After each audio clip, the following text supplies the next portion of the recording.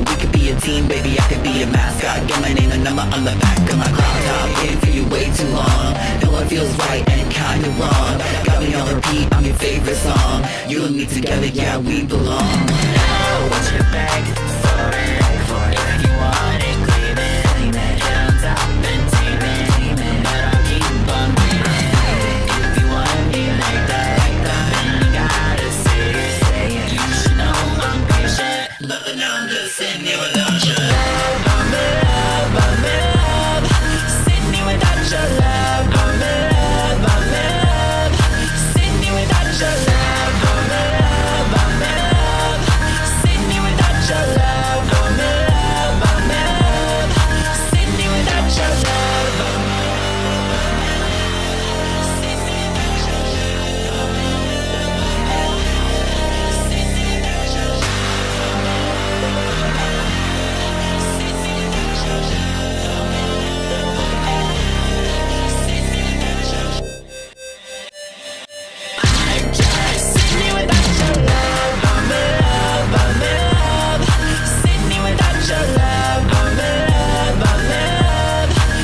here without your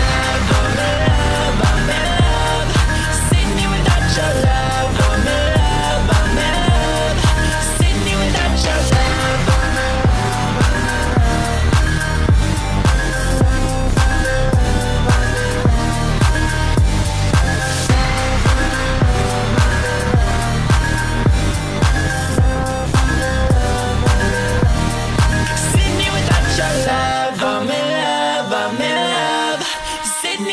Your love, I'm in love, I'm in love. Sitting here without your love. Hello, everyone. Not the iCarly song. Yes, the iCarly song. I keep finding different versions of it. Every time I find a new version of it, the first thing I do is check if it's going to be copyright struck. And then when it's not, it's getting added to the rotation. Sorry.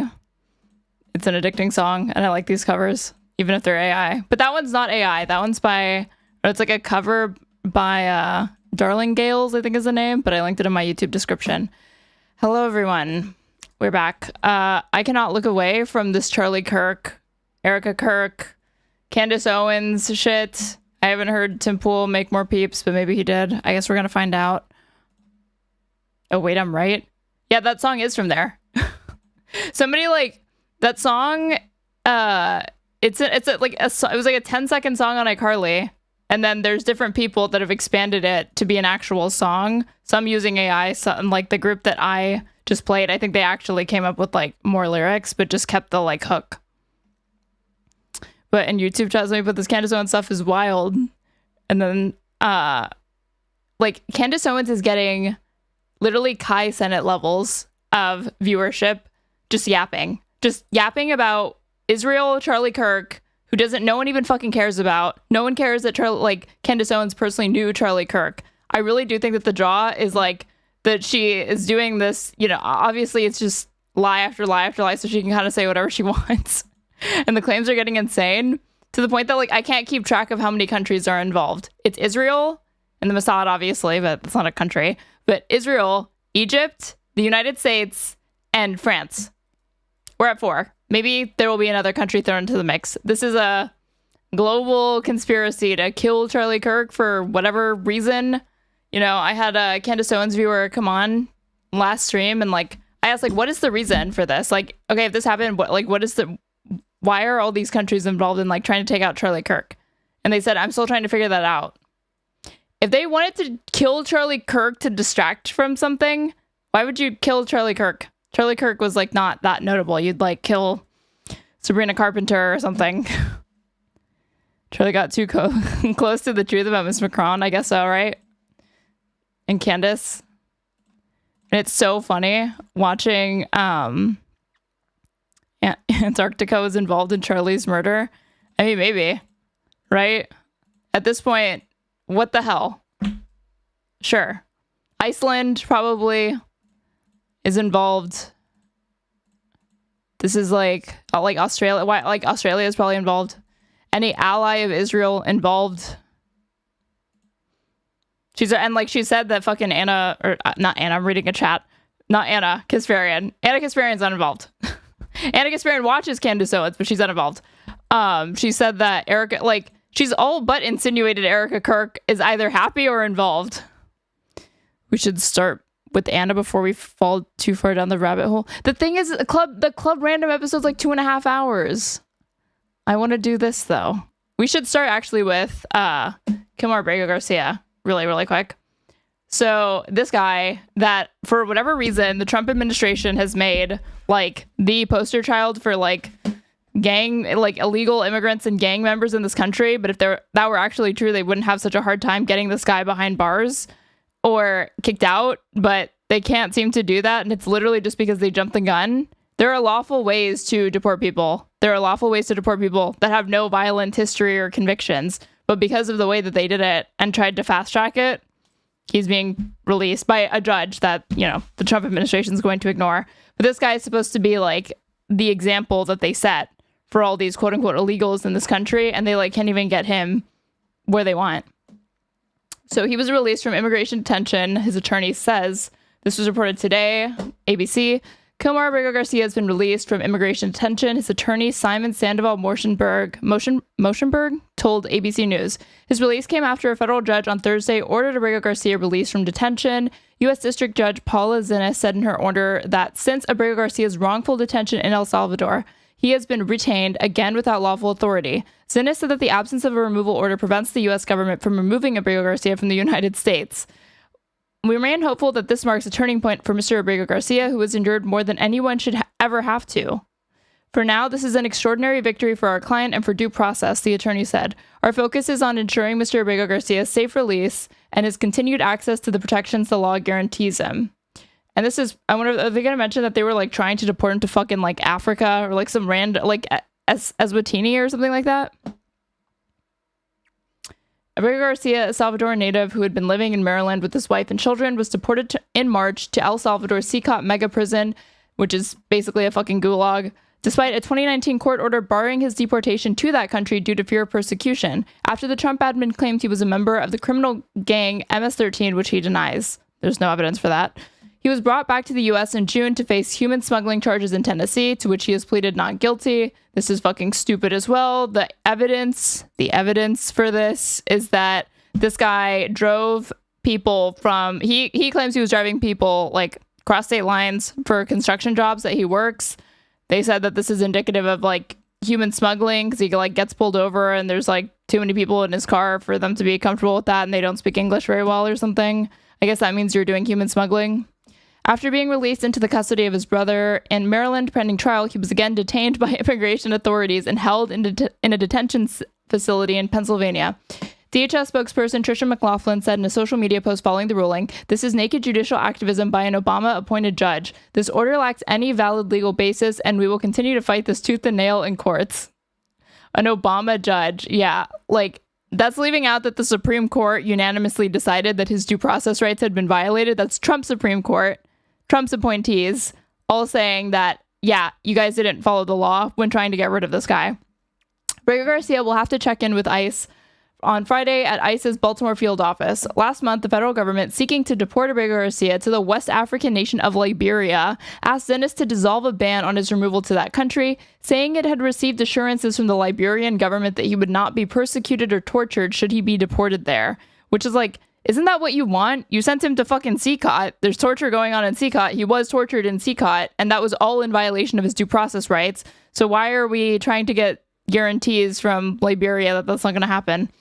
And I'm glad that's the case, but like, it is just bizarre. It's like back and forth with the priorities and what you want the fate of this man to be. In the 31-page order granting Abrego Garcia's habeas petition, Zinnes detailed Abrego Garcia's removal to El Salvador, his return to the U.S. to face criminal charges, and his re-detention in immigration custody. The circumstances of Abrego Garcia's detention since he was released from criminal custody cannot be squared with the quote-unquote basic purpose of holding him to effectuate removal, Zinnes said. Zinnes, citing reporting from ABC and others, said the government at the same time could have removed Abrego Garcia to Costa Rica, his preferred country of removal. Respondents' calculated effort to take Costa Rica off the table backfired, Zinnes wrote. Within 24 hours, Costa Rica, through Minister Zamora Cordero, I guess, communicated to multiple news sources that its offer to grant Abrego Garcia residence and refugee status is and always has been firm, unwavering, and unconditional. This is so crazy. Like Costa Rica, again, who bears no responsibility for the custody of this man. There's no one in that country, to my understanding, that he's related to. It was just the alternative to like El Salvador and like random countries in Africa. And yet they're willing to step up and take this man for whatever reason. But no, we're trying to get him deported to Liberia, even though these governments are like, no one talked to us about this. And why should we? It's not our responsibility. Respondents serially notified Abrego Garcia while he sat in ICE custody of his expulsion to Uganda, then Eswatini, then Ghana, but none of those countries were ever viable options. I forgot about Uganda, and then Ghana. The judge said Abrego Garcia would receive instruction from the U.S. Pretrial Services Office on the release conditions previously imposed in his criminal case. Zinnes in August blocked the government from removing Abrego Garcia from the United States until the habeas case challenging his removal was resolved in court. Why won't they just drop this already? Like, the longer it goes on and the more they fail, and I do think that they will continue to fail, the more embarrassing it becomes for the Trump admin that they like couldn't get this guy deported.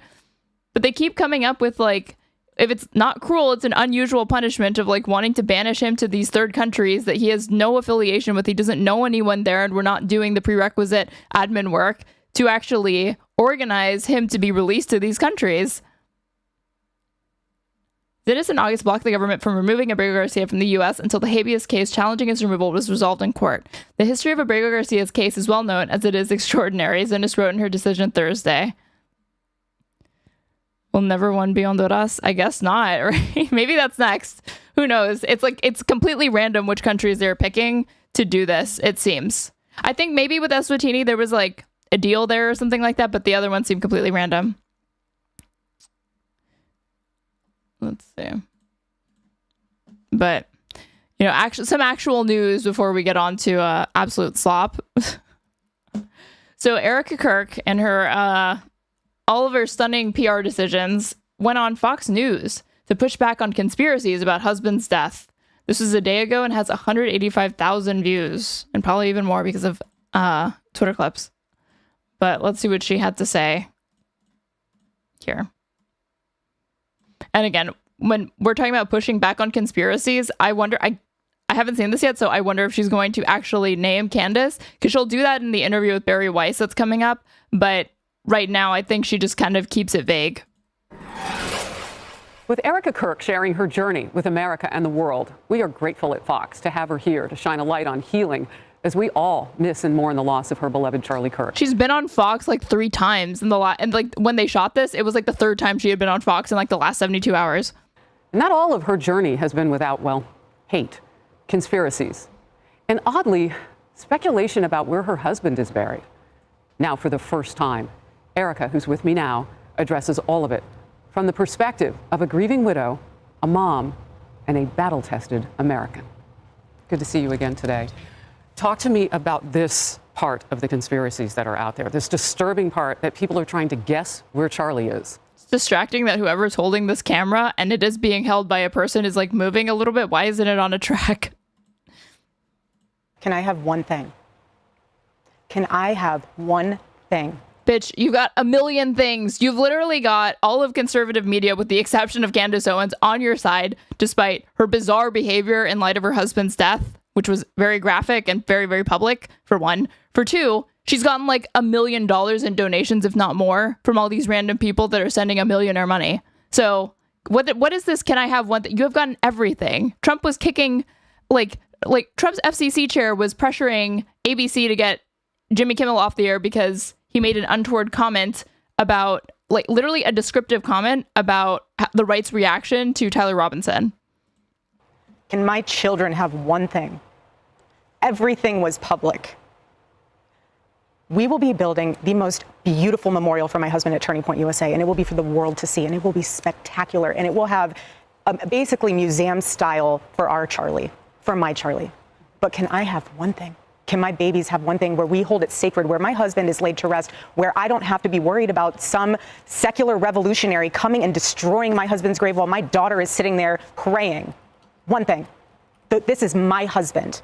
Yes, he was Charlie Kirk to the world, and I know so many people love my husband, and I am grateful for that. But this is my husband. And I want to be able to have one thing left that is sacred to our family, to my in-laws, to my babies, and to my parents. One thing. What are they taking from you right What now? is this one thing? Like, the thing is like, she's already, I've never seen this woman more until this man was killed.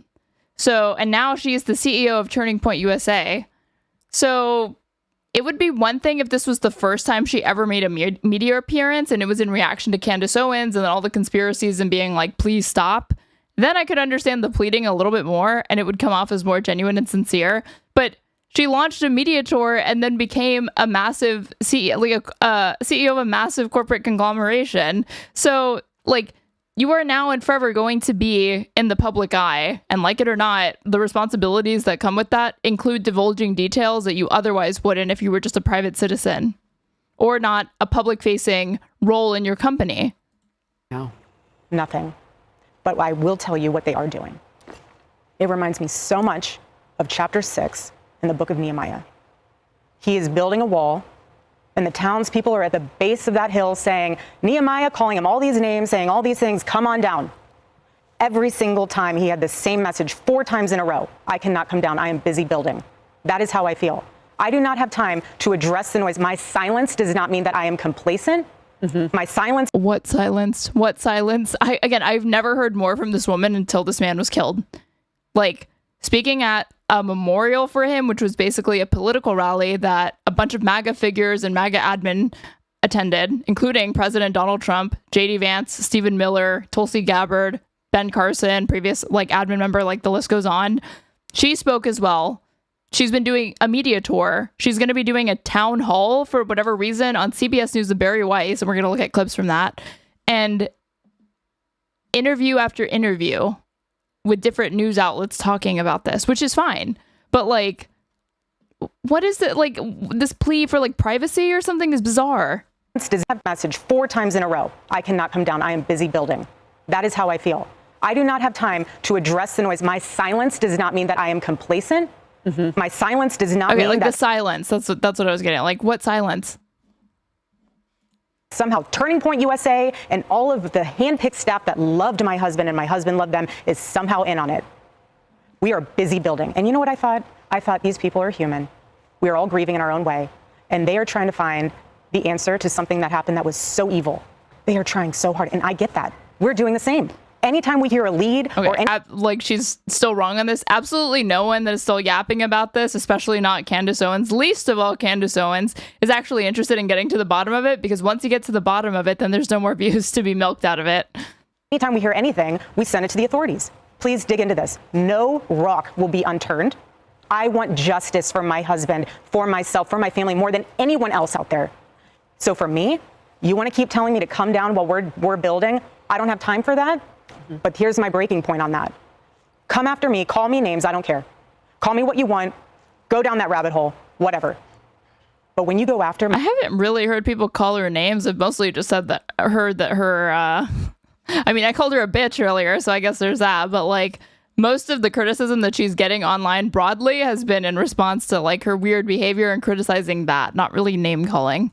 My family, my Turning Point USA family, my Charlie Kirk show family, when you go after the people that I love and you're making hundreds and thousands of dollars every single episode. Yeah, what about you? That's still nothing compared to you. If I do GiveSendGo, Erika Kirk.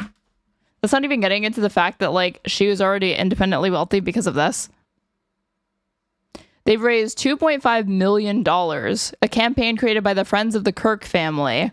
Support the Kirk family. This is the official support page for the Kirk family. If you would like to donate more than $100,000, please email donate@charliekirk.com.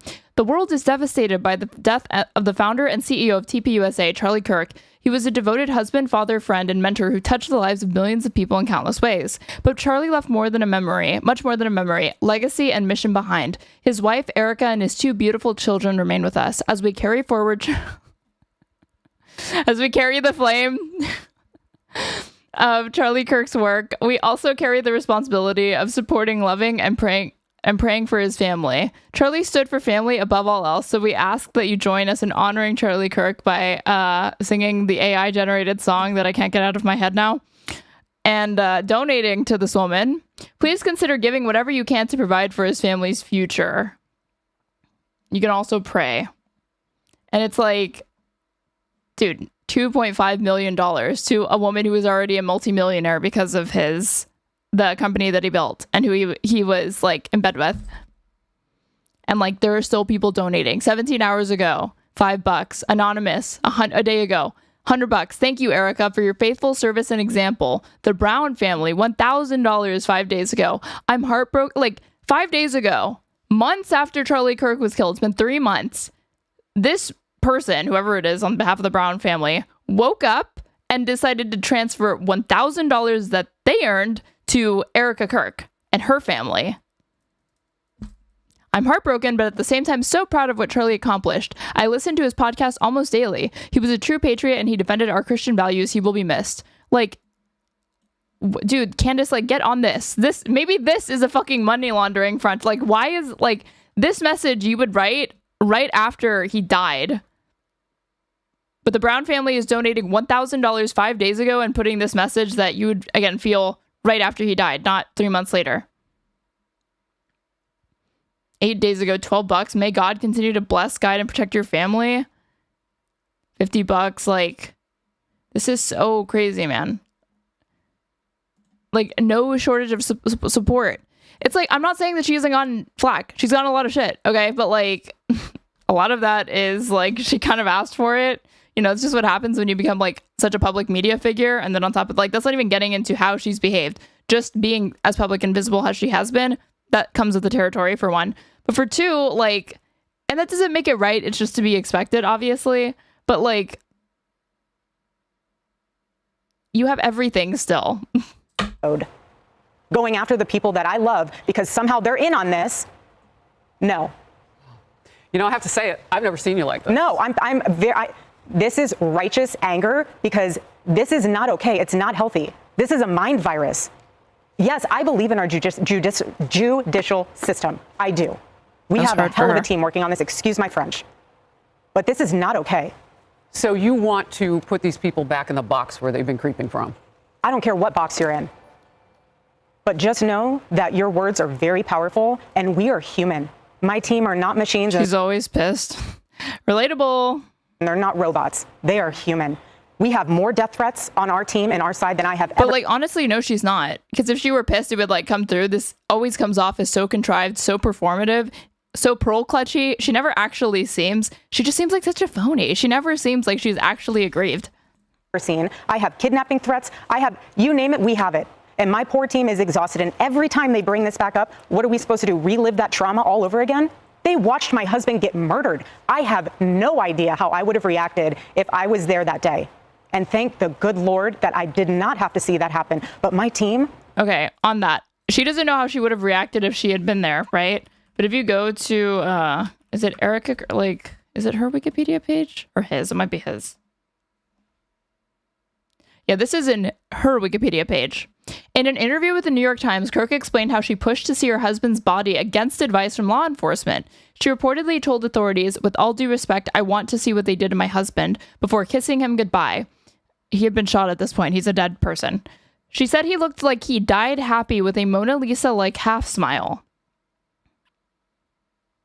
That's because she wasn't there. They are rocked to the core. So why every single day do they have to be dragged through the mud, analyzed, hyper-analyzed? You know, the conspiracies that are out there. Fuck. Is anyone really surprised? Like, this is the same woman who, like, filmed herself, like, touching his corpse. He was, like, in a suit, clearly, like, laid to rest in, like, a coffin, or, like, a casket for his memorial service or funeral. And she was, like, filmed being like, I love you. And, like, it's already weird to do that, but fine, you do it. The weird thing is posting it online. All of the like. Do you think that there is more of it now because you do shine your light? I mean, did people just expect you would just go away? I don't know what they expected. What do you mean? Like, go away? Like, this, again, she came on the scene because of this. She didn't, like, she was not really a relevant person before. I don't know what they expected. They pick on you because of your accessories. I mean, I've seen some of it. Oh, yeah. No, at this point, it's what, the conspiracy collection. Get it before Christmas. Like, seriously. Wow. You will, if you want to. Is this so painful to watch? find and pick me apart, go right ahead. I do not care. I don't. Is it really her accessories? I saw people giving her shit for the leather pants or whatever. This was happening before Charlie was murdered. Both of us have been through the ringer of people will call you whatever they want to call you. They will. But I have seen it firsthand impact the people that I love. Wait, this is not a woman grieving. Either Kirk is alive or she set him up in some way for a power play. Oh my God. And I'm done. I'm done. And if people think that I was just going to wilt away, I'm not going to sit in a corner and cry and be in fetal position. This is a duty to my husband, and it's an absolute honor, and I will never back down. And so my message to them is to stop. My message to them is start singing We Are Charlie Kirk. To stop. And that's what we will say here on Outnumbered 2. God bless you. Hold up your book. Stop in the name of God. Amen. A book? That's what this is about. This is about shilling for the book. This is all in the context of a book tour, I guess. I don't know how I missed that. What book? Erika Kirk book? Or did Charlie write a book? Charlie Kirk's final book will impact millions of lives?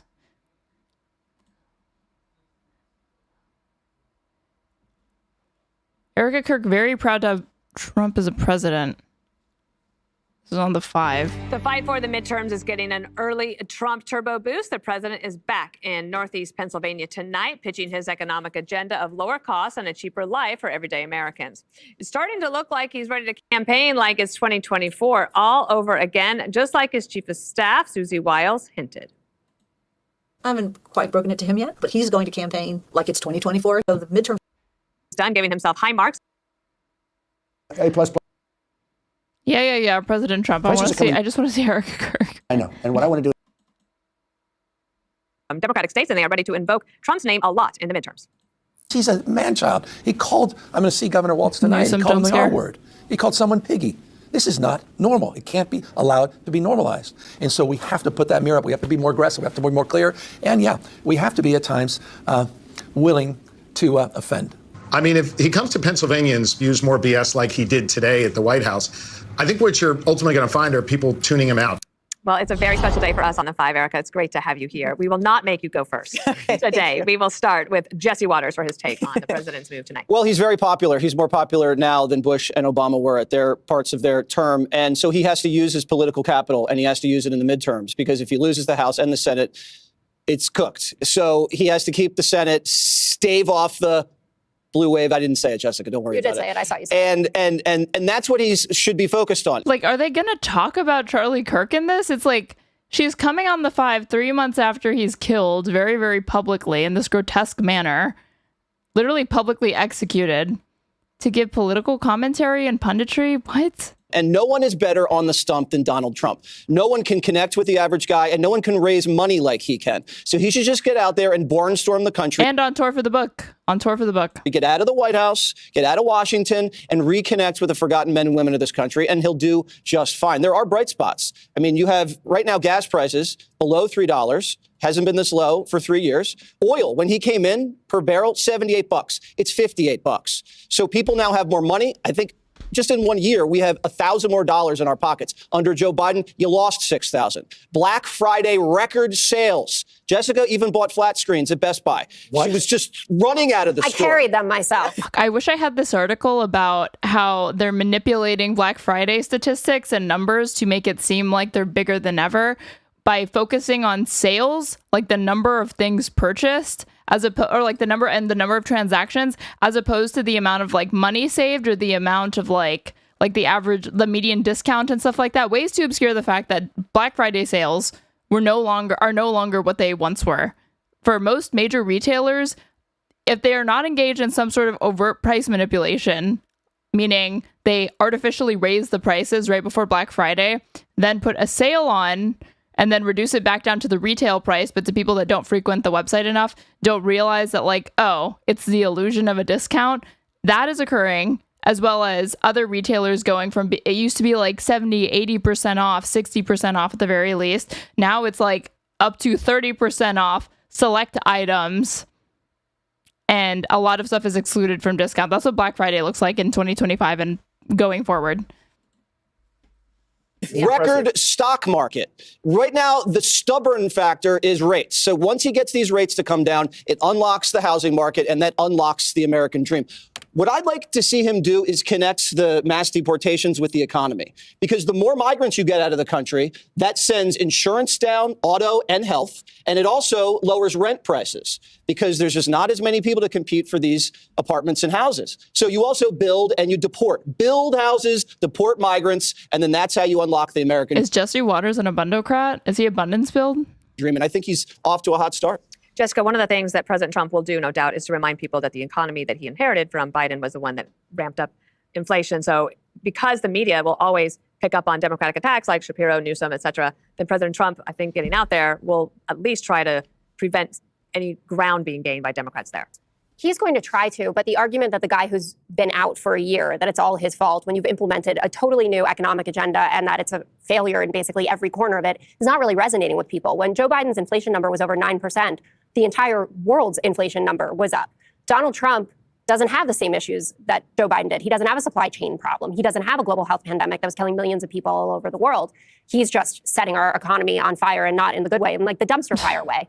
The A++++ grade, obviously that's ridiculous. But there are some key indicators that Donald Trump and his administration knows that this is going really badly. First, Susie Wiles having to go out there and say he's going to get back on the campaign trail. That'll really animate the right. Well, guess what? It'll animate the left as well.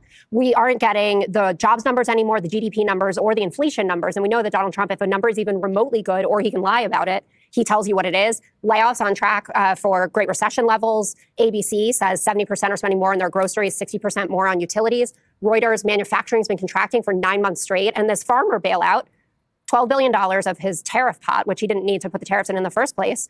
And the farmers are speaking out about this. This is Donald Trump's problem. He's the one. We're on the verge of a major depression. These clowns are spitting lie upon lie. I mean, she's trying her best to like push back on it. She's like the one person on the five that's somewhat reasonable and grounded in reality.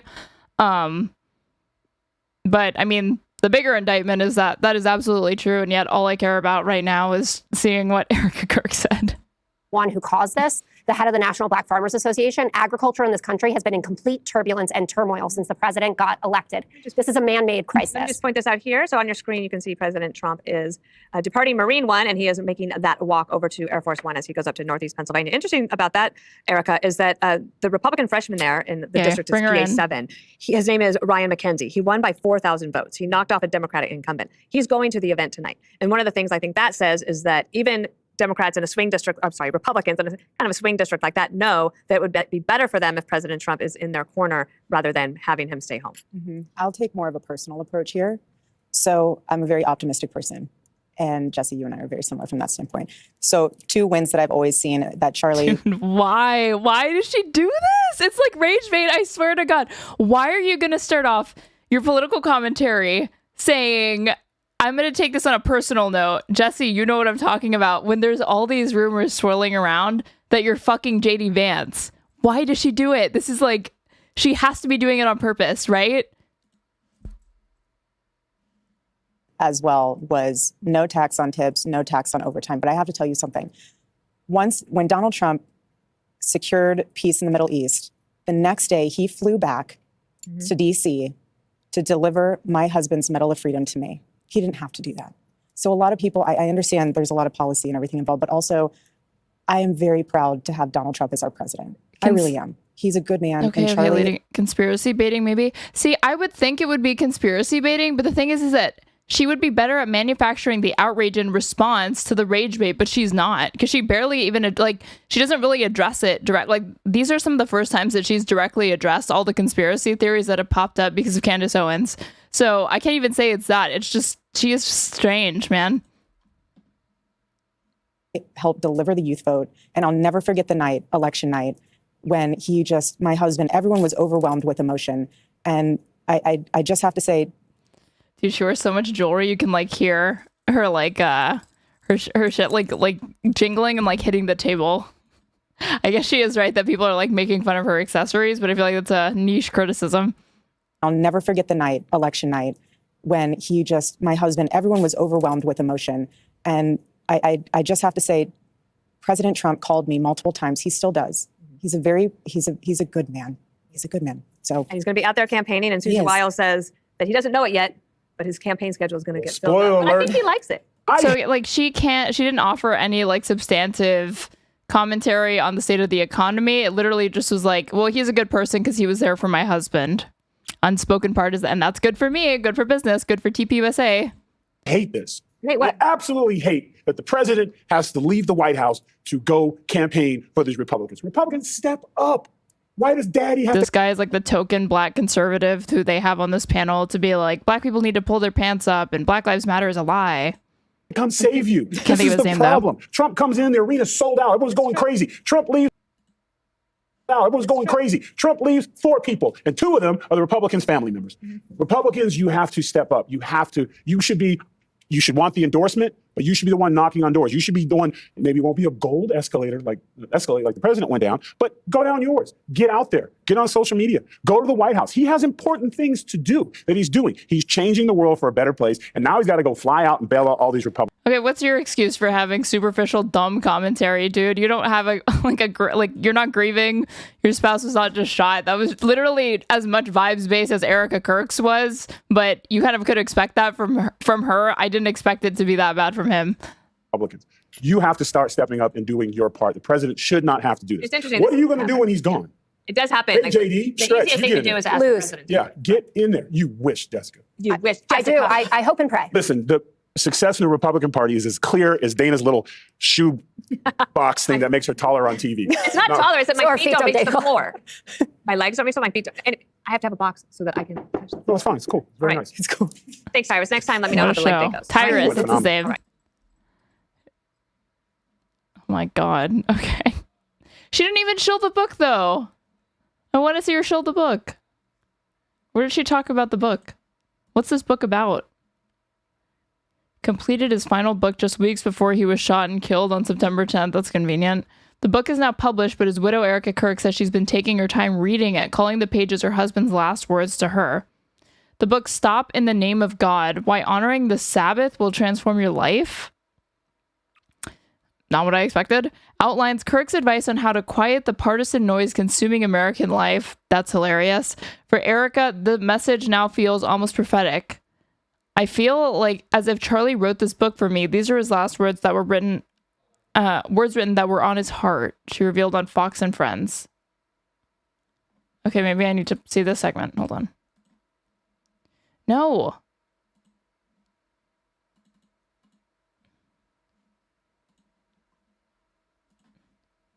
But that looks like it could be relevant, actually. Hold on. It's about Judge Shabul and media accessing Charlie Kirk murder. Erika said her husband finished the draft in July, only weeks before he was killed. In the wake of his death, she added a foreword, saying she wants the book to serve as a tribute to his legacy. Erika Kirk returned to the Fox and Friends studio where her husband, again, returned, this is not her first time, where her husband had appeared just weeks before his murder, shown in a now viral video with their daughter. In the book, Charlie urges readers to keep the Sabbath, a day of rest practiced in several faiths. He explained that shutting out the world for one day allowed him to focus more on his loved ones. Since Sabbath, okay. He took his time going into it, but he didn't write this because he needed to figure it out. He wrote this because it was already figured out. And he said, wow, this changed and impacted my life, Erika said. She also argued that practicing the Sabbath helped her husband grow their organization and rise to national prominence. Charlie Kirk founded TPUSA at 18, and after his death at 31, Erika was elected as its new CEO. If he answered every single critic and didn't stop and put his phone down and breathe and rest with the Lord, he'd get nothing done. He would not have built TPUSA, Turning Point Action, she said. Erika described how they spent their Sabbath together without phones, sharing dinner at her mother's house, and talking as a family. She said those nights were centered on gratitude rather than the outside pressures of work. Is this one of those things? No, this is one of those websites that doesn't, like, the hyperlinks don't actually link to a relevant thing. It just links it to like a random website for whatever reason. How was your week? What were your wins? What are you grateful for? We went around the table and talked about that. And that was what was so special about our Friday night, she recalled. The book is now available from Winning Team Publishing and can be found at winningpublishing.com, Barnes & Noble, Books A Million, Amazon, Walmart, 45 Books, and more. Weird.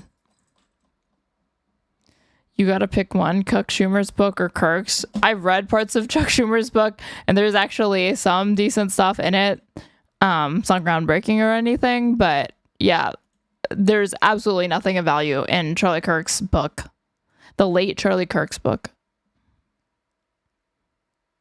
Okay, let's see. This is how I caught wind of this Erika Kirk town hall. This thing we've all been dying for. This was posted by CBS News, run by Bari Weiss now.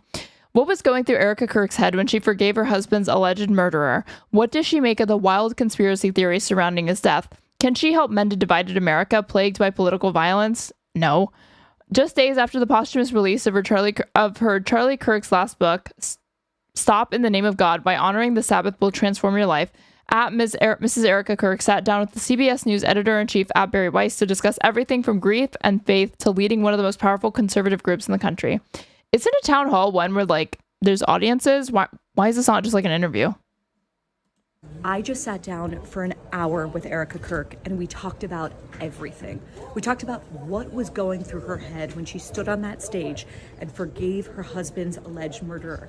We talked about all of the we talked about a thing that she articulated months ago after it happened. Conspiracies surrounding his assassination. And of course, we talked about grief, political violence, and so much more. Watch this Saturday night on CBS at 8 p.m. I just sat down. How did they manage to book such a recluse like Erika Kirk? Quiet, unspoken, figure. Erika, the woman behind the man. One of the most Dude, this is a severe looking woman. This woman has German ancestry or something like that. Okay, lady, let's do this. Alarming things about Charlie's murder was the way that one of the most alarming things, besides the look on your face right now, is people in this country reacted to it. Yeah. And not just online. This was an idea that you encountered a lot. And the idea was this. They kind of justified it. They basically said that because Charlie said or believed things that they believed were controversial or even hateful, that he somehow... That's the way that it's couched, according to these people, Charlie Kirk said things that were controversial. Some would even call hateful. I think you know the answer to your own question, Bari. Had it coming. Which, he did. That's not up for debate. He objectively spread hate. That was his entire platform. What do you say to people who justified his death?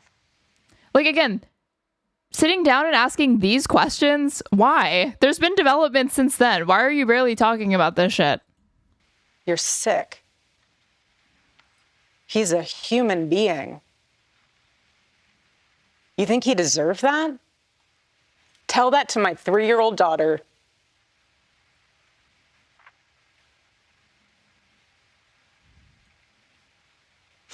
Excuse me. This is the first time her crying did not look fake. You want to watch in high res the video of my husband being murdered and laugh? Nah, it does look fake. No, she sounds fake as fuck. She sounds very, very phony. And I don't think that her pageant background really helps her, because that's the media training that she has, because she used to do these Miss USA contests. And it comes through anytime she speaks publicly that she was media trained in a very particular way that is not suitable for the type of event that she's dealing with now and trying to talk about, because it comes off as overly bright and happy and enunciated and a weather girl. It's very strange, contrasted against the dark backdrop that is supposed to be her talking about her husband's public execution, the family he left behind. There's this weird tonal dissonance that exists between her body language and what she's saying and what she's talking about. But I do think that the tears seem genuine in this case. And laugh and say he deserves it. There's something very sick in your soul, and I pray that God saves you. I pray, because that is what is so wrong. The internet in this world has dehumanized us. We're all trying to find the guy who did this. Gee, I wonder who helped ramp up political tensions and polarization in this country. I'm drawing a blank right now. Maybe somebody could help me out. Is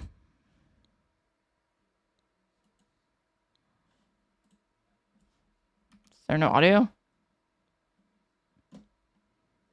I guess this is secret info. Or you gotta wait till they drop the whole thing.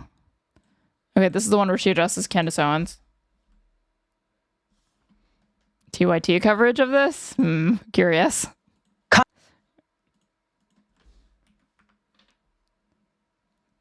The podcaster Candace Owens. This is Erika Kirk has one word for Candace Owens as she spreads conspiracy theories. It better be 3 words, which is I forgive you. Because if you go up on stage and say that you can forgive your husband's murderer, but you can't forgive Candace Owens, that makes no sense. Literally 0 sense. If you can forgive the man who shot your husband very, very publicly, but not this woman who's like profiting and doing exactly what you're fucking doing. Okay? At one time, a friend of Charlie's, at one time, an employee of Turning Point. She has been one of the main peddlers of these conspiracies, and she is making a huge amount of money on it. She is building her business off of these lies. What do you want to say to her and the... So, like, doing what she's always done, that is literally what Candace Owens has literally always done. Other people that are putting these lies out into the world right now. Stop. That's it. That's all I have to say. Stop. She is scary, man. Okay. She is a freaky woman. What is this? This a new one? We have more now of our CBS News town hall with Erika Kirk, the widow of assassinated conservative commentator Charlie Kirk. Our editor-in-chief, Bari Weiss, asked Erika Kirk about some of the controversial statements that her husband made. One of the things that has happened over the 3 months since Charlie was murdered is that people have gone through the thousands, maybe tens of thousands of hours of words he produced. He said more in 31 years than most people will say in a lifetime. Are you guys going to cover any of those things that he said? One of those being that we should bring back public executions and that it would be good for society. Do you think that we're actually going to talk about anything that he believed? At no point in all of this grieving that has been going on, you know, which is literally just like dancing on his grave and exploiting it for their own political ends, which, being real, that's probably what Charlie Kirk would have wanted, given the type of person that he was when he was alive. I mean, like, there was a Republican donor that I can't think of a Republican donor that Charlie Kirk didn't want to please or didn't want to take money from to please to further the agenda of the right in this country. So he probably would be fine with that. But again, will we ever actually show any clips of him talking, him saying anything inspirational, his last words, which were actually not the book, but Counting or Not Counting Gang Violence, which is a dog whistle. Yes.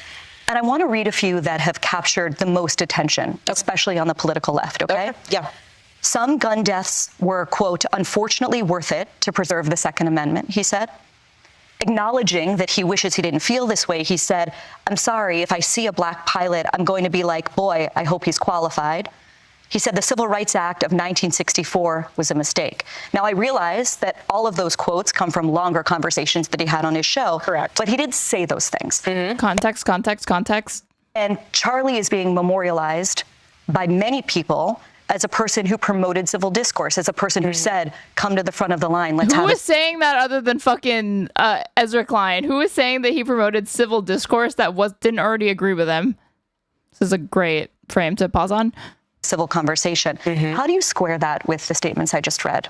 I would love for everyone to be able to watch the full and entire clip of what he said.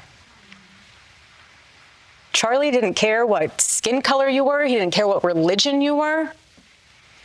He did care. Again, let's revisit those last words. Counting or not counting gang violence. Who do you think that was in reference to?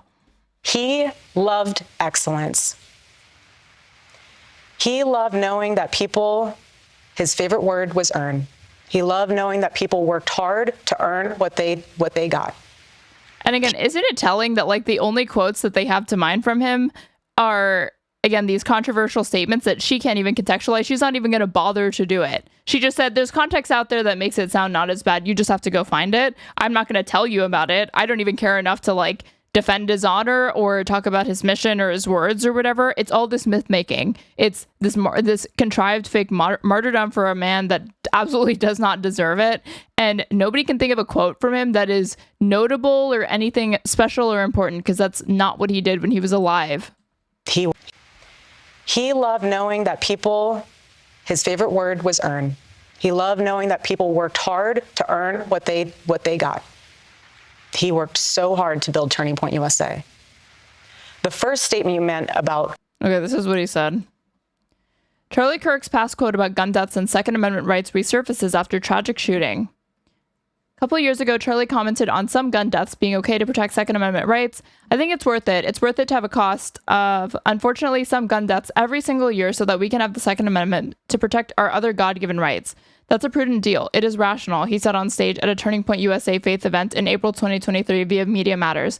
Nobody talks like this. They live in a complete different universe. So then how do you reduce? Very simple. I don't know. This is like incoherent at this point. How did we stop shooting at baseball games? Because we have armed guards outside of baseball games. That's why. Okay, so that was his very weird way of saying the only thing that stops a bad guy with a gun is a good guy with a gun. Prior to say, which is not novel or new or interesting. And it's not even true. That's the other thing. It's not even true. Prior to saying that, he said we have to be honest and real with the population and mentioned how it's unrealistic to completely wipe away gun violence or driving accidents as another example. We need to be very clear. You're not going to get gun deaths to zero, he said. It will not happen. You can significantly reduce them by having, but like, again, it's highly improbable, but it's not a law of nature that there has to be this many gun deaths, especially in a developed society. You don't see that in other developed countries. There are actually ways to curtail and curb gun deaths. He's not interested in any of them. And so he does the straw man of, nobody is saying that, like, we can get rid of all gun deaths. They're saying that we can decrease the amount of gun deaths and needless gun deaths with some common sense regulation. That is really the argument. By having more fathers in the home. Okay, not gun control, fathers in the home. And by having more armed guards in front of schools, so more guns. We should have an honest and clear reductionist view of gun violence, but we should not have a utopian one. I don't think he knows what reductionist means. Charlie is now reportedly in critical condition at a local hospital. Okay, that is the end of me reading that. That aged poorly, obviously.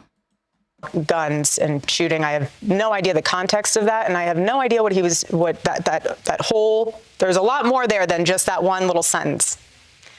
My husband is not to be deteriorated to 2 sentences. Like, okay, we just read it and it was garbage. He's not. There's a reason nobody even bothers to defend it. No one even bothers to try to get the context or whatever, because they either agree with it and they don't care and they can't even be bothered to do the work of like defending his honor or whatever. Or they've seen it and it's like, it doesn't even sound intelligent, so I'm not going to say it. Husband is not to be deteriorated to 2 sentences. He's not. He is a thought leader and he was brilliant of a man. So that's fine if you want to take words out of his mouth or out of context without the whole thing. Dude, like her bling, man. She's like the Pope. Fucking like 3 like massive rings on her finger. Words out of his mouth or out of context. Like that's crazy, man. Text without the whole thing in perspective. But that's the problem. CBS News presents a town hall with Erika Kirk, moderated by Bari Weiss. That's Saturday, December 13th at 8 p.m. This is so weird. Okay, whatever. All of that was just context so that we could see Candace Owens, the main attraction. You know, the main show. Candace Owens. Oh. Let's see. Oh my God, there's more. There's more. So this is from a day ago, and then there's another one that we can watch from earlier today that already has, in 4 hours, 1 million views. Uh-oh, Erika Kirk goes off on conspiracy theorists. This is Candace, episode 278. 2.2 million views streamed a day ago. Surely going to be very, very normal. Okay, you guys. Now, I wasn't sure about Erika. I was waiting She had like 180,000 live viewers. Somebody says 130,000. Anything like it would be insane if she was even getting 50,000 live viewers for this. Over 100K tuning in for this shit. Situation for her to be in, obviously. It's not even about Charlie Kirk. No one really cares about Charlie Kirk. He's what is it called? It's like a plot device in a movie. Is it a MacGuffin? Like how it doesn't actually matter what's in the briefcase or the suitcase in Pulp Fiction that's shining. It doesn't really matter. It's about like the plot and like the stuff around it and like what it's used for. It's the same thing. No one actually cares about Charlie Kirk.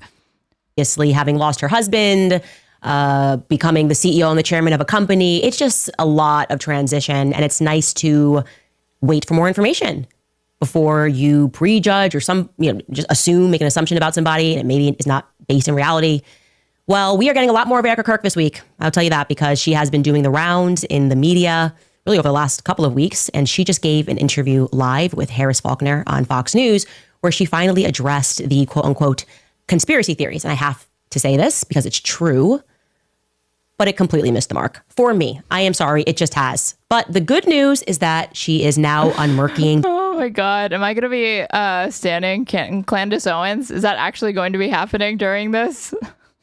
The water in terms of her intentions. Look, I don't subscribe to like the enemy of my enemy is my friend. Okay. But like, I might upgrade her to like a problematic fave if this is funny.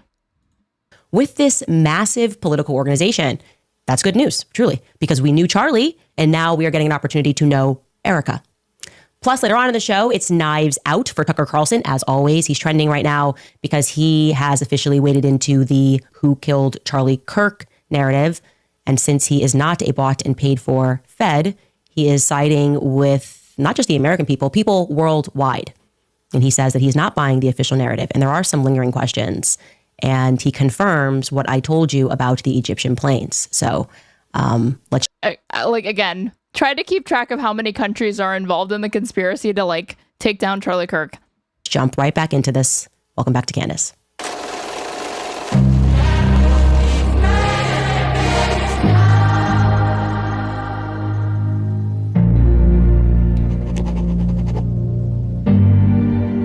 The fact that like that's her opening, that's the aesthetic for this show, where she just says the most batshit insane stuff that just comes to mind. Is funny. Look, I have been very patient. I do tend to focus on the evidence that's in front of us. Obviously, asking questions when we come up across something that someone has said and it doesn't add up, or if they lied, create a list. And you guys were coming after me because I was saying, look, we can write into our imaginations how Erika is thinking or how she's feeling or what she should be wearing, but she hasn't actually said anything yet, right? That was my stance. She hasn't actually said anything yet. Give her a chance, okay? And now she's making the rounds in the press because Charlie's book, his posthumous book, is coming out. Posthumous. About the Sabbath. And she's speaking about the quote unquote conspiracies as she sits down with a lot of these news anchors. So first and foremost, she's sitting down here with Harris Faulkner. And I just want to show you a couple of clips from this sit down, which is now trending. And she begins by addressing the question, which has been in the air, regarding where Charlie Kirk is buried. That question resurfaced this week in a big way because Milo Yiannopoulos and a few others have asserted with absolute certainty that Charlie has not yet been buried. That's what they're saying. They say they have proof of that. And at first, words are hard. Yeah, I should give her a break. Harris Faulkner is asking about that claim. Take a listen. Talk to me about this part of the conspiracies that are out there, this disturbing part that people are trying to guess where Charlie is. Can I have one thing? Can I have one thing? Can my children have one thing? Everything was public. We will be building. I can't get over this. Can I have one thing? It's like the equivalent of like a grieving Veruca Salt asking like, can I just have one thing? Like sitting in her mansion, everything she could possibly want in the world. I get it. Like the only difference is that like, okay, fine, you lost your husband and the father of your kids. But outside of that, and especially with your reaction, things seem to be pretty okay for you. The most beautiful memorial for my husband at Turning Point USA, and it will be for the world to see, and it will be spectacular, and it will have basically museum style. BTW, Candace Owens is not a dumb conspiracist. She is very careful with the wording. She's not dumb. Candace Owens is intelligent in very, very significant ways. And I don't even disagree that like she is careful with this, but there's other things that she's less like. How do you explain her recklessness surrounding like the Macron stuff? For our Charlie. I would say like she's calculating, she's conniving. For my Charlie. But can I have one thing? Can my babies have one thing where we hold it sacred, where my husband is laid to rest, where I don't have to be worried about some secular revolutionary coming and destroying my husband's grave while my daughter is sitting there praying? One thing. This is my husband. Yes, he was Charlie Kirk to the world, and I know so many people love my husband, and I am grateful for that. But this is my husband, and I want to be able to have one thing left that is sacred to our family, to my in-laws, to my babies, and to my parents. One thing. Okay, so on its face, I actually agree with that. I think that when people are being buried and where they're being buried and how their funerals are done, that is a very private matter. Okay, so objectively, I agree with what she's saying. Okay, but subjectively, because we are dealing with the subject of Erika Kirk and what transpired immediately following Charlie's assassination, this is going to be read as Meghan Markle syndrome. Okay. Meghan Markle syndrome, where you want privacy when you want it, but you want publicity whenever you want it. And that just doesn't work. Oh my God. Okay? I said this earlier. Fuck. I'm independently arriving at the same points that Candace Owens thinks to make. That way. I honestly think it was. I haven't pre-watched this. Said best by Bethany Frankel, not related to the situation. Bethany Frankel is on Real Housewives, this is why she's so big, because she ties it back to a bunch of wine mom shit and a bunch of reality TV shows. Bethany Frankel was big on a Bravo show for Real Housewives or something like that, of insert Bel Air, San Diego, I don't know, some city. And we're quoting Bethany Frankel. Her audience has to be women over the age of 30. And probably under the age of 55 watching this shit. A show, a reality show. And she was referring to one of the housewives who lived her life very publicly, showcased her marriage, was buying tons of Louis Vuitton bags, and they had tons of money. And then when the relationship soured, the housewife basically asked the public for privacy. And Bethany was like, no, this isn't how. Hassan said the same thing. Has he been watching this? It works. We were riding with you on the way up. We're riding with you on the way out. You don't get to pick and choose when you want privacy and when you don't want privacy. And subjectively, as it, in the matter of Erika Kirk, this is the same person who had somebody record her over Charlie Kirk's casket. That was not our business. Oh my God. Truly, Oh my God. And I can say, oh my God. I literally said this as well. Fuck. That decision was made by her. And there is, some credence to the claim that everybody grieves differently. I wouldn't even record myself over a casket ever. Okay. Some people maybe perhaps want to have that memory. But the decision to publish that, you crying over your husband's casket, and to publish his dead body on Instagram, was a decision that was made by Erika. And we can watch that. Because I even said I didn't care that she did it. I thought it was weird that she posted it. Take a look. Oh, I love you. I love you. I love you. I know. I'm stunned. I love you. Oh my God. Oh, then this is weird to watch it. At least I didn't pull it up. Okay, if I pulled it up, it would have been weird.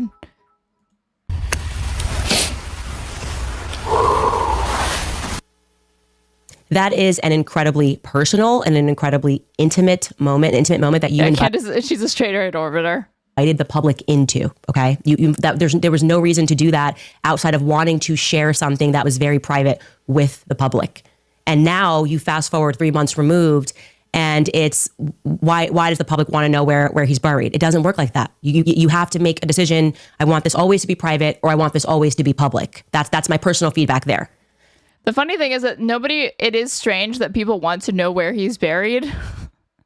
And the reason why that's even being questioned is because of people like Milo and because of people like her keeping it alive, even though there's nothing more to say about this until Tyler Robinson faces trial.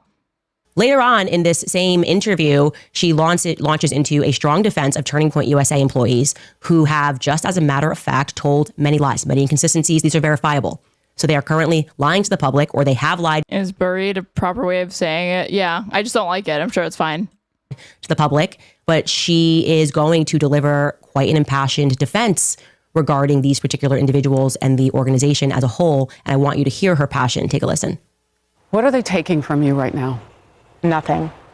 But I will tell you what they are doing. It reminds me so much of chapter 6 in the book of Nehemiah. He is building a wall, and the townspeople are at the base of that hill saying, Nehemiah, calling him all these names, saying all these things, come on down.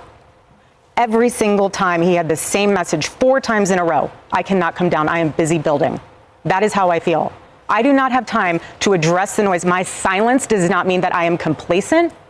My silence does not mean that somehow Turning Point USA and all of the handpicked staff that loved my husband and my husband loved them is somehow in on it.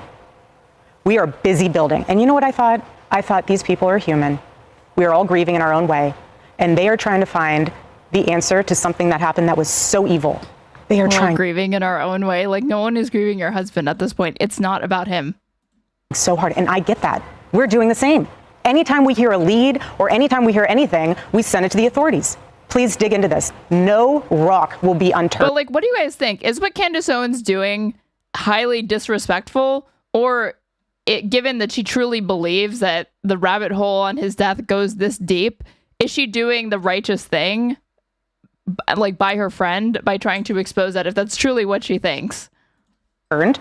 I want justice for my husband, for myself, for my family, more than anyone else out there. So for me, you want to keep telling me to come down while we're building? I don't have time for that. But here's my breaking point on that. Come after me, call me names, I don't care. Call me what you want, go down that rabbit hole, whatever. But when you go after my family, my Turning Point USA family, my Charlie Kirk Show family, when you go after the people that I love, and you're making hundreds and thousands of dollars every single episode going after the people that I love because somehow they're in on this. I think she was in love with Charlie. I mean, like, they queened out together, but I don't know if it was like that, to be honest. No. I'm sorry, but that whole thing right there is also, like, again, do not confuse people being racist for, like, that precluding them from being interested in non-white people. If anything, that tends to be the fucking case when it comes to, like, neo-Nazis and white nationalists like Charlie Kirk. But I just don't know that, like, from the videos that I saw, I really didn't see, like, a sexual chemistry or, like, a romantic chemistry. I saw, like, a genuine friendship, and her, like, memorial posts on her, like, Instagram and, like, the compilation of them, like, hanging out, those were the first videos of Charlie Kirk that were humanizing to me, and where I didn't just see him as like a right-wing stooge, and I actually saw him as a person that had interests outside of spreading hate and the Maga agenda. I mean, I'd have to see more, I guess, like more interactions between the two of them for me to really make that judgment, but I didn't see anything romantic, to be honest. It's frustrating, and I'm going to explain to you why I just do not accept any. He's too racist to be. No, that's the lie. These people, like, some of those racist people have bizarre sexual pathologies, you guys. Like, they are, you know, it's the same way, like, you can find transphobic people that are chasers. You can find really, really racist people that, again, they want nothing to do with white women. When you look at their partners, like, those are not inconsistent whatsoever. I just don't know that it was the case here. That, first and foremost, the idea that she does not have time. Okay, she definitely has time, okay? She's done Hannity, she's done The Five, she's done Fox and Friends, she's done Outnumbered, she's done Megyn Kelly Live, she sat down with the New York Times. She made true to her, racist makes no exception. Time, by the way, in case you don't remember, to fly to DC for Sergio Gore to be sworn into the ambassador to India, as the ambassador to India, which feels kind of obscure and not necessarily related to Turning Point USA affairs, building affairs, or whatever it is. But sure, that's fine. I mean, obviously, you're also allowed to be a person if that's the homie and that's what you want to do. Sure, but we are I'd say it's disrespectful for making this public at all times. I think you can care for a friend, but it seems like it's her personality of having no damn chill. This is about Candace at this point. It's hard for me to say whether or not she truly believes everything that she's saying. I do think that she recognizes that milking this for as long as possible is in her interest, obviously. And at that point, maybe it started off being about Charlie Kirk, but at this point, I don't think it's like it's genuine. Indeed, speaking about a coast-to-coast flight to stand up next to somebody and basically say Charlie loved you. That was like the whatever 15-second speech that she gave, right? Here's actually, we have a clip of that speech that she gave. Well, he was also very good friends with a guy named Charlie. We just knew him as Charlie, and his wife, who we love so much, is here with us. And maybe you know how close they were together. Maybe, Erika, you could say a couple of words, please. Honored to, sir. Charlie loved you. It's hard not to get emotional because I know that he would have been the first phone call when he found out that you were going to be taking this position. And the way that I was able to witness the two of you work together for years and to champion and support the president. She is not emotional. No one in this room cares about this man at all. Is absolutely like a day, less than 48 hours after Charlie Kirk was murdered. Donald Trump was asked, like, how are you holding up? And he's like, I'm doing okay. Have you guys seen the ballroom? I'm not kidding. Humbling to witness, and I am so proud of you. And Charlie is going to be with you every single day in spirit, and I will be praying for you every day because I know that this is just the beginning of an incredible opportunity for you. And sir, thank you for allowing Sergio to have this beautiful moment. Thank you very much. Thank you, darling. That's just an ambassador to India swearing in ceremony. Again, if that's your friend and you want to be there, that makes sense. She's also a person, and she can decide what she wants to do there. But the point that I'm making is that's a coastal flight that she made to be there to watch a paper get signed. She has also made time for an upcoming CBS News town hall sit down with Bari Weiss, which was filmed today. So, I mean, Candace isn't wrong that like a single episode of her show is more relevant to Erika Kirk's life and boosting her public profile. She could address her or like go on the podcast, right? It would be like, why would she, right? But it's more relevant than like going to even one of these signings with the president, to be honest. Erika Kirk has time. She has time. It is just what she means to say, not her priority, which is you are allowed to prioritize things in your own life. But this is not a matter of time constraint. It is not her priority to respond to the majority, actually. The majority of people think of this as BS. The majority of people think Turning Point is acting suspicious. And she does not feel that it is what she wants to do. As Candace is insane, but everyone on the other side likewise has zero credibility. True. And this is all about them. They're mad because they're just jealous of reviews, to be honest. But I think what they're also annoyed is that like, it's like, hey, we decided 3 months ago that it's a Trantifa gay, furry that did this. Get with the program. Drop this shit already. This is stupid. As a matter of priority, responding. Okay, that's fine. Now, to that point that people are making hundreds and thousands of dollars, I just don't get how there's not someone on this very large PR team, as we're seeing these PR campaigns go out, that doesn't go, hey, maybe we should strike that. They made $40 million like 2 nights ago at Mar-a-Lago. Maybe that feels kind of a little bit like let them eat cake-ish. Oh, and we've made more than, separately from Mar-a-Lago, Turning Point USA, since Charlie was killed, just so you guys know this is a fact, has made more than $100 million. That is separate from the $40 million they made at Mar-a-Lago the other night. So since Charlie has died, that organization has taken in $140 million. But okay, I feel proud that she didn't. I knew about the GiveSendGo. She didn't even bring that up. Okay, so I have an edge over Candace as far as knowing the grieving lore. Gosh darn you people that are making hundreds of dollars every day on YouTube talking about Charlie Kirk's assassination and the BS narrative that is being fed and the very obvious psychological operation that is being employed to make you accept the BS that they are trying to sell to us. Gosh darn you. Thousands? Did you make On Tuesday, Trump called Biden a son of a bitch. The guy is unhinged. Have you seen the progress in the ballroom? No, I was too busy watching Tim Pool call this woman a degenerate cunt to see that, but I should look into that next. $1,000 today, speaking about Charlie Kirk. Well, you should be ashamed of yourself, says Turning Point USA, who in large part made that money because of those very people who gave to the organization immediately following Charlie Kirk's assassination. And the thing that is especially absurd about that is trying to almost like, I want to be clear that Turning Point USA is my family. The Charlie Kirk show is my family. She's just expanding the wings of people that we're not allowed to critique because they're in the family. If you call them fam, you can't critique them, right? Oh, I'm sorry. Did she not just see, because I'm having trouble separating the Fox News interview that I watched in its entirety, it wasn't that long, but Erika Kirk, where she's making the comments, versus if she included it. But I mean, did she not say these are people that Charlie Kirk chose to surround himself with? So I think it's strange I don't think anybody who's watching this is really that interested in the brass tacks of it. It's just generally they want to hear somebody tear into Erika Kirk, and they're not really too focused on the minutia of it. But she said specifically the Turning Point family or whatever, they are considered that because these were also Charlie Kirk's personal friends. We actually are showing a clip of Rob McCoy defending a pedophile or trying to launder the reputation of that's fam. That's the CK show fam. Oh, I'm sorry. We are actually pointing to the fact that we know for certain that this person or organization is a sexual deviant.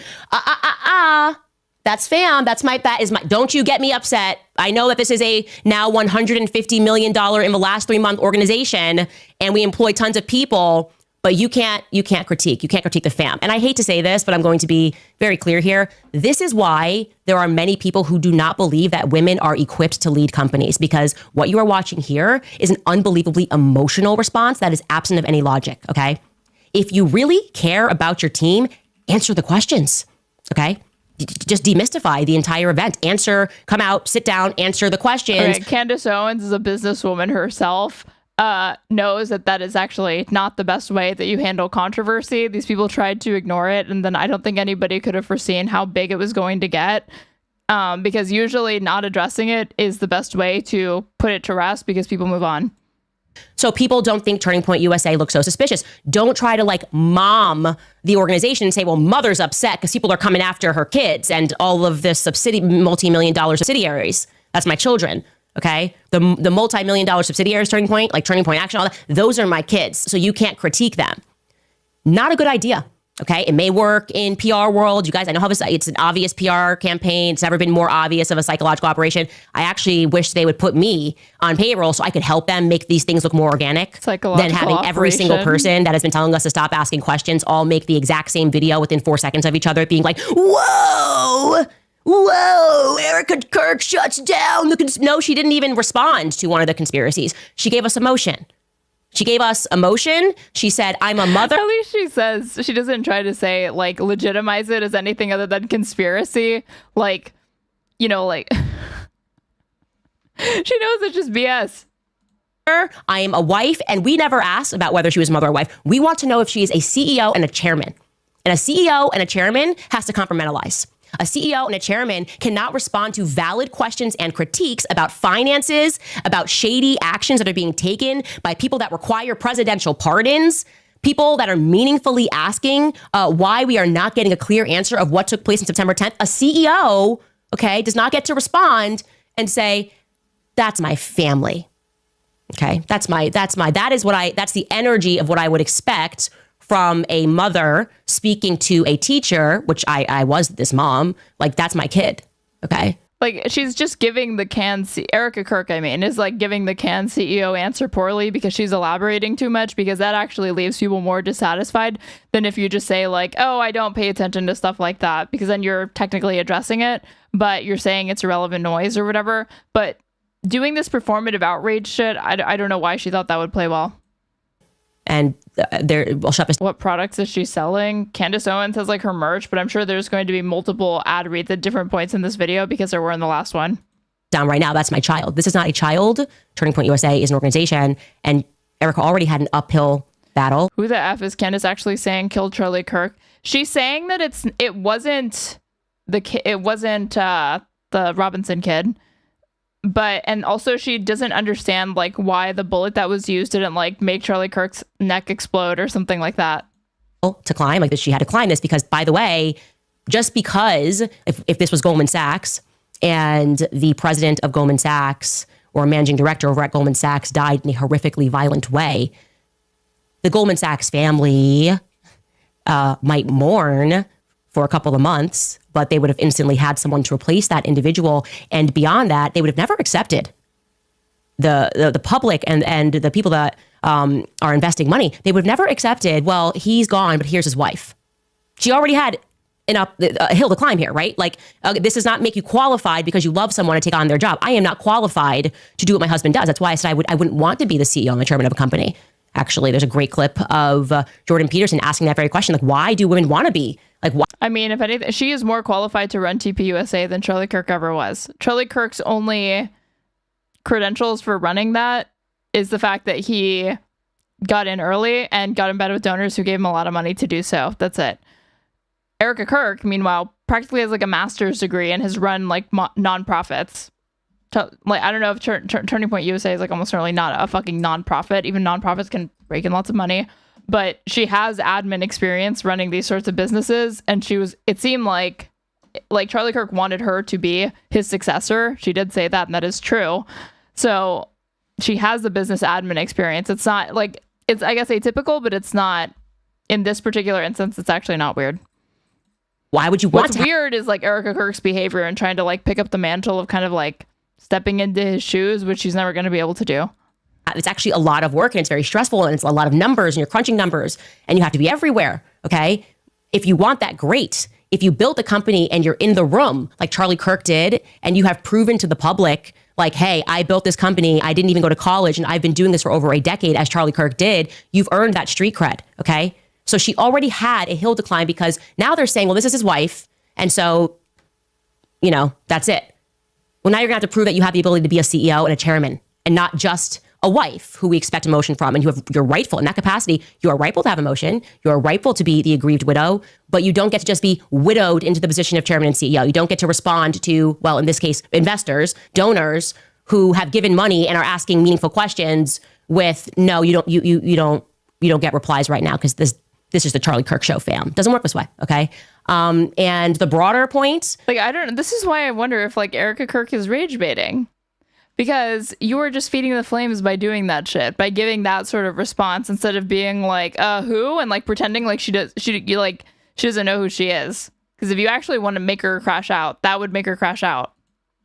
Removed from Erika, which a lot of these mockingbird influencers seem to be making, is essentially they're saying to us that scientific inquiry and investigation in and of itself is now patently wrong, right? Essentially, we should just trust the state. Don't believe your own instincts. Don't believe your own eyes. Don't ask any questions. And I really want to stress to you guys how utterly ridiculous that logic is. Well, yeah.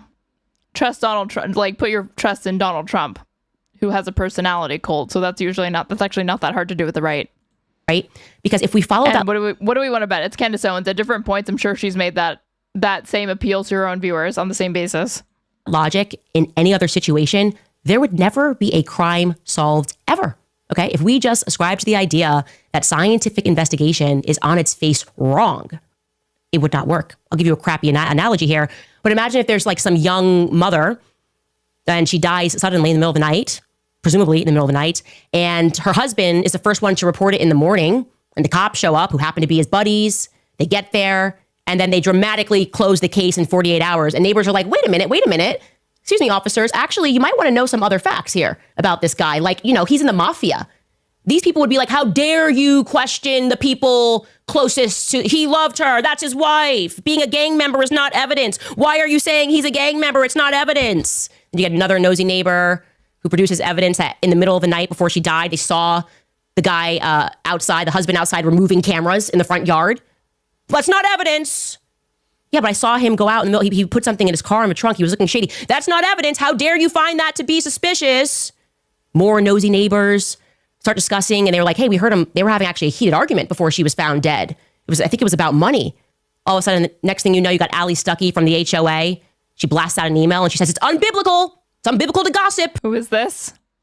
Hearing an argument is not hard evidence. You have no right to discuss it. Yeah, we're the nosy neighbors. Obviously, she gave who she is, but how is she relevant to this? Okay, we put together a list of 20 verifiable lies that have been told in the weeks following this sudden death event. And we Bible podcaster, I'm guessing she's critical of what Candace is up to here. We have some questions. So we're not going to accept Tim Pool jumping on the airwaves with big estrogen energy telling us we're evil because we have school board elections next Thursday. Why do all these right-wingers do this performative situation like Crowder also does this? You ever heard of this thing called money? You ever heard of this thing called money, views, and clicks? Because doing this has gotten her over 2 million views in a day. That's why she does it. We're the nosy neighbors. We don't care about the elections coming up. We want to know whether or not we are in bed with people who are capable of murder, people that are capable of covering up murders. Actually, we, the nosy neighbors, feel a little bit less safe in this neighborhood until we know whether or not there are some psychopathic killers in our midst. How about that? That's how I feel. I think that's how a lot of people feel right now. So I want to express that.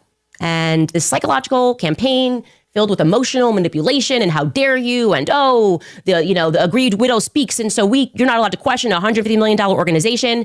No, I reject it. I reject that 100%. Which is why I will say it has arrived as a blast of fresh air that on this very same day, Tucker Carlson is standing up to the nonsense. He's not speaking about Erika, obviously. He is friends with Erika, but just the nonsense of what the FBI is saying. I mean, she used to be friends with Erika. If I go, where's the first episode of this shit? I would have watched it. No one's watched. In one of these, she said, if Erika asks me to stop, I'll stop. About things and debate. Okay. Let me put Erika. Doesn't seem like they were particularly close, but she respected her. No, I guess it wasn't in this one. Unless they spelled it Erika.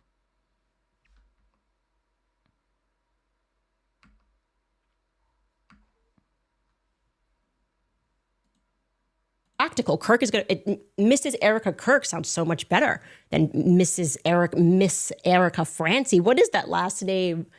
It's a practical decision. This is the text change.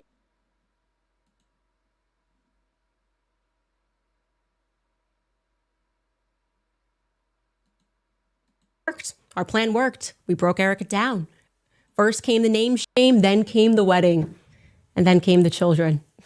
You know, Charlie really loved Erika from the time I'm reading through the text today. Just loved her. He loved his family. He really did. And I just want to say that Charlie and I, because I think this is important, never for a single minute, ever, did Charlie and I stop being friends. Even when the world demanded that from both of us, our relationship was real. We were like, who asked them to stop being friends? Unless she's talking about racist people in her audience and his audience, but and sister, you know, we were fortified. Our relationship was forged in fire, the fire of politics. I knew him. I knew Charlie, the real Charlie, and Charlie knew the real Candace. You know, and people knew I didn't like a lot of people in politics. I didn't like a lot of people calling me and doing the political dance. Of course, people guessed it correctly when they said, oh, the person who probably was the intermediary when Trump called about Brigitte was Charlie Kirk. Of course it was Charlie. They would never send anybody else to call me with anything because they knew that Charlie was a brother to me. And there was so many things that were said that were wrong. That is insane that that's true. And we laughed at how wrong it was when people thought that when I had made up my mind about Israel, that Charlie and me fell apart. Nope. Never, not for a second. I said, it's the easiest. She's signaling to Erika so hard. I would have been a better wife. I mean, like, after she posted her, like, memorial and her tribute post, everyone was like, it's always the girlfriend who, like, who cares more than the wife, the other woman. Never, because Charlie knew who I was and I knew who he was. I said, Charlie, this is where I'm at and there's no room for movement. And you tell your whoever that needs to hear it, whatever you need to tell them, because we're always going to be brothers and sisters, you know? We're always going to be brother and sister. And we would talk about things and debate things behind the scenes. And I think my perspective was as it's been throughout our relationship. You might which says like debate things. There's a clip in here where like it's from like the Kanye documentary. Maybe it's, I don't know if it's in this one, where they're like writing stuff down on a whiteboard that absolutely did not need to be written down on a whiteboard to like look like they were brainstorming something. But she says like maybe stop. Okay, no, it's not in this one then. I do want to find like where maybe it was in this one. They're lying about Charlie Kirk. All right, you guys, we're going to jump.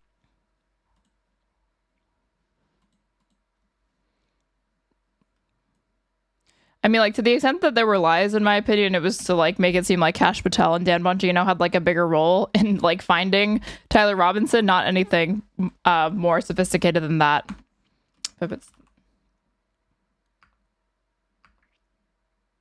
Stop talking about anything.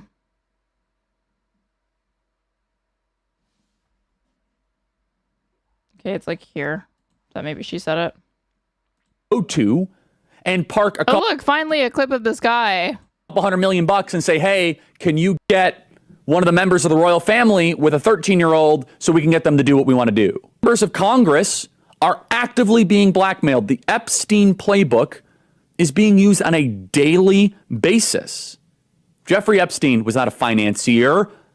He was not a hedge fund manager. Jeffrey Epstein was a key player in a multi-decade blackmail operation against the most powerful people on the planet. Yeah, I don't know, man. I don't know. It seems to conflict with Bibi's narrative a little bit. Yeah, just a tiny bit. I do want to say this. It's important because I am angry. I will obviously, I pray to move on from this phase, but it's a fire in my belly right now. To those of you who think that you are going to replace Charlie Kirk, okay? Kings are born. You don't just get to depose and tell us that we're going to follow this individual. Kings are born. I forgot about I'm one of the Masons of Turning Point USA. You put a shill in Charlie Kirk's chair, in Charlie Kirk's company, and you try to tell us to follow that individual, I will be an enemy of you. There will be nothing that can stop me. So she put Erika Kirk on notice here, okay? Okay. And I want you guys to understand, this is not a threat. This is a promise. There will be nothing that can stop me. I will release every single text message. So to those of you who are trying that, I'm seeing, including the ones that showed Charlie Kirk queening out with me over the Nicki Minaj verse or whatever in fucking a Kanye West song. the messages, I am telling you to back off right now. Like right now, don't do it, okay? Don't you think about it. I know exactly who you are. I know exactly who you were that were exerting pressure.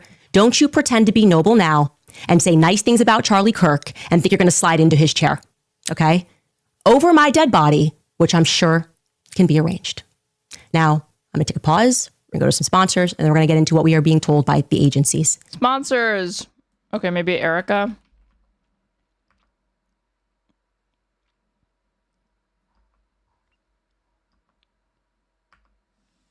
It's not in this one. Where did she say it? I know that she said it. I know she said Erika is like the only person that can stop me. If she wants me to stop, I'll stop. And like, obviously I haven't watched this series to series. Millions of people have. I have not. But like, at some point that must have changed.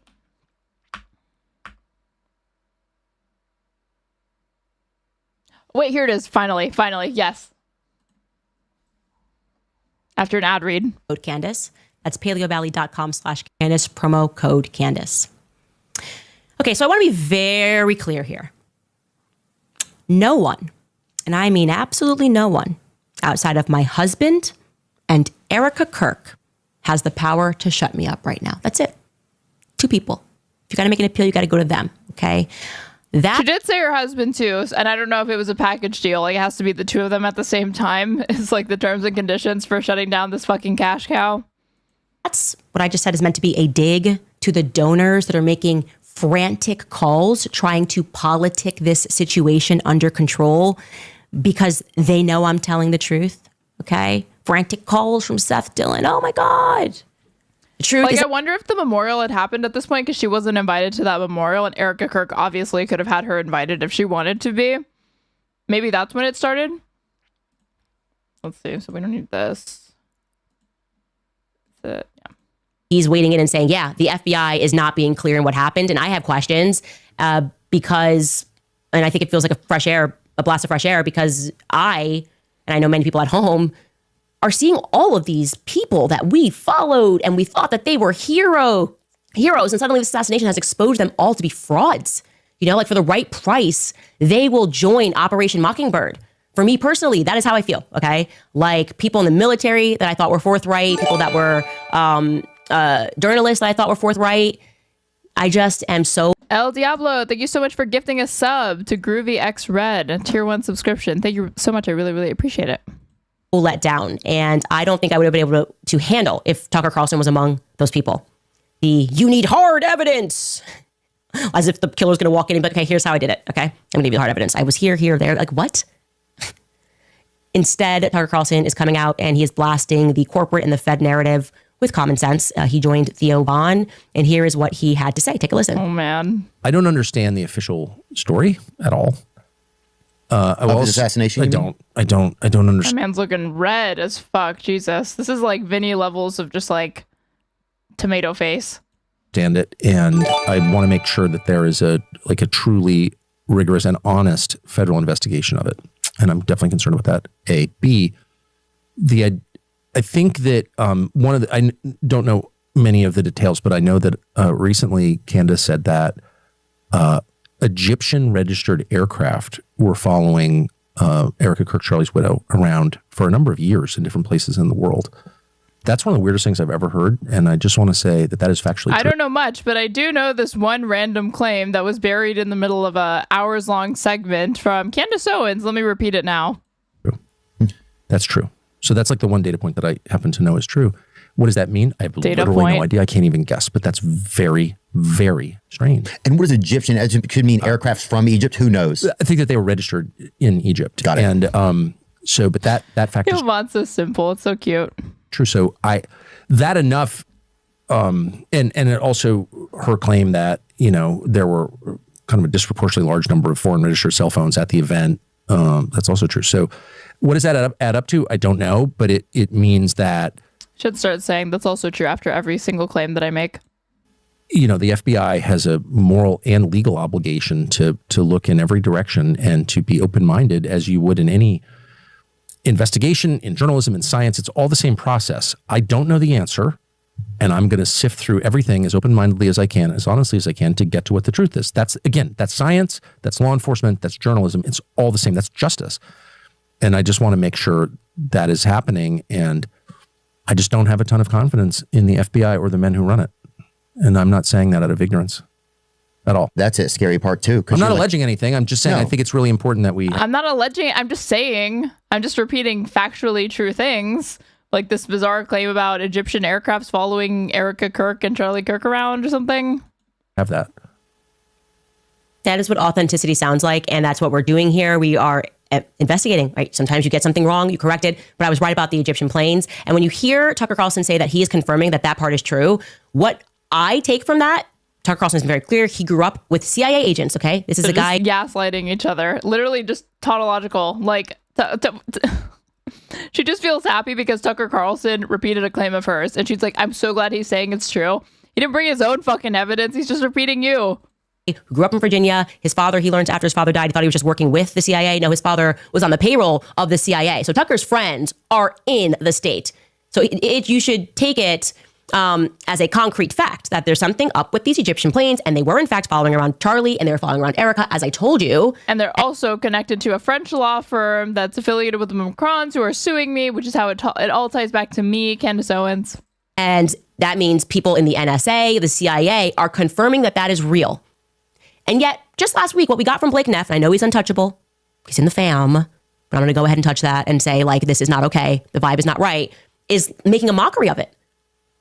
That is what we mean when we say none of this is passing the vibe check with Turning Point USA. There's no clear answers. There's mockery, there's laughter, but there's no clear answers. And the mockery and the laughter is not working.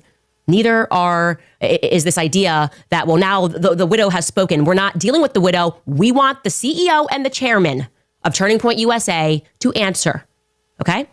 If you can't compartmentalize, then I don't see how you're going to be able to lead. Did she call out Kash Patel more at any of these episodes? Because, like, what is Erika Kirk gonna do? Like, direct them to investigate certain things? Like, even Erika Kirk doesn't really have that power.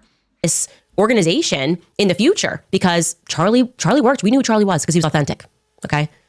He didn't just go, well, I only make time for, like, big pocket donors. Okay? He was sitting in college campuses. He was speaking to people, understanding people. He was changing. See, she says things like that, and then I wonder, did you know this man, like, at all? His ideas, and he was changing minds. And you are not changing my mind about the fact that something weird happened that day and that TPUSA is acting funny because you give it an impassioned plea and speak about Nehemiah on Fox News. Okay? None of it makes any sense. Anyways, Tucker then goes on and states the obvious predicament further, which is that we just don't have any faith in the government. Take a listen to him discussing some of these lingering questions. Here's what I am concerned about. A lot of things. One, he acted alone. Tell me how that worked. None of us really act alone. It's hard to go anywhere by yourself, too. Thank you. Exactly. Infallible logic. He acted totally alone. Okay. You're going to have to prove that to me? It's totally possible. Anything is possible. Weird things have happened. We'll continue to. Has anyone ever done anything alone ever, really, when you think about it? But if you're, none of us really act alone. It's hard to go anywhere by yourself, too. Thank you. And then this fucking follow-up comment. It's also hard to, like, go with, like, again, just simple. He's a simple man. Exactly. He acted totally alone. Okay. You're going to have to prove that to me? It's totally possible. Anything is possible. Weird things have happened. We'll continue to. But that's not my default assumption, and it shouldn't be yours. And their default assumption was we acted alone. Really? Why do you think that? What about life suggests that people typically act alone? When was the last time you acted alone in anything? I don't go, right? So A. B, we know that people had foreknowledge. Theo, when's the last time you went to the bathroom by yourself? Okay. I bet you can't even think of it. So therefore, global conspiracy to kill Charlie Kirk, as told by Candace Owens. Of this because they posted about it on X and said Charlie Kirk is going to be killed on this date, and he was. Is that true? Yes, it's true. Were they just guessing? Was it a guessing thing where every day they posted that? Maybe. Have those people been interviewed? Have they been hauled into FBI HQ? Like, just even Theo Von's, like, simplicity is, like, leading him to ask a couple of, like, follow-up questions, and Tucker Carlson is like, I don't know, maybe. Not very convincing. He's going to be killed on this date, and he was. Is that true? Yes, it's true. Were they just guessing? Was it a guessing thing where every day they posted that? Maybe. Have those people been interviewed?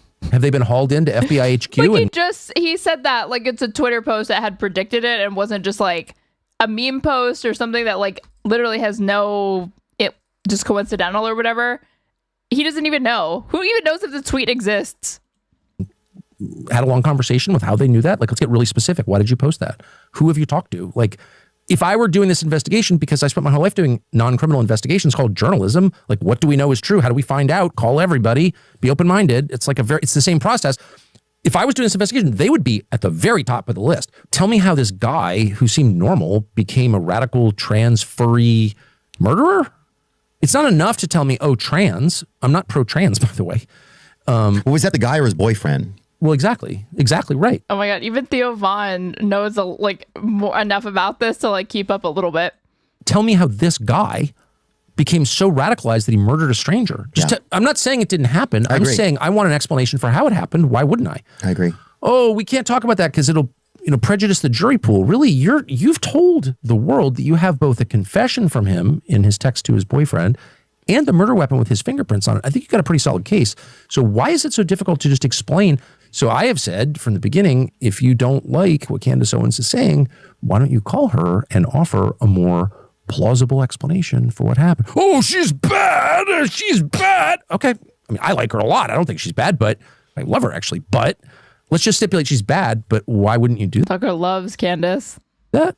Well, I don't agree with some of the stuff that the rabbit hole she goes down, but I don't even know. But I like the fact that she likes to dig in the garden,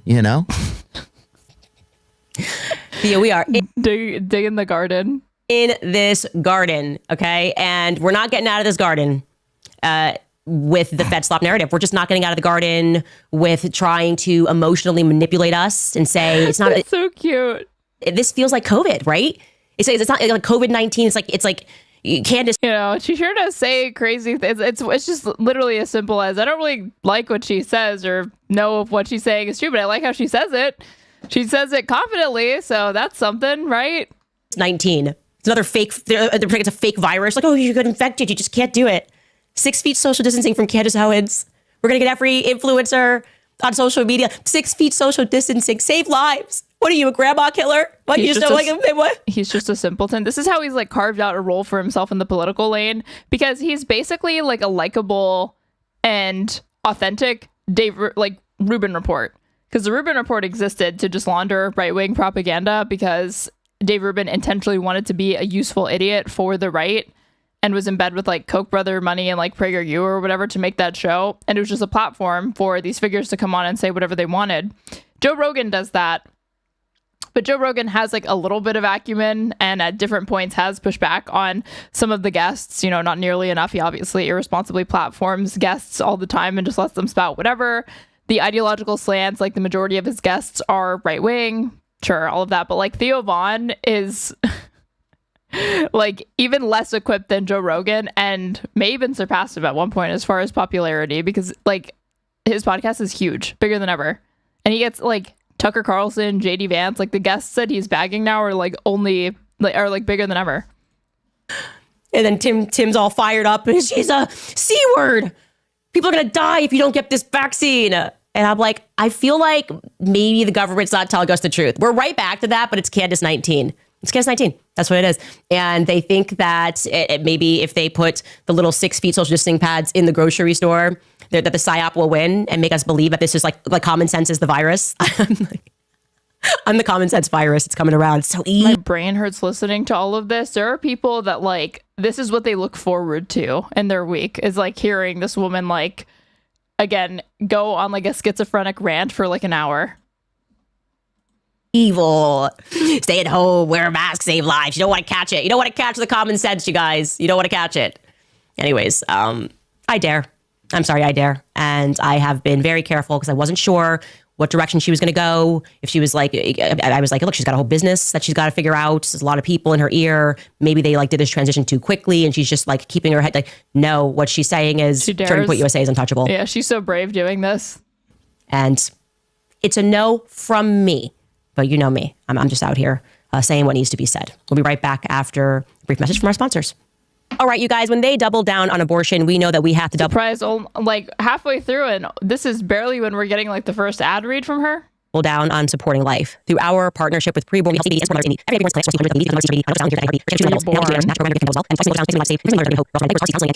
heard of one for action right now, or some support help you one $1,000 you can of course and preborn.com/Candace and preborn.com/Candace. Also, you guys are financing because you delay your next 2 mortgages. That's everyone said that you're talking about mortgage payments.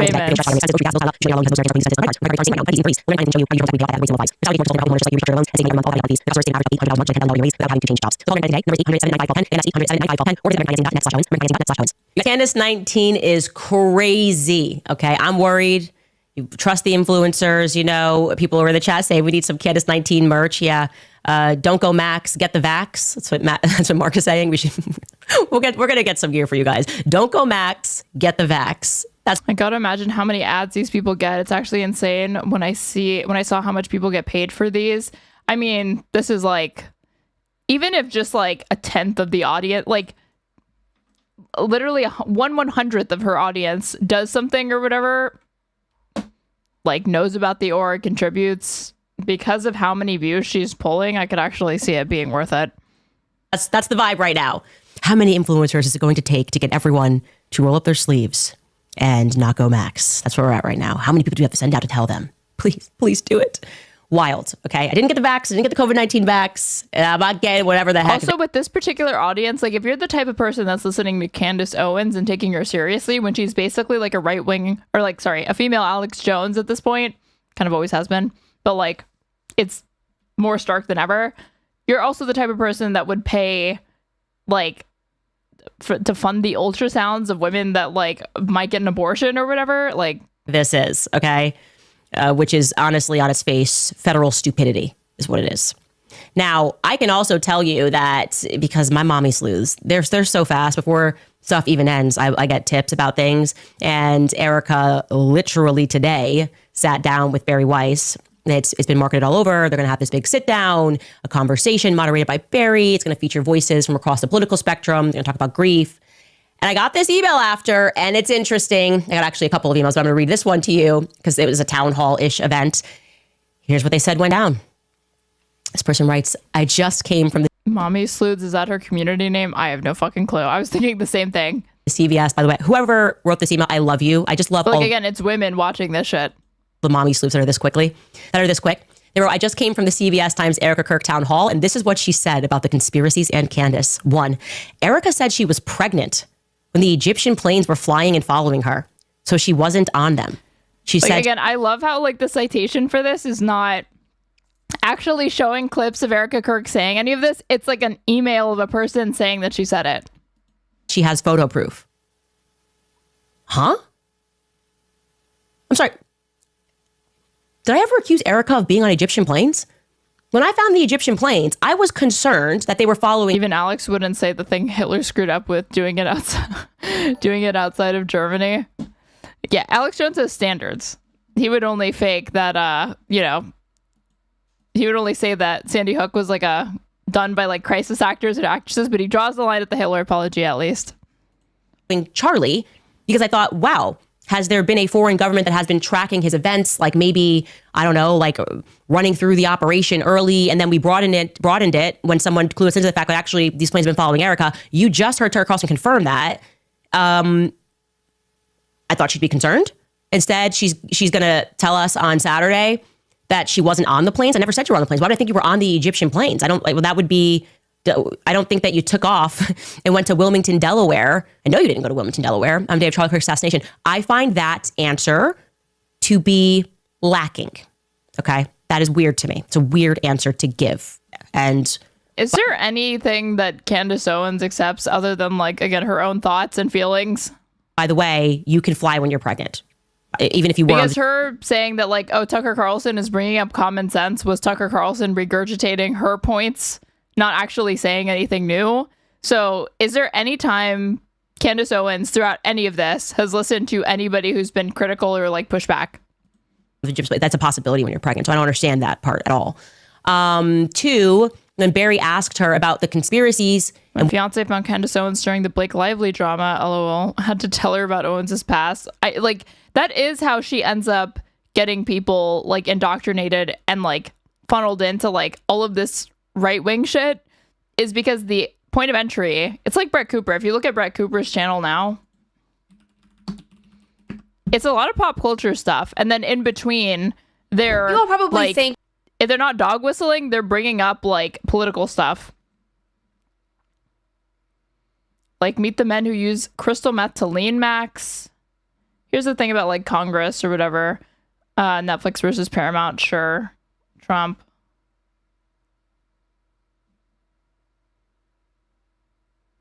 The evil soccer mom.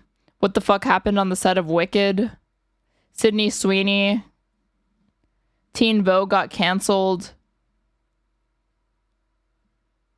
Like in between it, like yeah, Mamdani might win or whatever, but like a ton of it from her is like, or like a lot of her like a non-insignificant portion of her content is like pop culture stuff.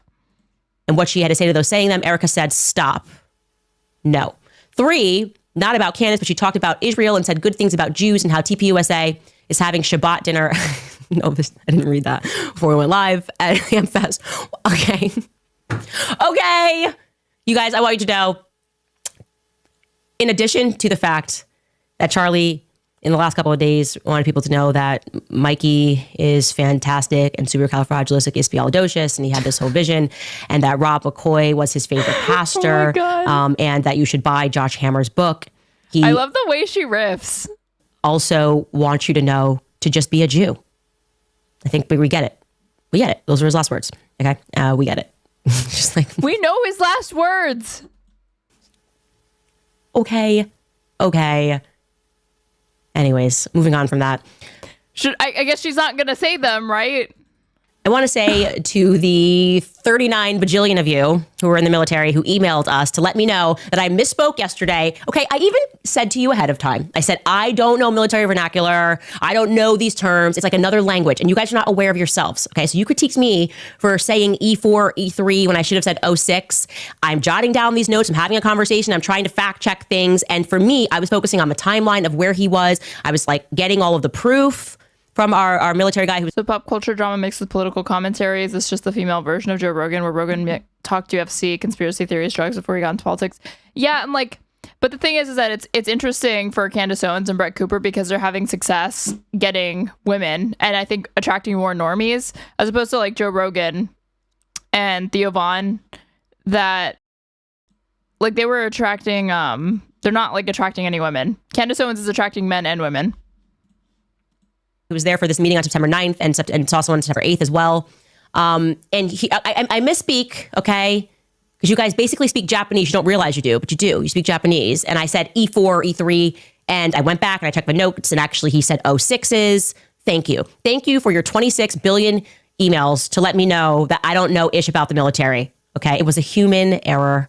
I made it very clear that I am ignorant when it comes to military. I will own that. And so please just be nice to me sometimes. She's so humble. It's a lot of information, a lot of researching. And I just wanted to confirm he said he was where he said he was and take those notes. But no, he did not. He was very clear. I checked the notes that he had said 06. I think I made the mistake when I transferred my notes because he said colonels or captains. Then I Googled it and then I edited it thinking that maybe I heard him wrong. It was over a 1-hour phone call. Anyways, regarding him, for those of you guys that emailed us, I told you, you can trust that we are not just taking a thumbs up from someone. There's a lot of research that goes into all of these things, and we were able to confirm everything he said. Yeah, trust me, bro. You know, I did it personally in my own time, off screen. Not going to share it now. I'm just going to give you the TLDR. TLDR, fact check true, 100%. You can trust this person. Trust me.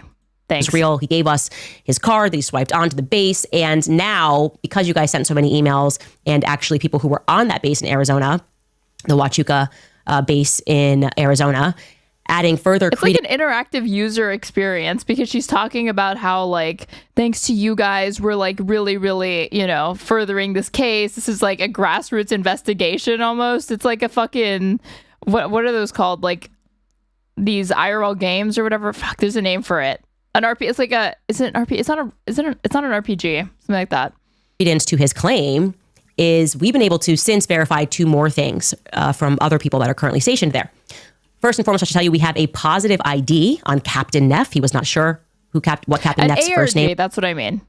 It was in fact Adam Neff, and I'm sure captains have different names, but Adam Neff of the 10th Mountain Division is the individual. I sent picture options to him as your emails were coming in. And then someone said, Adam Neff. Rezi, thank you so much for the raid. 21 viewers. Welcome, you guys. We were watching Candace Owens slop, and her most recent, it's not a crash out. She's composed, but she's just lying, talking about Charlie Kirk's assassination and clapping back at Erika Kirk. I sent it, and he confirmed that that is the correct person. There were several, obviously, but Adam Neff was leading the interrogation of him. And it checks out because that is the division from New York.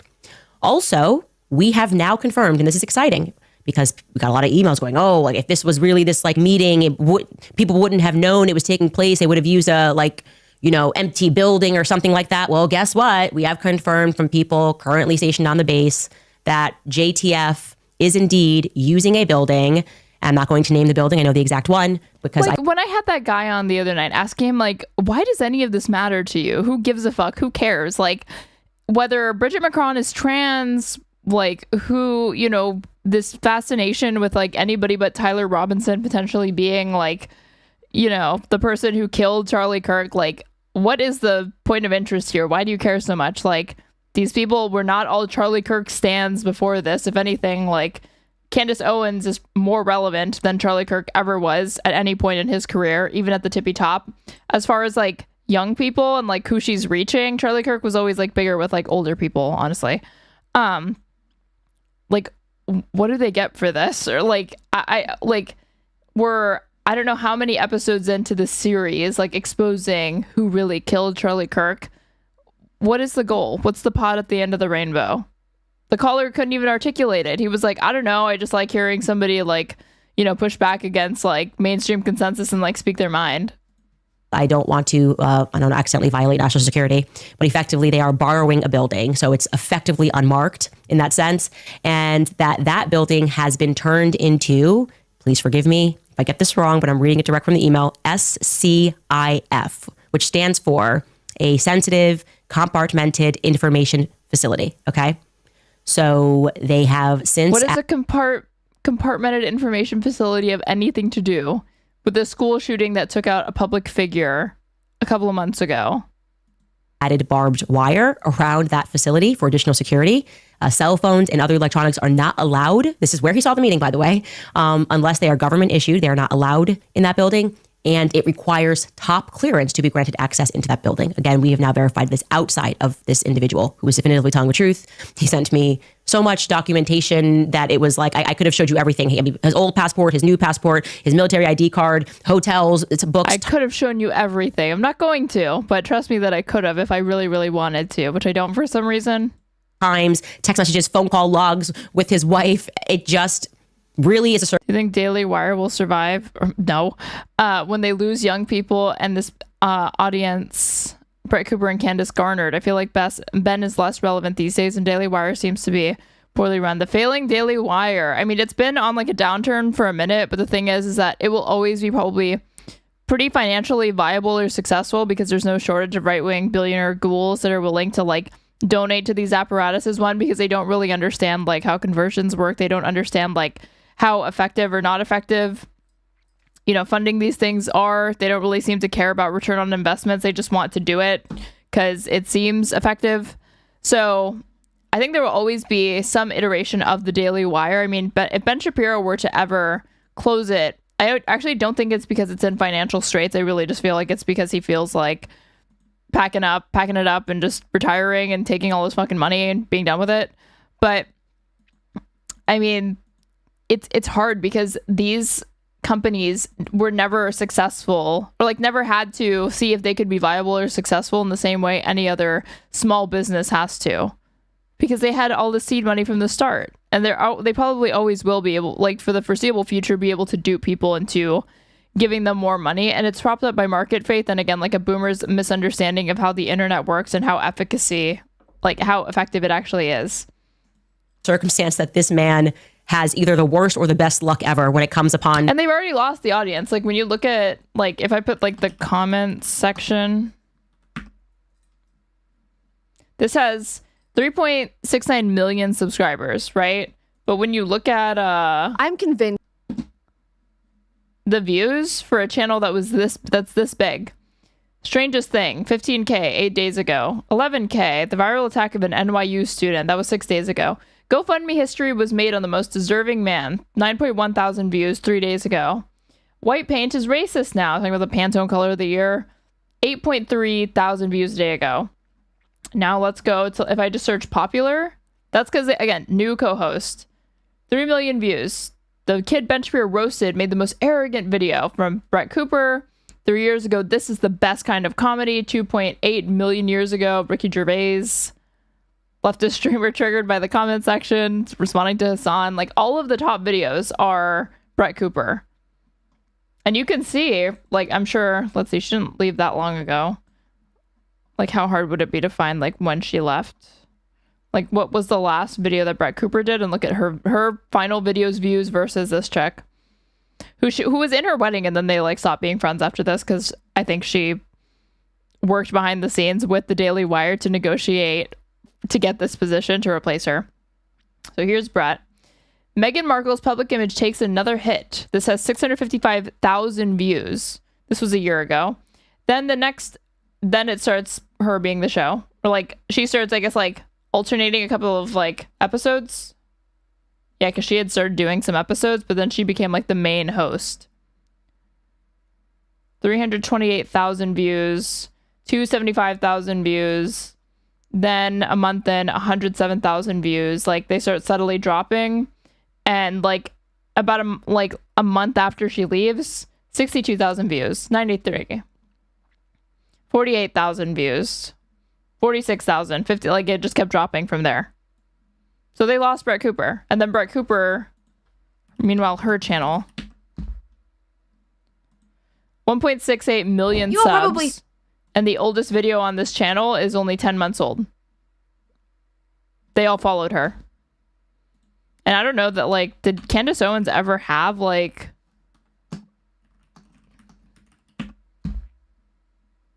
it was all, like, all of her stuff is, like, housed on this, but she had her own YouTube channel. I think it was just in affiliation with the Daily Wire. And I guess they funded her. Oh my God, her, like, old videos, look. Rape versus regret. Here's the difference. Okay, thank you, Candace. When it comes to him sort of stumbling upon military operations, right? First, he finds this cartel tunnel when he's 20. Now we fast forward, he's 56, and he just was getting some coffee, and someone's like, "Here, actually, yeah, no, that's the old boys are getting back together in this unmarked building." And he stumbles in there. It also, by the way, does provide an explanation for why they panicked when he just walked in there, because they were like, he should not have known that this building was here. They didn't buy his excuse. It's, 7 hours later, they allowed him to leave, or Captain Neff allowed him to leave. Now, we can also give you some more information that gets really interesting, okay? Remember, Harry, who told me that seeing that many, I hope it's 06. Is it 06? Y'all Do not email Harry, me, okay? right? He said it's not common unless, and he specifically said, there were some high-ranking congressional member or someone close to, like, the president, like the vice president. Well, we received another tip that makes things especially compelling. So I'm going to just read you this email in its entirety. We have fact-checked it. It is true. Trust us to fact-check stuff, by the way. Literally, just trust me, bro. Literally, just trust us. We're fact-checking. I'm not actually held accountable to anybody. I don't answer to anybody. I just run a YouTube show. Not even affiliated with the Daily Wire anymore. Not that they have any editorial standards. But trust me, bro. Hey guys, we would not just randomly be like, thumbs up. We're just going to go with that. This person writes, I just wanted to bring to your attention that on September 8th, that's when he says that he saw some funny business, 2025, a U.S. government plane, a special air mission plane, caught my eye. This is what I found about that particular plane that is based out of Andrews Air Force Base, shown as Camp Springs below. U.S. Air Force C-37A Gulfstream is Gulfstream 5 is a VIP jet, part of a unit that caters to senior members of the executive branch and Congress. Plane number is 99. Oh, cool. Mike K, thank you so much for the $3. I think the most important question is, how is Bridget Macron involved in all of this? It's good to see you streaming again. Thank you so much for the $3, and I'm glad to be back trying to do it regularly again. From what I surmise, from what the viewer who called in the other day, who watches Candace Owens religiously, he said he had literally watched every single episode of this series, is that like these Egyptian planes are affiliated with like a French office or like law office, and that law office is affiliated with the attorneys that are representing or like working with the Macrons, and they're suing Candace Owens. So that's like the French connection or something like that. -0404, as you'll see on the screenshot below. On September 7th, the plane flew from Andrews to Colorado Springs. On September 8th, it flew from Colorado Springs to Tucson. Then, 5 hours later, from Tucson, and then the transponder appears to be turned off. However, at Ozzy, thank you so much for gifting 5 subs to my viewers, 5 tier 1 subs, and I hope everybody that was on the receiving end of Ozzy's generousness enjoys their ad-free experience as well as their cute emotes. Really, really appreciate it. Ugh, every episode. What do you mean, ugh? This is the best content on the internet right now. 12:31 p.m. on September 9th, it flies from Fort Huachuca to El Paso, and then El Paso back to St. Andrews. Now, why is that interesting? Okay, because that means the timeline that he gave us is exactly right. This meeting took place early in the morning. I think it was 7:37 where all this happened. And then he said he assumed it was like a high-ranking congressional person or somebody that potentially could be in the cabinet. This guy is saying that's what that plane is used for. And he also brings in El Paso. Remember, El Paso, Texas, is where all those weird flights were coming from on the day of Charlie Kirk's assassination. I mean, it's still domestic, right? But we got the right-wing Texas government is somehow implicated in the murder and assassination of Charlie Kirk now. Nation. So that is extremely compelling. And like I said, yes, I haven't spoken to this individual who is planning to come out and do podcasts and speak about that. He's trying to figure it out, which I'm going to help him with. Yeah, the Texas government was in cahoots to kill off one of their most effective MAGA propagandists, correct? Yeah. This weekend to figure out whose show we can go on and speak more. It's lining up. But of course, this is only people in this audience find, like, by this I mean Candace's, find that compelling because one, she's a bold truth teller because she's transcends partisan politics because she's willing to call out the right wing, Texas government for being in cahoots with this allegedly. And that makes her more trustworthy because they see her that as her making statements against interest because she's like obviously more conservative than she is any other, like, even though she says I'm not political, right? Or like I'm not aligned politically, she obviously has a perspective that everybody can see. Like this is actually tracking. I had a sense when I spoke to him that his memory could be trusted. Okay. He was very forthright. He was very honest. I mean, he was so honest that he was like, when I said, this guy was so honest, believe me, the most honest guy. How, like my proof of that vibes. I totally could feel that this was a very, very honest person. Much like my friend, the late Charlie Kirk, also honest, notably honest person. Was it maybe this Captain Neff? He was like, ma'am, like I don't want to give you any information that's wrong. I would put that at about maybe 60 to 65% that it could be this person until I gave him the correct Neff. And he was like 100%. That's the guy that questioned me.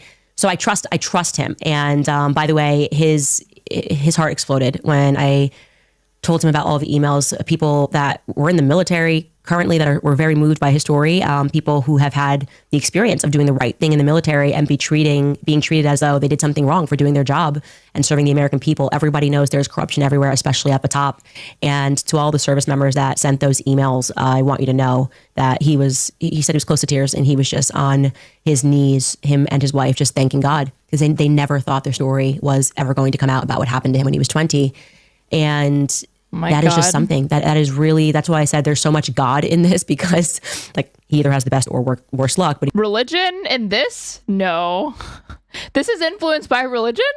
He just happens to be in the wrong place at the right time, maybe in the right place at the wrong. What are the odds that all of the people that are like uncovering all these critical details that everybody else is over, just massive oversights on everybody else's part, they happen to be Christians? What are the odds? Time, who knows? History will tell us. Continuing the rest of that email from the person who gave us that tip about this plane, he concludes it by saying, this is the only time that I have noticed that this plane was in Fort Huachuca. If your contact that you mentioned yesterday saw this group of men in the morning, it could line up well with what this aircraft leaving at 11:43 a.m. on the 9th. From other searches I've done, it appears that Pam Bondi flew on this plane approximately 5 months ago from Tampa area back to D.C. I am looking into other flights. Please be safe and God bless. What is she saying? A random anonymous person who she trusts and verified herself because the Candace Owens show does diligent fact checking and has a high high editorial standard before they let anything be broadcast on the airwaves, so as not to, ruin their own credibility, of course, because she's very careful with that. According to this person, there was a plane that's somehow involved with Egypt or something, and a skiff, and Pam Bondi used it 5 months earlier, and it's somehow significant because it ties in with the Texas government, who are implicated in the plot to kill Charlie Kirk. We have a clue, and we should keep going with that. I don't know. When he contacted me, it was the way I told you. It went about me praying, and then suddenly I get this email. I speak to him, and he's like so credible and just gives everything. Wow. I think this is really making me believe that this guy is reliable. Keep prodding this narrative of what happened. Because when someone's reliable, you just you just can't help but repeat over and over how trustworthy and reliable they are. And what he said that he saw, and he described it as a meeting that when the operation is being finalized, a finalization meeting. There are enough theories out there. One will come true. Schizophrenic soothsaying. I mean, yeah, this is the equivalent of like a monkey. Well, like if a monkey types on a typewriter long enough, he'll like type out Shakespeare. I mean, that's basically what the right-wing media strat, right? When it comes to like right-wing conspiracy theorists. Are there even left-wing conspiracy theorists? And he seems like he knows what he's speaking about. So that's what I have for you guys today. Oh, wait, there's also something else about that plane. I got to bring in Mark to mansplain it. I'll just bring you on, Mark. I'm not even going to tee you up there. Just come on. Thank you. Great introduction. So I was looking at the logs for that flight, and the flights in question are towards the center of the screen. You can see it goes from Tucson. The transponder goes dark.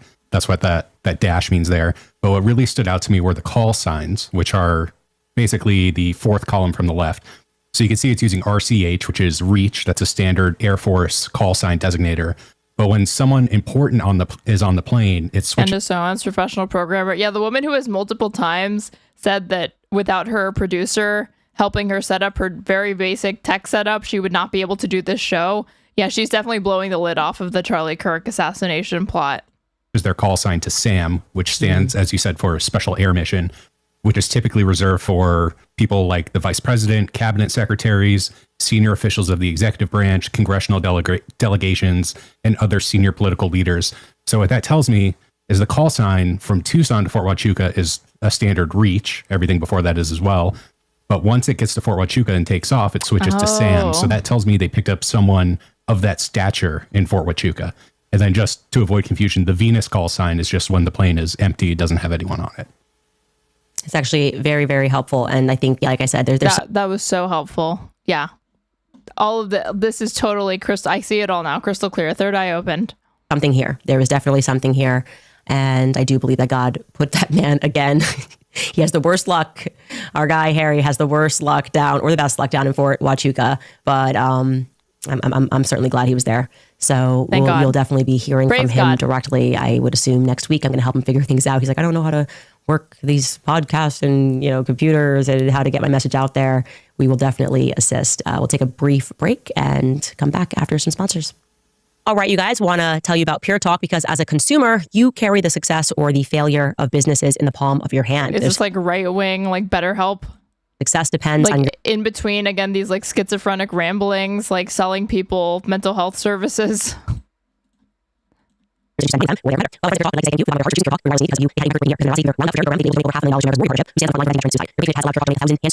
Veteran suicide.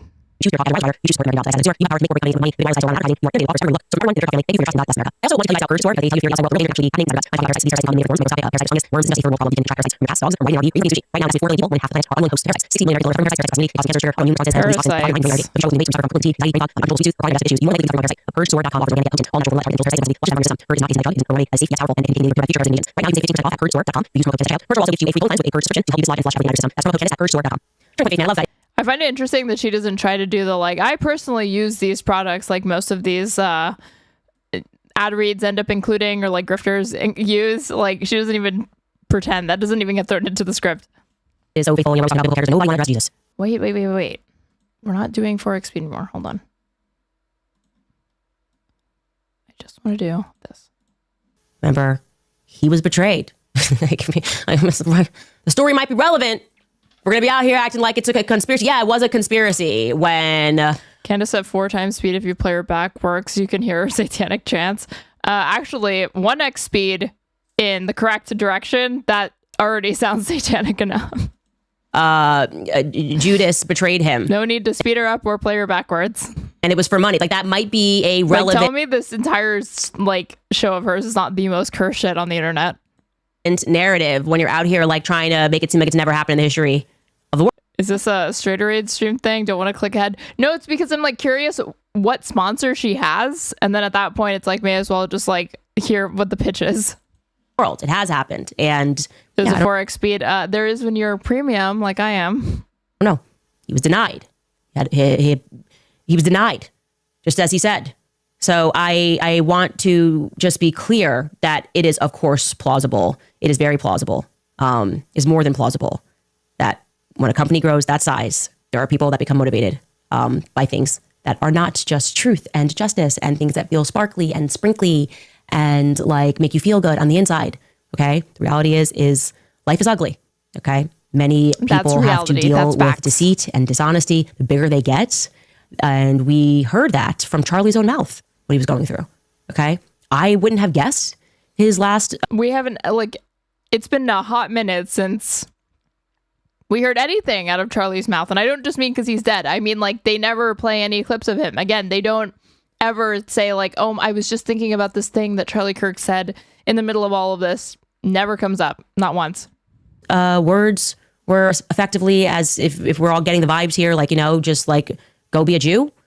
But no, I feel like he was under pressure actually from a lot of his Jewish quote unquote friends. And there hasn't even been any honesty provided from Turning Point USA in that regard. It's like we're getting no honesty at all. And I'm wondering why, because this feels like a very poorly run PR. The multi-million dollar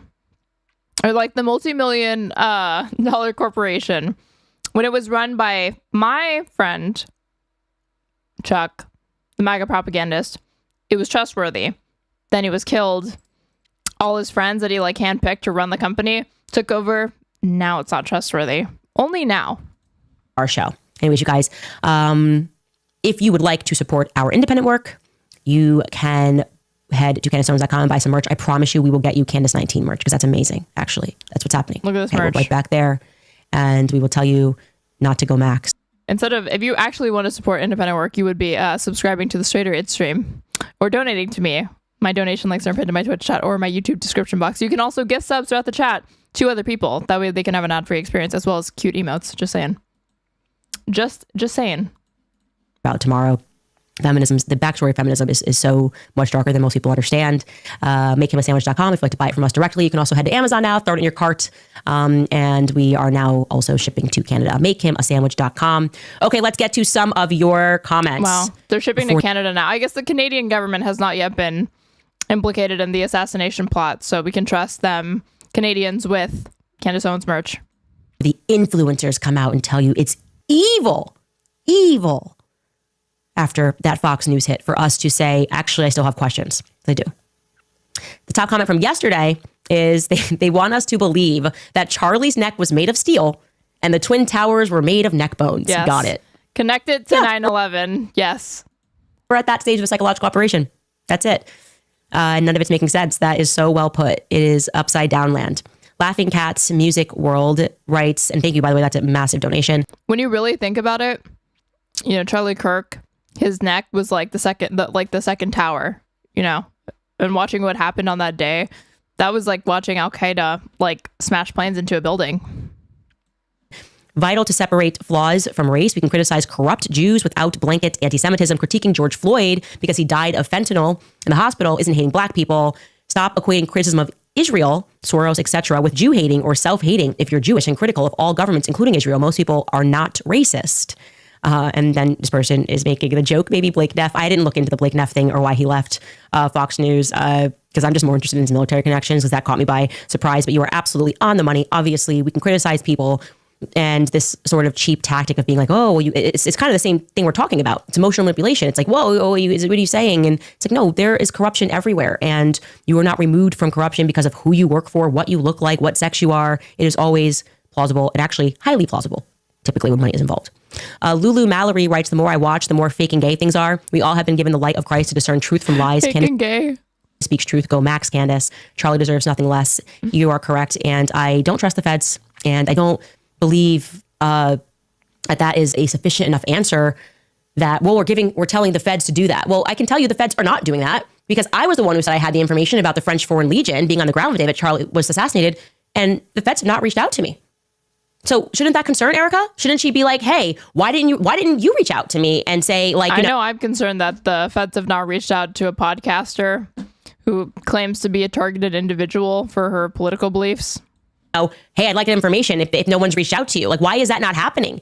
This is what I mean when I say that the reaction doesn't feel to the public as what we, and yeah, I'm generalizing here because there is such a thing as a general response, what we would do in the same circumstance. Like, we would be like, whoa, even if I trusted the feds and I trusted my legal team and trusted their analysis that there was just one person involved, as soon as some podcaster was like, hey, I found Egyptian planes and they're being kind of shady, I would be like, whoa, that is weird.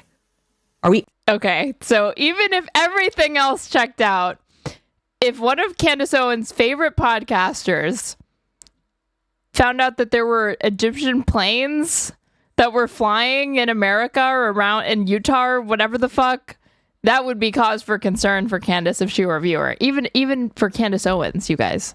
What's up with these Egyptian planes? They're just making jokes. There's One Hand Politics, aka Mason. Thank you so much for the raid. We are watching Candace Owens, aka Candy. You know, we're watching my favorite show. Talk about how the Egyptian planes that were flying around on the day that Charlie Kirk was assassinated or something also landed in Tucson, and Pam Bondi was on this flight or these planes 5 months earlier. No one's talking about this. Also, the Texas government is involved. It's a massive story. The only way you're gonna know is if you watch me, obviously, because nobody here is probably going out of their way to watch Candace Owens on their own, unfortunately. But don't worry, I'm here to guide you. It's like guide you through this experience. So thank you so much. Everybody should go follow Mason, aka One Hand Politics. I would shout him out, but I think it's been 30 minutes. It's not been 30 minutes since I shouted out the last person, but as soon as I can, I will. Thank you so much. And Electric Snow, thank you so much for subscribing at Tier 1. Who is Candace Owens? How do I even begin to answer that question? There's something not right with that, like making jokes about something that you should be concerned at the very least about.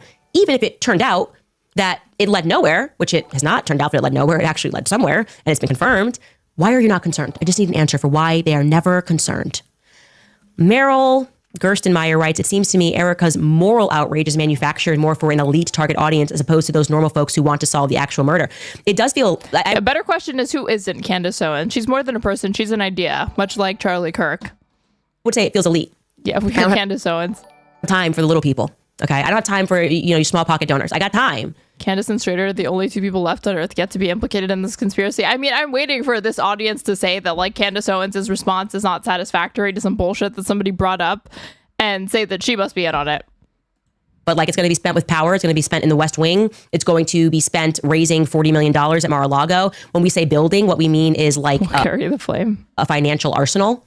And it's easier to appease people who are billionaires than to build a grassroots movement. That's what Turning Point USA was. Oh my God. Yeah, Turning Point USA was a grassroots movement when Charlie Kirk was in charge.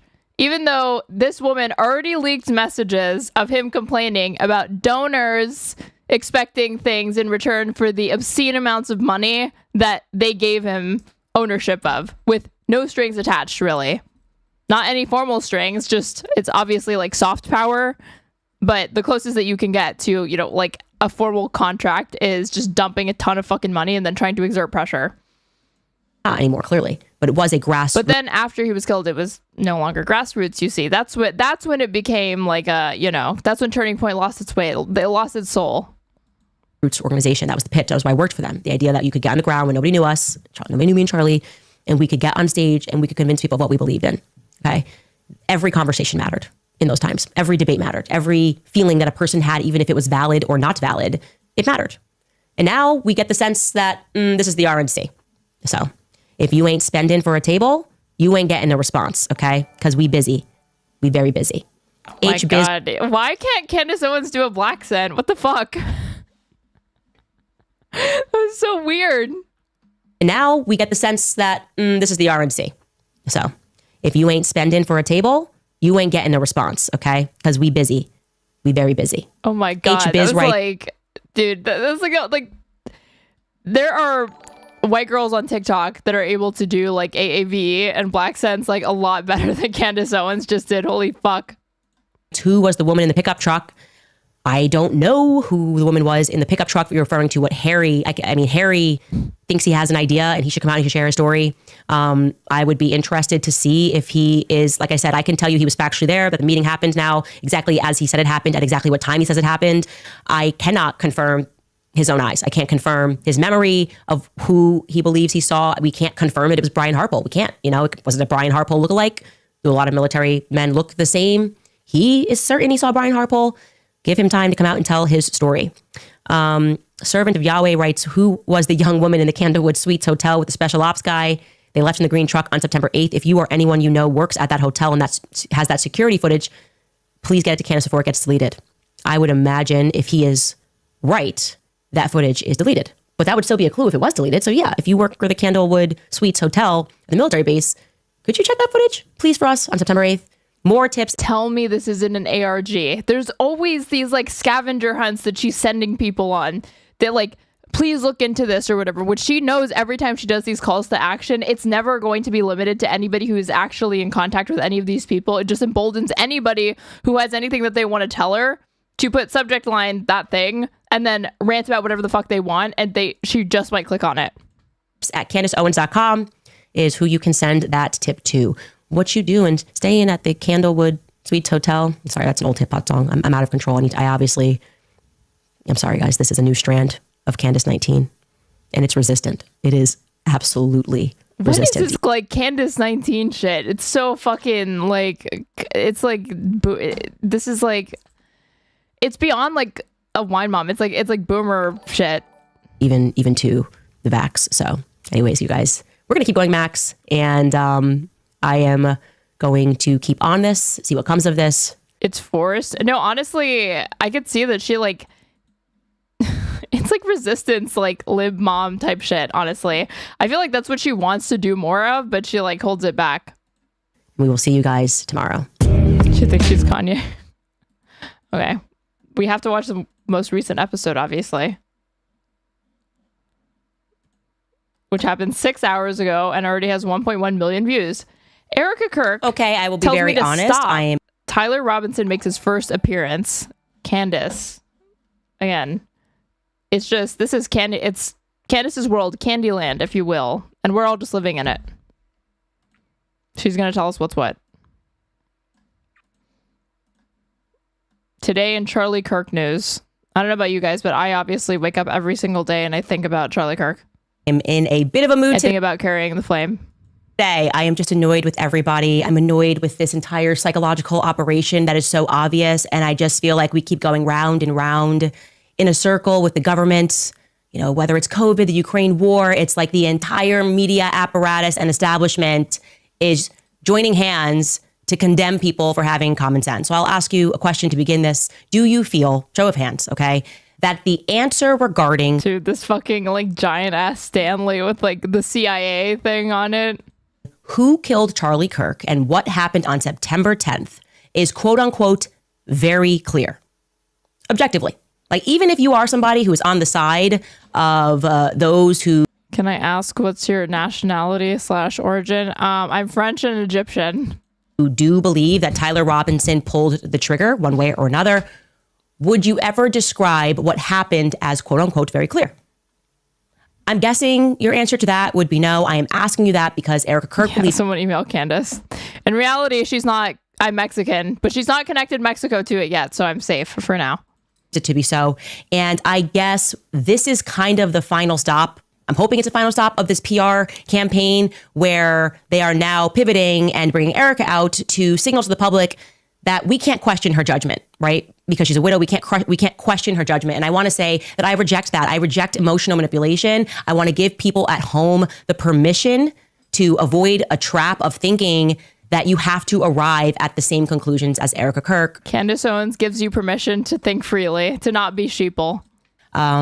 Especially when the story that we have been presented thus far makes little sense, if any sense. It makes, I think, virtually no sense. To that end, later on in the show, we will discuss Tyler Robinson, who has now made his first in-person appearance in court. And I guess the good news there is that we know he... Are you part Egyptian for real? No. I'm just part Israeli. ...exists. Welcome back to Candace.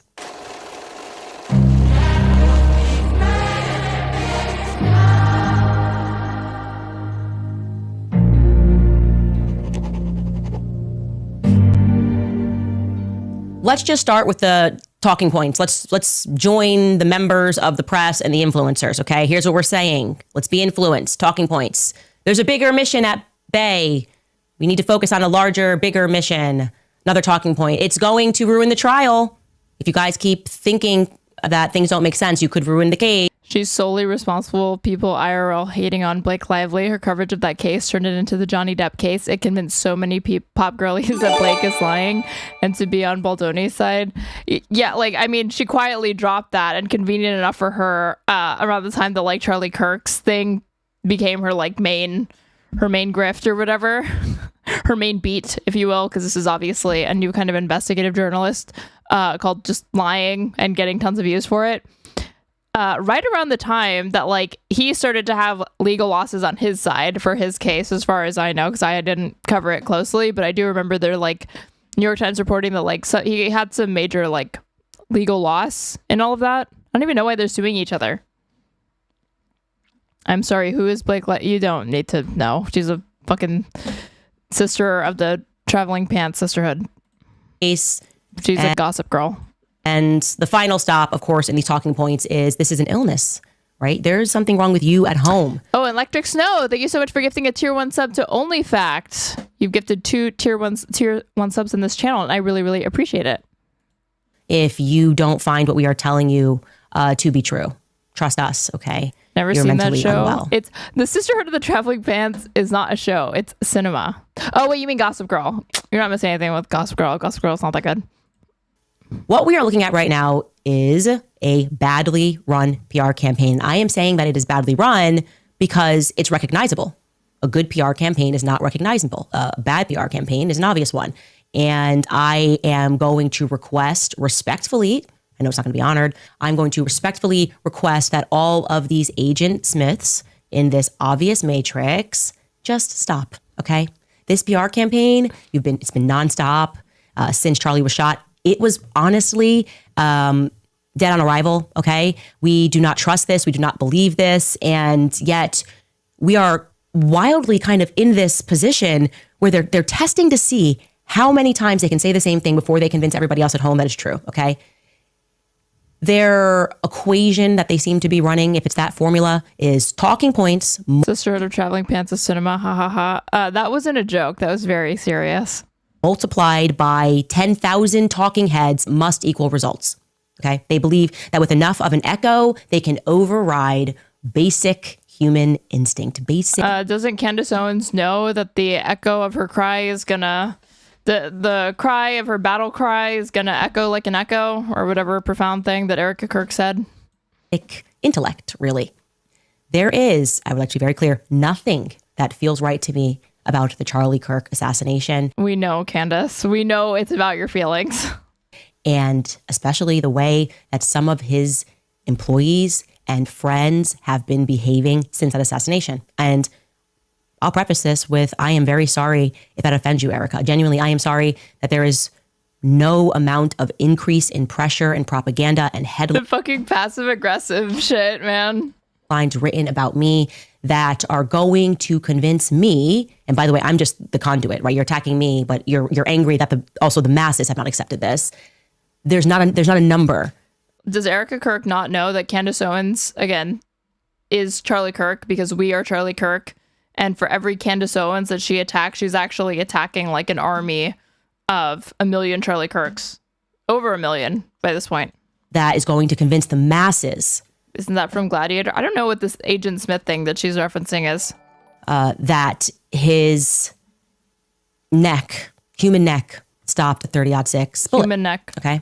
I love how she has to clarify that Charlie Kirk was a human. Again, reminder, Charlie Kirk was actually a human. I know he looked, uncanny valley at times. I know he was off-putting. I realized that he looked like he might have been conventionally attractive, but like somebody microwaved him for like 20 seconds and then he kind of just looked the way that he did. Oh, you can see the potential, but then it was like, oh, he was microwaved. He was, in fact, a human, not a lizard, okay? And not even just stop the bullet. I also want to be clear here. It's not just that they're saying that it ricocheted and it stopped, and this would maybe be the first time in human history. And please, if you do know a story, you've got an old article, I don't care where it's from, if you saved a newspaper article from the early 1900s in your family of an example, I don't think that bullet existed then, but like of a 30-06 being stopped by a human neck, please present it. I'd like to show that it is possible, right? It is actually, this happened one time down in Texas. It's possible. But not only are they saying that they stopped it, but I love how in all of her insane rantings, like she's never bothered to have something as an alibi to show this, even in Loose Change, which is like the 9/11 conspiracy doc, they go through and actually do the work of showing all these different times that there have been I don't know if it's plane crashes into buildings or fires that happened to skyscrapers, but they didn't collapse. You have to do that, Candace. You have to actually show times where there have been you have to show that there's almost no examples of this type of bullet penetrating somebody's skin and not leading to far more catastrophic results. I remind you that there was minimal damage to the front of Charlie's neck as well. Okay. There was minimal damage to the front of Charlie's neck as well. So it didn't even cause a lot of, damage as it went in. It just cleanly went in and then ricocheted downward into his stomach. I'm frustrated, obviously. Does anybody have an autopsy report that shows that it ricocheted into his stomach? For a lot of reasons, but Erika's that's now being teased, the interview with Bari Weiss, it's being termed a town hall. And Bari is obviously just a Tel Aviv agent. Her entire background story, her rise, her studying in Tel Aviv, her family ties, the hand of Midas. It's hard to understand just how so many people are just taking all of what she said without any proof. LMAO, have you ever met an American? Have you ever met the general American public? Why is that hard to believe? Look who they elected for president. And obviously for a lot of reasons, but Erika's that's now being teased, the interview with Bari Weiss, it's being termed a town hall. And Bari is obviously just a Tel Aviv agent. Her entire background story, her rise, her studying in Tel Aviv, her... am I gonna find myself yet again agreeing with Candace? Is Candace gonna start spitting here? Family ties, the hand of Midas pulling her through the ranks a la Jeffrey Epstein, despite her... I mean, that is a talent in and of itself. Despite how untalented Bari Weiss is, the amount of times that she's been able to fail upwards is pretty impressive. And how she has remained a relevant person into 2025, even though she has zero talent. That's talented on some scale, right? Her sub-average intelligence. She's not interesting. She somehow becomes a chief over at CBS News. Right. This actually, what I'm saying about Bari Weiss, this gets into Tucker's quote unquote problematic speech at SAS when he jumped on stage and basically asked that question. How are all of these subpar people becoming billionaires? OMG, not the Tel Aviv agent. Let her cook, okay? And Straighterade, an important distinction to be made when talking about the bullet is hollow point versus FMJ or other solid point bullets. The two behave completely differently on impact. But yeah, well, one, what was the bullet that was used to kill Charlie Kirk? And two, I don't know anything about munitions or any of this shit. It's so... It feels dumb to even try to argue on these terms with the people that are proponents of this, because I mean, there have been studies conducted that have found that conspiracy theorists, and the most ardent ones, actually know the least about the conspiracies they say they're the most passionate about.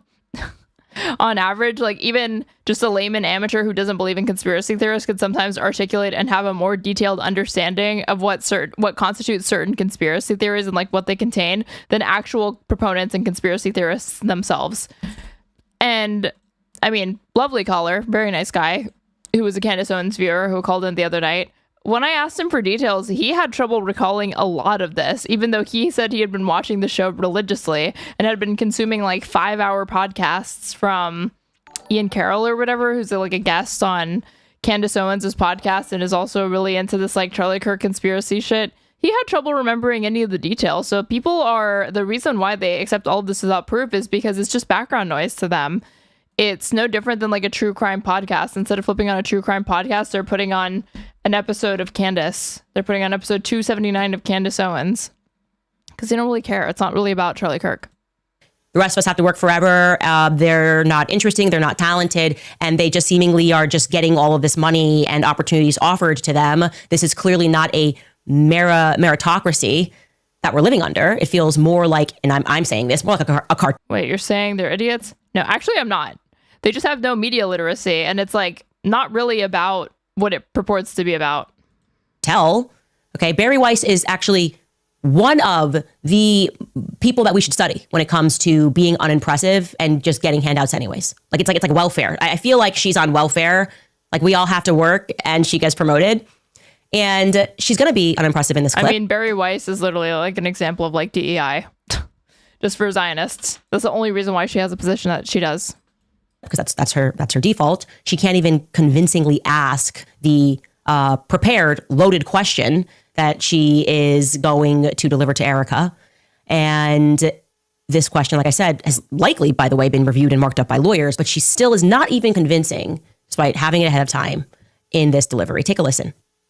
The podcaster Candace Owens, okay? At one time, a friend of Charlie's, at one time, an employee of Turning Point. She has been one of the main peddlers of these conspiracies. So there's an actual audience. They zoomed out briefly. What are they going to ask her? One time, an employee of Turning Point. She has been one of the main peddlers of these conspiracies, and she is making a huge amount of money on it. She is building her business off of these lies. What do you want to say to her and the other people that are putting these lies out into the world right now?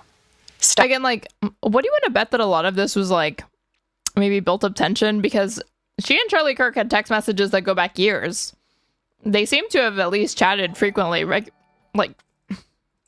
regularly enough that like you would think that she and her would have been close, but it doesn't seem like that's the case. It doesn't seem like at any point these two people had like a particularly close relationship.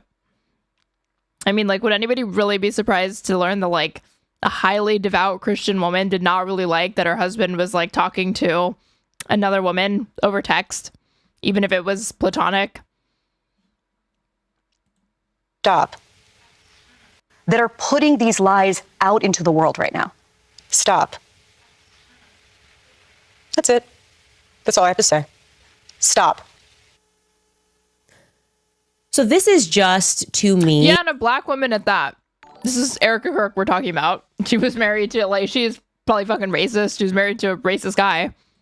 I'm going to also let you know, they pre-recorded this. Obviously, I told you this yesterday, from about 11 o'clock to 4 p.m. She looks so freaking insane. Like, I mean, she, as it is, like, her jawline is, like, very big, but, like, this is taking a toll on her. She has cortisol face. If I search, like...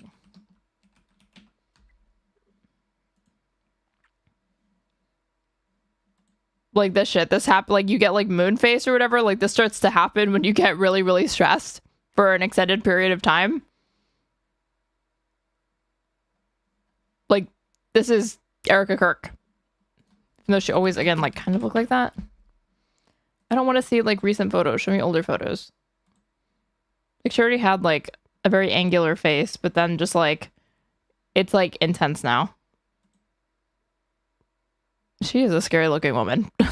I can't stop saying it. She's very severe looking. That's it. That's all I have to say. Stop.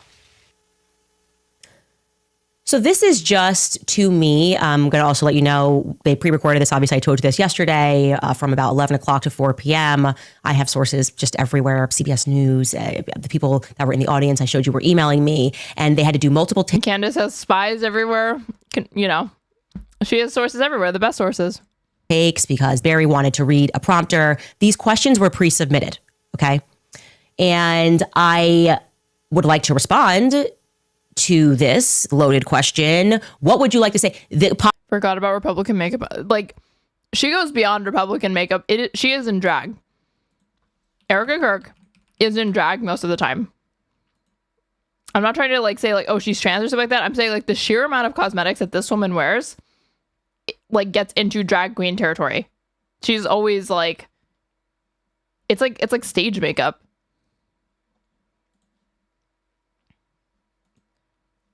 Like, am I wrong? Am I wrong? I'm not wrong. I say this as somebody who wears an absurd amount of cosmetics as well, probably for most people or whatever. This is a lot of makeup. Because you can see like all of it. You can see like where all of it starts and stops. It's not blended at all. But that's like those are like drag techniques.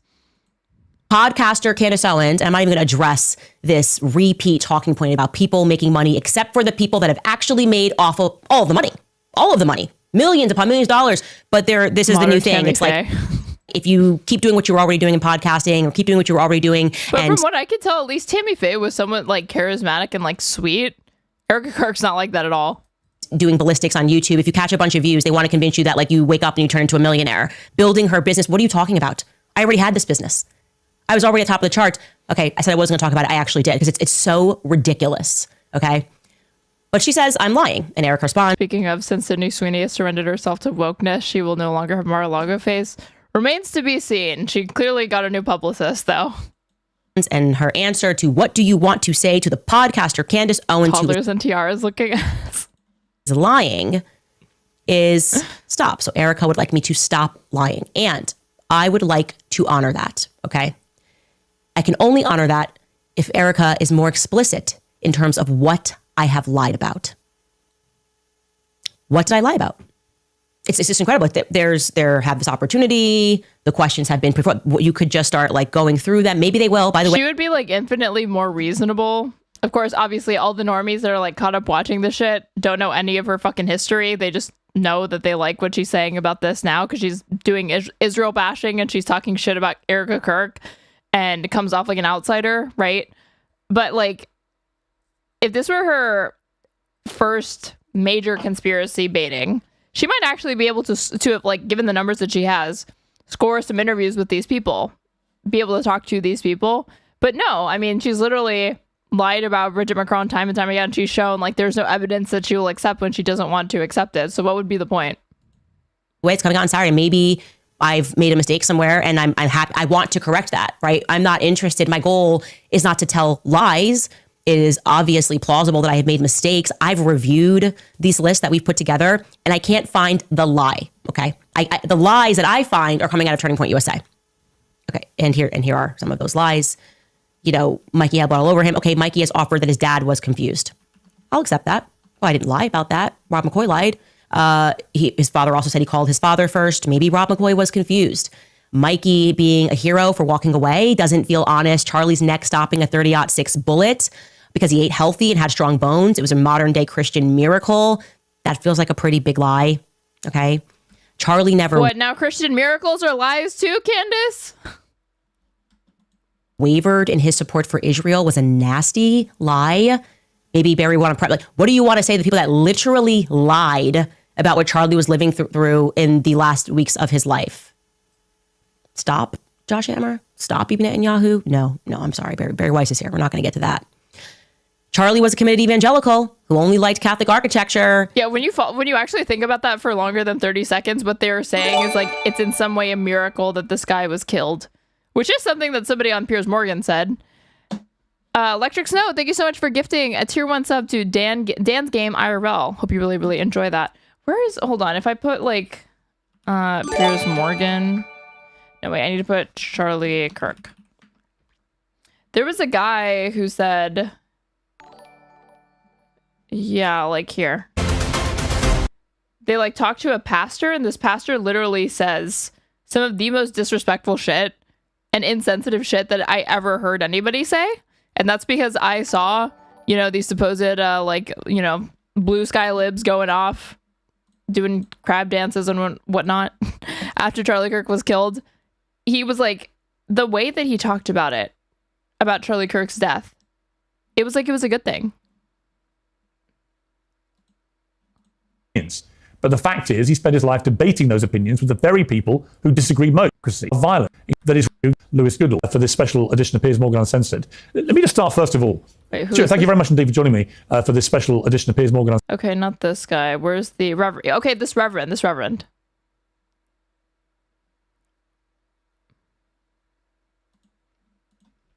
And I can't wing on our show. Frankly, and I'm really waiting. I want to thank my panel. You've all been great. It's been a really fascinating debate about all the issues here, and I really appreciate you taking so much time to be with me. Thank you very much. Thank you. God bless. Thank you. Well, joining me now is Reverend Franklin Graham, President of Samaritan's Purse and the Billy Graham Evangelistic Association. Franklin, so this is a Reverend. This is a Christian man, and listen to how he speaks about Charlie Kirk.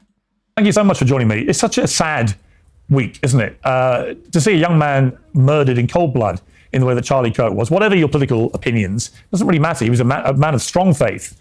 What's been your reaction to the killing of Charlie Kirk?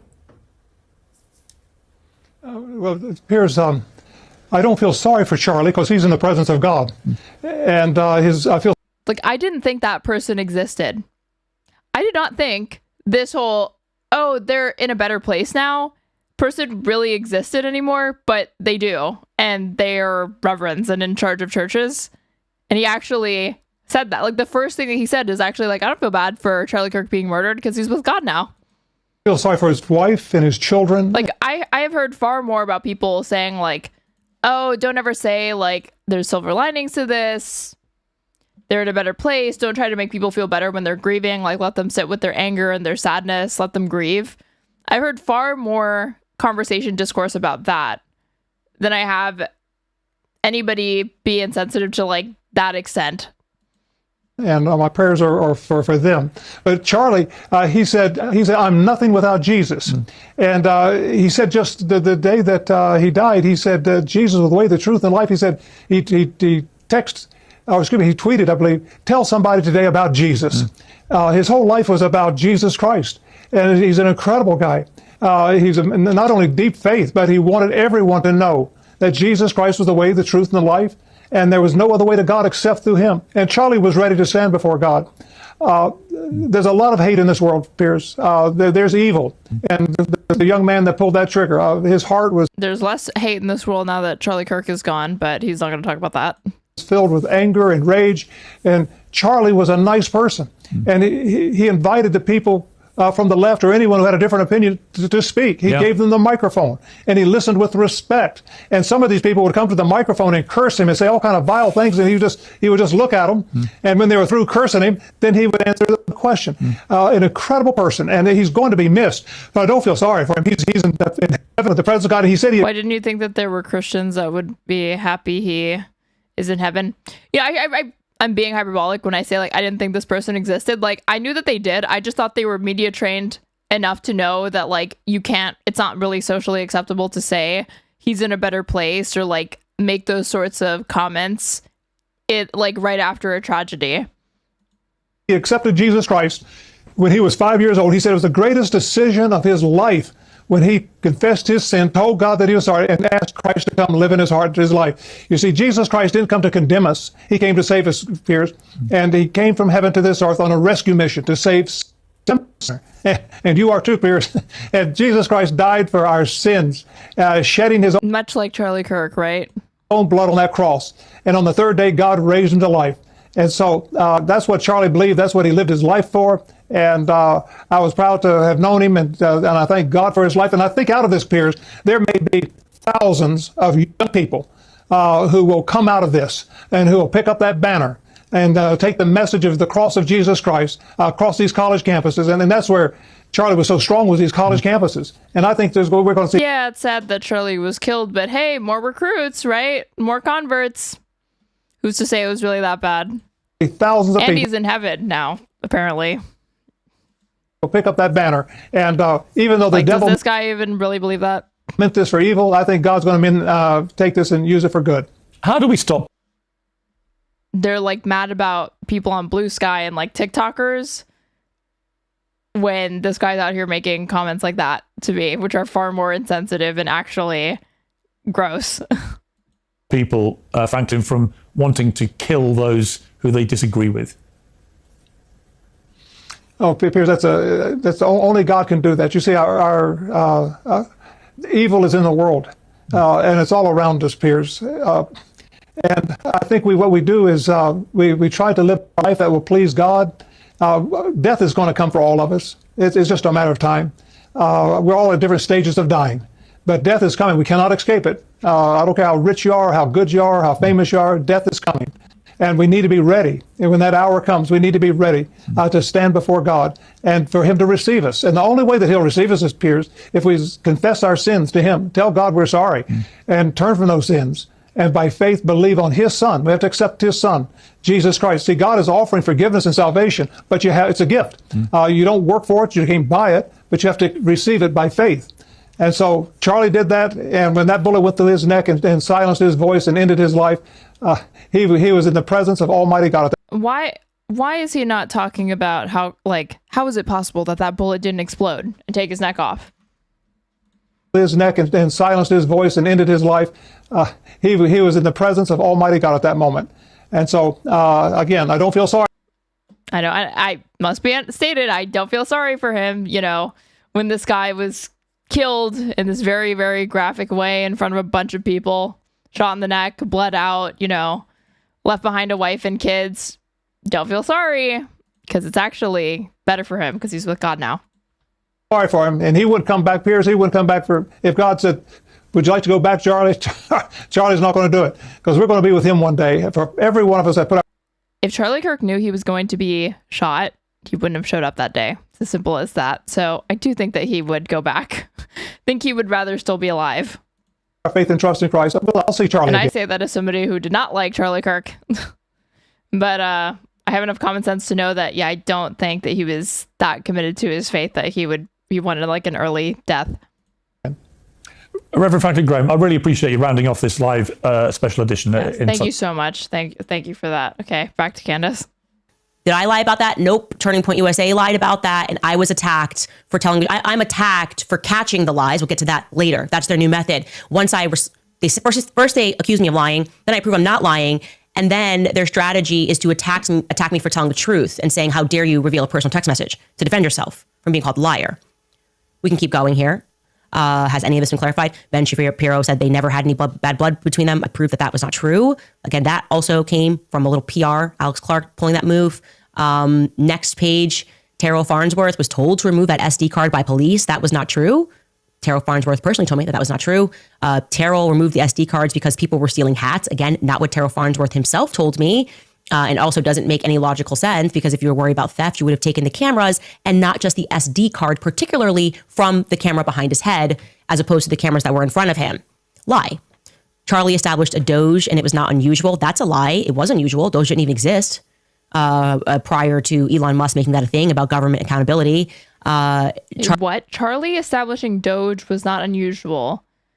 Turning Point has financially audited the company every year since its inception. I don't even know what this means. Charlie Kirk's team did not fly drones. Major lie. Brian Harpole told that lie. Brian Harpole also... And like Terrell removed the SD cards because people were stealing hats. Like, this might be technically a grammatically correct sentence, but what the fuck does that mean? Told a major lie when he said that the security had communicated with UVU police to secure those rooftops. We can only pray that he made it to heaven. He actually believed the stuff he said, because why wish he went to hell? Well, I don't believe in hell, but I'm not saying that I wish it. I'm just stating descriptively, I believe that is where he ended up. It's different than wishing, though. Was a lie. It was actually the walkway behind. What am I getting here? What have I done here in this presentation that I lied about? Have I made mistakes along the way? Yes, I'm not perfect. Also, inexplicable events are counted as verified lies. Tomato, tomato. And I will always adjust those mistakes. So I'm asking you to tell me what I lied about. Why is there not the same energy also for the feds? Because they told some lies. We got a list of those too. We put that together. We would like some clarity. Show that. Okay. Show that list. I want to see that list. Clarity. Again, Charlie being shot with. I mean, I'm not attached to this bullet thing. This is Kash Patel, conducting this shit. So I wouldn't be surprised if there's a lot of things wrong with this FBI report, but it's not for the reason that she thinks. It's literally because of incompetence, not because the deep state and France and Egypt and Israel and the Mossad and the Texas government in Tucson, Arizona are in on this conspiracy to have killed Charlie Kirk. For what end? I'm sure I don't know. 6, the lover text messages mysteriously presented without any timestamps, lying about how Tyler Robinson was arrested. They claim that he confessed and turned himself in. That's not what. Isn't that true? Did Tyler, how was Tyler Robinson arrested?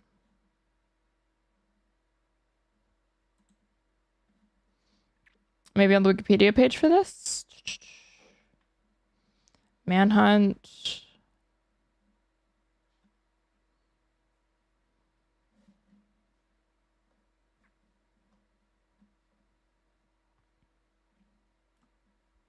Tyler James Robinson is a 22-year-old American man accused of being the shooter. The day after the shooting, his parents convinced him to come to their residence in Washington, Utah, after they recognized his likeness from news images that authorities alleged were of the shooter. As they discussed the situation, Robinson allegedly implied that he was the shooter. Robinson also told them he was fearful of being shot by police or a SWAT team being sent to his parents' house. His parents contacted a member of their LDS congregation who was a retired detective and had previously worked for the Washington County Sheriff. The retired detective called the sheriff and made arrangements for Robinson to surrender. He and Robinson's father then drove Robinson to the sheriff's office the evening of September 11th, and Robinson was taken into custody without incident. Is she splitting hairs when she says that he didn't really turn himself in because he was coerced? That's him surrendering. What happened? The same energy also for the feds, because they told some lies. We got a list of those too. We put that together. We would like some clarity. Again, Charlie being shot with a 30-06. The lover text messages mysteriously presented without any timestamps, lying about how Tyler Robinson was arrested. They claim that he confessed and turned himself in. That's not what happened. That he said he was guilty. All of his, father said he was guilty. That's not what happened. Never revealed that Tyler Robinson was at the Dairy Queen following the assassination. He was throwing clothes away, as I presented to you guys, in the cemetery. That's problematic to the timeline. We'd like some clarity. That's an oddity. They said Tyler Robinson was arrested wearing a maroon shirt. It's just never revealed that Tyler Robinson was at Dairy Queen. Again, 2025, hell of a year that sentence means anything. Does it say anything about Dairy? If I put Dairy Queen in this? I don't want to bookmark this page. I want Dairy Queen. Oh, wait, this is him in the Dairy Queen. CCTV still of Robinson visiting a Dairy Queen restaurant 6 hours after allegedly carrying out the assassination. Well, it's the change of clothes thing. She thinks that's fake or what? That actually was also not true. They said Tyler Robinson was suicidal, but also turned himself in because he was afraid of being they didn't even say what type of blizzard he got, what size. Shot by police. He got any mix-ins. Those two ideas seem to be running into each other. How can both of these things be true? Do you want to die or not want to die? Maybe there's an explanation. It's definitely odd.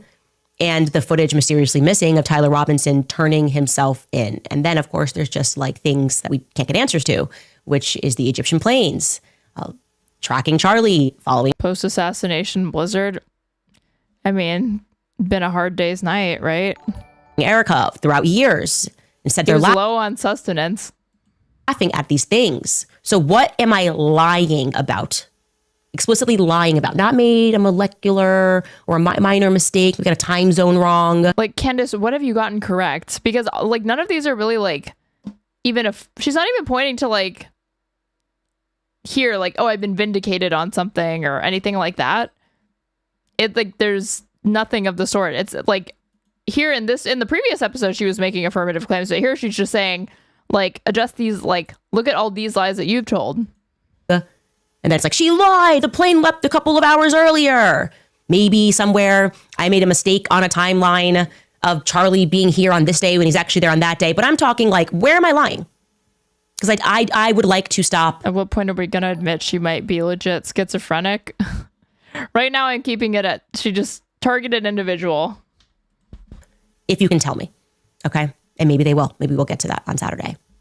And by the way, to be clear, I am also telling the truth. It's not my opinion that these questions were pre-selected. It's a fact. It's a fact. Like I said, we have insiders. The questions were pre-selected. And one of the pre-selected questions was for Erika, and this will come out on Saturday, setting the stage for her to condemn anti-Semitism. To which she responds, and speaks about, as I told you yesterday, how Turning Point will be hosting a Shabbat dinner.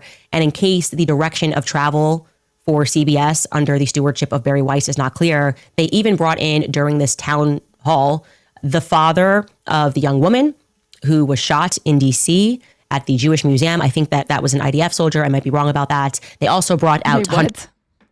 I mean, if they were... Both of those people were Israeli, right? So if I go to... For once, this being here is going to help me out, right?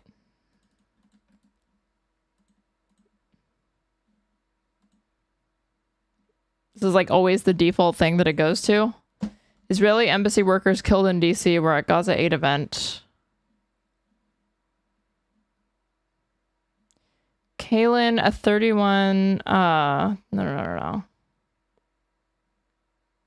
Israeli officials identified the two victims as employees of the Israeli embassy in Washington. Israeli Foreign Minister Gideon Saar said Yaron Lichtinsky was an Israeli citizen and research assistant, and Sarah Milgram was a U.S. citizen who organized visits and missions to Israel.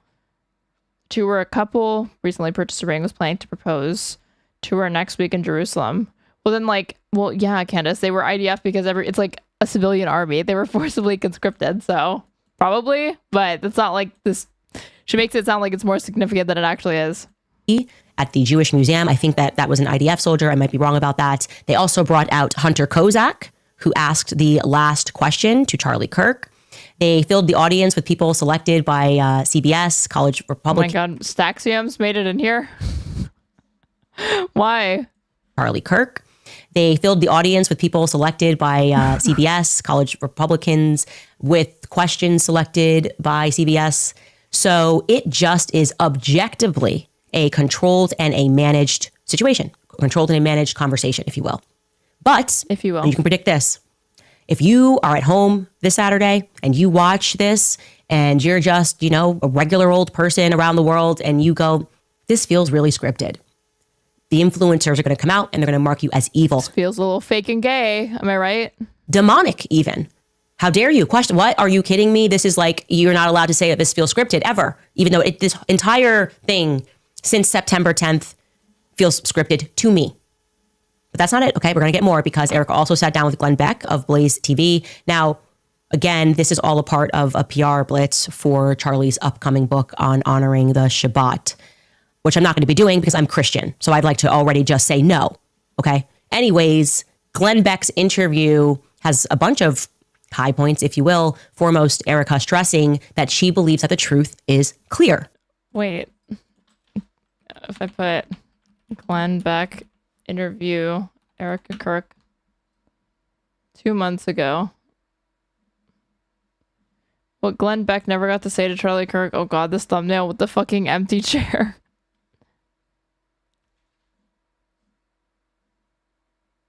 Oh, is this recent? Did he? This is probably... Let me just say something that I had to check with somebody. That can't be true. Yesterday was the 3-month anniversary of Charlie's assassination. And here's why I had to check. It's only been 3 months. It feels like it was a year ago almost, doesn't it? Is it just me? So much has happened. So much has changed. And I have to tell you, I pray for the TPUSA staff, and I think about them every day because of the evil that they have been facing. It's just absolute evil. And I want to talk to Erika. I mean, she addressed that yesterday. We don't need to go into all of that because I really want to focus on Charlie's last message. You mean counting or not counting gang violence? That? Welcome. Something tells me we're not actually going to see that clip or talk about his last words or how they were dog whistle for racism. Erika. Good morning. Sorry. No, it's all right. Emotional. Good morning. It is. What the fuck? I don't understand. This person is like always, again, like had been super put together. Now we're doing this like 3 months later. She looks like it happened like 24 hours ago. Messy hair and like crying. Like he caught her. Like what? Gosh, 3 months. And what you said yesterday, and we don't have Like, she's emotional because it's been 3 months. to get into this. I don't want to spend a lot of time on it, but it's evil what is happening. My wife and I honestly. How is she still crying? I mean, 3 months. I would expect to be crying 3 months after if my partner were shot, especially in the way that he was. But she didn't even have this reaction right after. If anything, it's only gotten more intense, which is what's weird about it. Have thought about my wife so much because God forbid something ever happens to me. I don't know how you handle this, Eric. I don't know how to be dragged into, you were involved in the death and all this crazy, evil stuff. Oh, it's sick. God bless you. It's sick. God bless you. It is. My family means everything to me. Turning Point USA has always been in our life and has always been so good to Charlie, and Charlie was good to his team. Everyone loved Charlie. Yeah. I get that. Like, the first thing that she has to say about her husband here is, like, he was good to his employees. Like, what? Not even, like, he was a special person. He was, like, a great father, this, like, memory or whatever. It's like, oh, Charlie was so good to his employees at Turning Point USA. Buy the book, please. Everyone wants an answer to this evil. And sometimes the answer is very clear. Yeah. The truth is very clear. Are you worried? Well, one question, and then we'll go into what the real answer is. Are you concerned about his assassin is in court today? Are you concerned about being able to have a jury that's not been tainted? No, it's a real thing, Glenn, and you get this. A lot of people tainted by what? To the extent that they've been tainted, it's in Charlie Kirk's favor, not in anybody else's favor. What? People don't, and I think that we need to do a better job of educating our citizens about our court systems. A lot of people don't know how an actual trial plays out. I am very curious about how the United Healthcare case plays out. We are living in a day and they do that when you go to jury duty, and if you're selected, they explain to you how it works. Age where social media can absolutely impact. I feel it can. The reason I say that is because I don't want a tainted jury pool. I want justice for my husband. Anytime we have leads, anytime we hear anything, we send. Chad is being dick here. Ozzy, I know you're not new here. To the authorities. We're not messing around. None of us are involved in my husband's murder. None of us. Turning Point USA, myself, any of these other crazy accusations, none of us. And so I want our team who's on this case to do what we hired them to do and take care of this.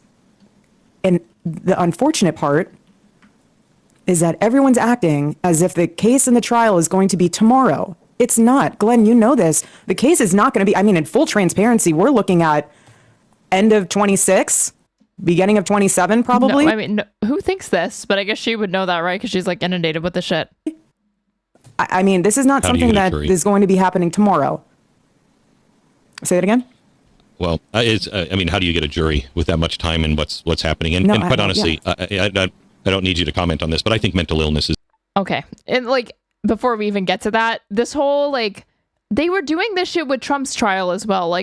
Trump is never, you need to move where he is tried for, these federal charges because he can't get a fair shake with a jury or whatever. It's a lot of the legal system operates off of faith, to be honest, and assuming that people are telling the truth or, and if they're not, perjury, but penalty of perjury. But then honestly, just don't if you're going to make these arguments that because of social media, people are tainted, then just say you don't care about there being juries anymore and that there can't ever be legitimate voir dire because everyone is going to be inundated with the shit. There's no avoiding it. Everybody's just asked to try to put it aside.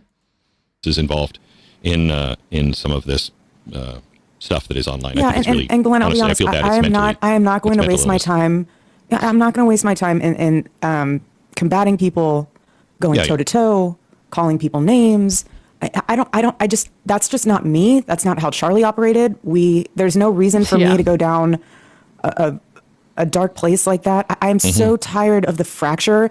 What drives me nuts is there's a clip that I saw of Charlie Kirk making a crack about how many buildings in Gaza were destroyed and then said take that, you stupid Muslims. I mean, like, maybe you don't count that as like name calling. I mean, I guess it's technically not making up like a fake name to insult them or anything. You're just adding a modifier, but don't you feel like we're splitting hairs, Erika? Is that Charlie, he has worked and provided and has blessed us with so much, like literally his book, he has blessed us with so much wisdom, so much, he's just such a good thought leader. He blessed us with laser subtle, like, you know, by the book focus on the mission, on saving this country. But instead we're so focused on who did what. Like, yes, we will figure all that out. Yes, this is a murder case. He did not die in a car crash. But yes, what's most important right now is that you focus on going to Amazon and buying this book. Also, head to TPUSA.com and you can click the donation button and hopefully donate whatever you have. Ideally, it would be a recurring payment monthly for at least $30, ideally $50. But that's what we really all need to be focusing on right now, not who killed him, whatever about that. That will be handled. But my husband's legacy is not about his murder. My husband's legacy is what he left behind. And it's Notice how she's spewing conspiracies about the justice system, but is throwing it as he fit when Candace Owens applies this exact line of logic to her in her husband's case. Well, she started off saying that most people in America don't have a good understanding of the court system, and that's correct. What she didn't realize is that that also applies to her, which is that, yeah, social media does not taint jury pools to the point that, like, the locations need to be moved or that this guy's not going to get, like, a fair shake or whatever. You know, I just did an hour. I threw out all the stuff that I was going to talk about, all of the problems in the country, all of, you know, the debt and the Venezuela and China and all of this stuff. And I went in a different direction just about the meaning of life, because we're losing touch with life has meaning and value. And the same thing, I think, here, you know, we could talk about a million things, but, and I know this, he writes about the Sabbath and honoring the Sabbath. And I have to tell you, if I didn't honor the Sabbath, I would have been dead a long time ago. When I was at the apex of... Isn't Glenn Beck like a Mormon? Hold on. And the Sabbath just generally is like, doesn't refer to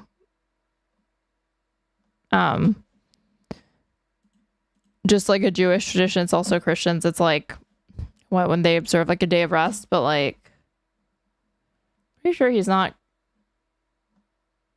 a Latter-day Saint.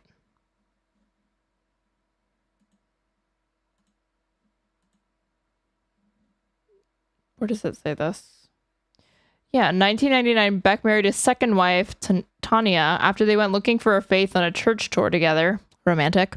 They joined the Church of Jesus Christ of Latter-day Saints in October 1999, partly at the urging of his daughter, Mary. Beck was baptized by Pat Gray. Beck and Tanya have 2 children together. Until April 2011, the couple lived in New Con, Connecticut with the 4 children.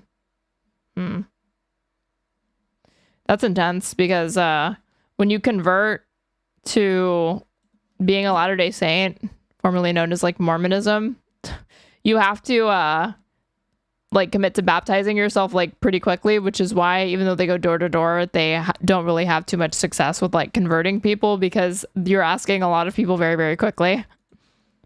Of work. I used to have 2 staffs. An alcoholic or ex-drug addict, something like that, yeah.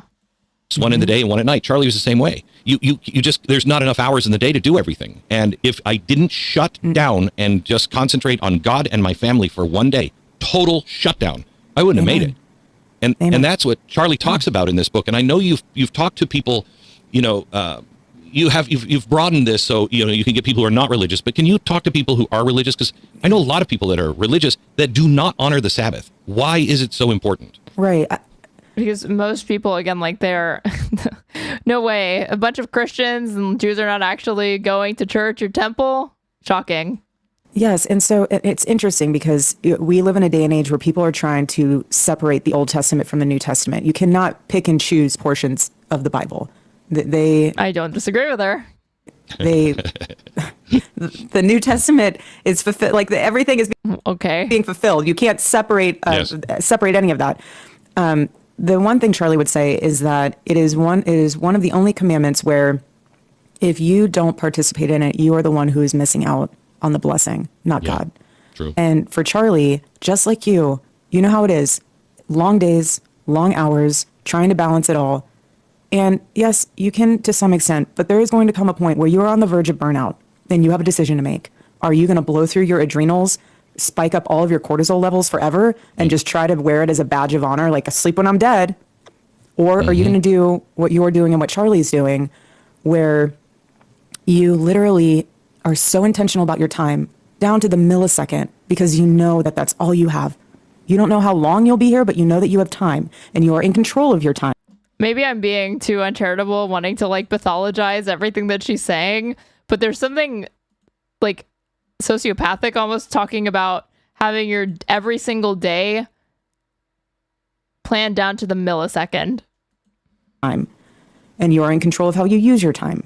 And he was very good of knowing, okay, if I can just turn off my devices, turn off the noise, and honor the Lord, I can reset my brain. I can give myself a second to turn not off devices, have to be attached to this and whatever. Isn't that like an Orthodox Jewish tradition, not really like a Christian thing? You're not expected, if you're a Christian, to like not use technology on the day, on like the Sabbath. Mind virus is on the internet, and the politics for that day, like, give yourself a break. And the thing is that if you think that you can't, and you're a Christian, and you say, oh, well, I have this really important thing going on, you are proving right there that you're also breaking a commandment. Yeah. You're involving idols in your life. You're putting gods before the one true God. And so obviously there are caveats here, meaning if you see someone drowning, you're not going to just and like for reference, she is Catholic, so like the first commandment is that you won't like worship any other gods before Jesus Christ. So obviously to her, that's like the most grave sin. I don't know if it's necessarily like that way for Protestants, because I was raised Catholic, but I'm not so familiar with like how Protestants work or whatever. But that aside, like her eyes throughout this is like freaky as she says certain things. Watch them drown. And you're like, there's caveats of like preserving life. There's common sense. I know common sense is not common, but let's just work with me here. Right. So, were you ever religious? I was, and I went to CCD, and I remember I was given a purgatory coloring sheet one time in one of the classes by one of my teachers. So can I ask you? It's one of those things where Charlie was very intentional. I blew out my adrenal glands, and it was it's not a fun thing, and I still was honoring the Sabbath. No. But it's just go, and wouldn't it be easier to honor the Sabbath if you were sick?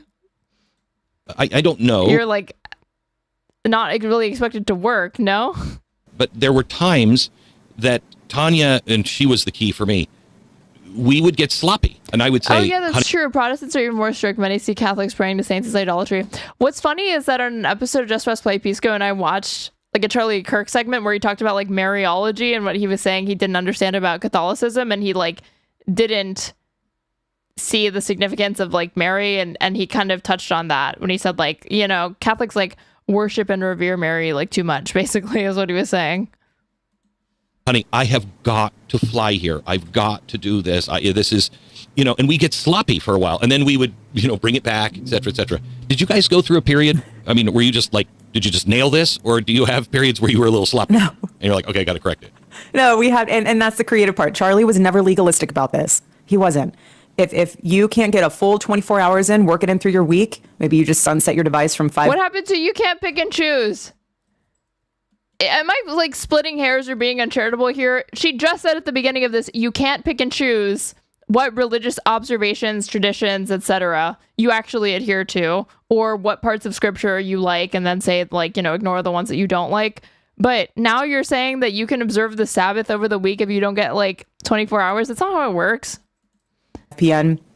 up until the next morning. I mean, back I agree in like reform religions, that's a more practical way for people to do it in like the 21st century, but I'm not going to pretend like that's, kosher. I don't know how else to put it. When we didn't even have email, people knew they couldn't reach you. You did have a home line. I think we should bring back house phones, make house phones great again. But I just feel that, painful, forced laugh, awful. There's a way for you to be able to do this and not put pressure on yourself, where you're letting yourself down. That's what I don't want to have happen, is where you let yourself down. So if you say, you know what, I will be doing this on Wednesday, and I'll be doing it for these specific amount of hours, just be easy on yourself. Give yourself some grace. Start off with an hour, start off with 2, and then from there you grow and you become more and more intentional. And then the people around you will honor that, and you're setting your own boundary to where they even get to have a chance to have a Sabbath. Yeah. Hang on. I'll take 1 minute break, and then we'll be back with Erika Kirk. Her husband's book was Charlie Kirk was a progressive Protestant. I guess so. It's just released. It'll be #1, and it's fabulous. And what a way to go out! Your last message is honor the Sabbath, and here's why. We're with Erika Kirk. Yesterday was the 3. And to be honest, I don't even find the idea of somebody promoting their deceased widow or like their spouse's book after they died to be tasteless. It's just in the context of somebody who never at any point really expressed what anyone perceived to be sincere or like sustained genuine grief for her husband. Like, her grief pattern in light of his death was definitely atypical, and then on top of it just adds insult to injury. That's why it's weird. Year anniversary. The 3-month anniversary. Feels like 3 years at times. It feels like 3 years. Doesn't it? I mean, it's got to, even more for you. It just feels like it was forever ago. It's crazy. Charlie's final book is out. It's called Stop in the Name of God, Why Honoring the Sabbath Will Transform Your Life.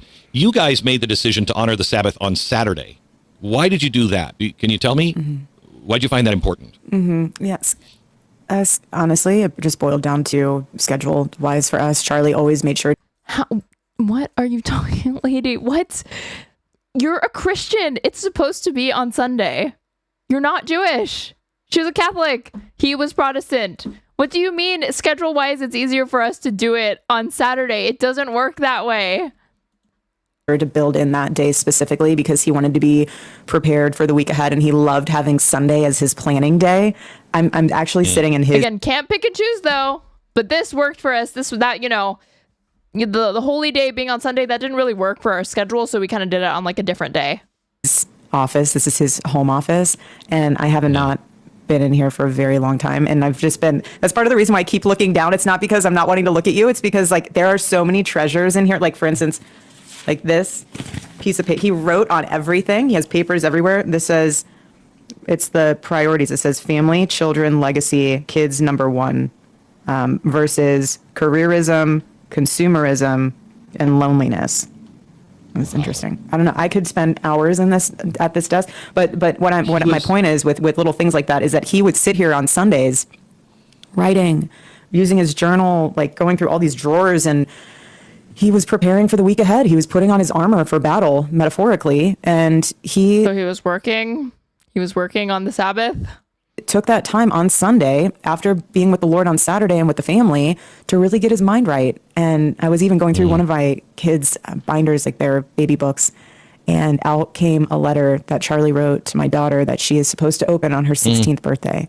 And I'll never forget when he wrote that. He was so excited, and he was like, one day she'll be able to open this. I was like, yeah. But you know what? It's so interesting because I look back now and I'm thinking, in some way, we operate like the Lord puts it in us to operate the way we operate without even knowing, because he knows what our mission is here. And so the Lord put in Charlie such a haste for time, meaning like, I'm not going to run. I do not want to waste time. Everything was intentional. Everything. Can I ask you, and you, please feel free, I don't mean to pry, and so please feel free to say I'm not going to answer this. Oh, no. But I know, open book. I know the tour, that was the first stop of the tour. And I know you two had met with your priest the night before. And do you think Charlie knew to some degree and had made the conscious choice that I may be taken out early? Not saying he knew that day, but that he had any inkling that this might come his way and that he intentionally chose to move forward with faith in God?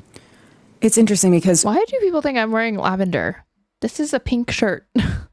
But thank you. I have unbelievable amounts of death threats. My kids have kidnapping threats, death threats. With faith in God? It's interesting because I have unbelievable amounts of death threats. My kids have kidnapping threats, death threats. Our whole team has death threats. We knew that there was always going to be a threat, but Charlie and I we promised each other we would never live in fear.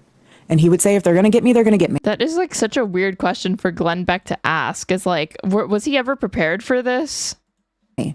But he was not messaging people the day before saying, I'm going to be murdered. They're coming after me. Someone's going to kill me. He didn't say that.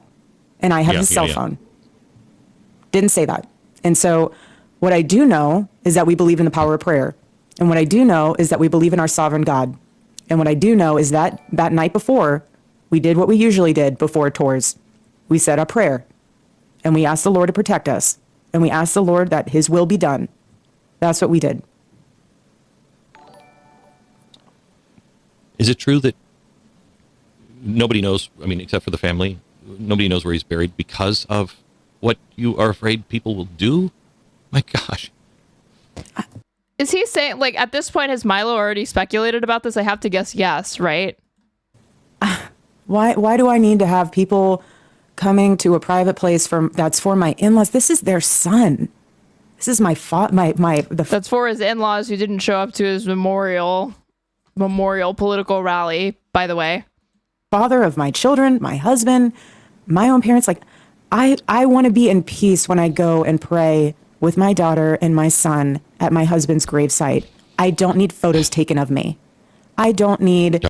This woman's going to say that when she recorded herself, like, touching his corpse and saying she loved him.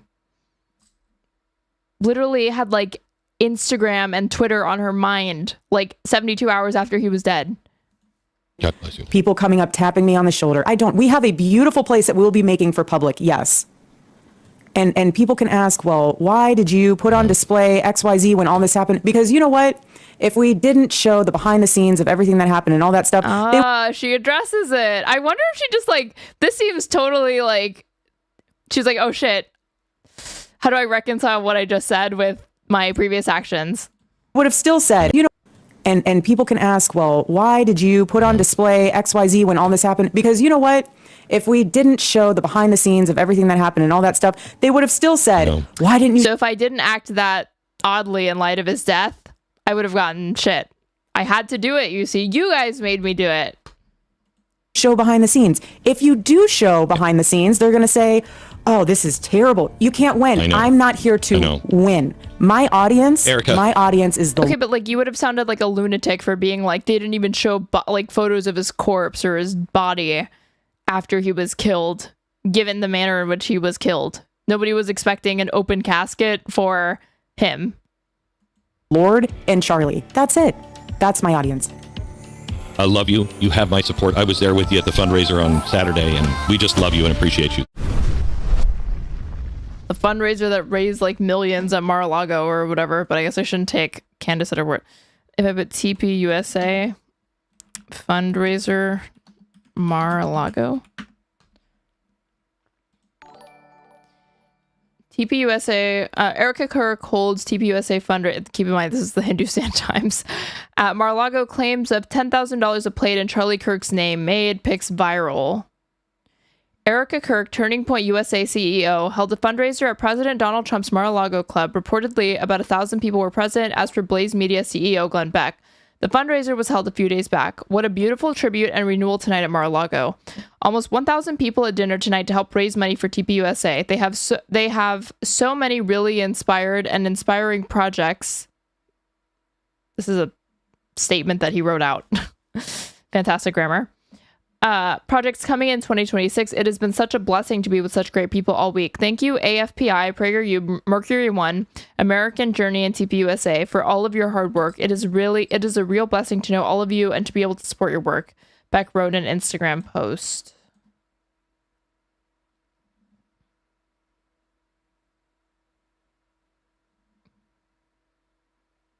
Glenn, I really like you. I really do, but something isn't right. And I think you know that. Oh my God. All of these people have overlap with Candace Owens' audience. I think you know we know that, and we know you know that. That has 905 likes. No one trusts TPUSA, 464 likes. This can only mean one thing, ... Glenn has been compromised, 184 likes. And this wasn't just recent, because he posted this 5 days ago, and all these comments say 5 days ago. So this isn't like Candace Owens' audience going and like brigading. Comments matter, Glenn. Read the room. You must not be paying attention. House of Cards is a verified Instagram account. Stop supporting TPUSA. They are no longer the organization they were when Charlie was alive. They've sold their soul to the devil. You're a smart man, so I'm surprised you're not seeing what the rest of us are. Maybe not give to TPUSA. Another person I won't be listening to. Very sad. This is amazing.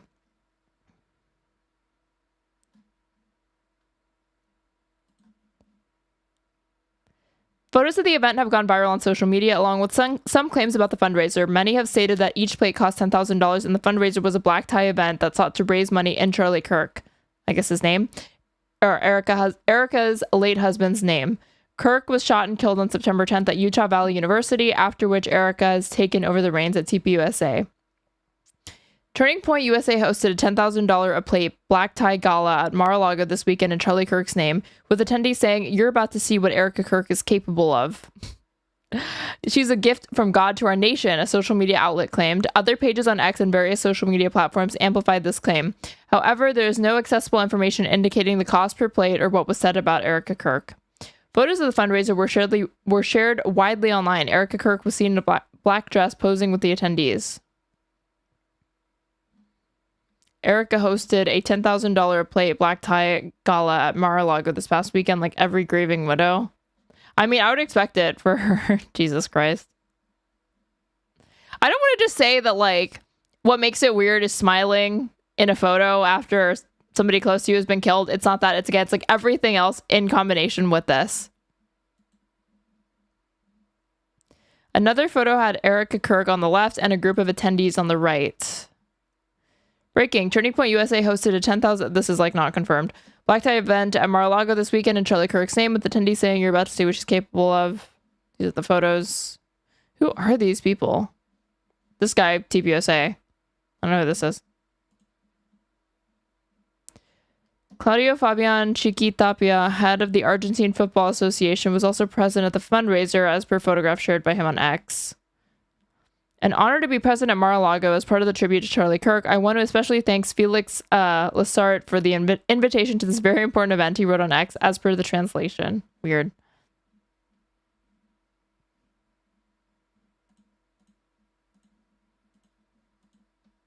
Take a listen. A little bit of a rabbit hole, but let's see what part stood out to her. I don't know how you handle this, Eric. I don't know how... to be dragged into, you were involved in the death and all this crazy, evil stuff. No, it's sick.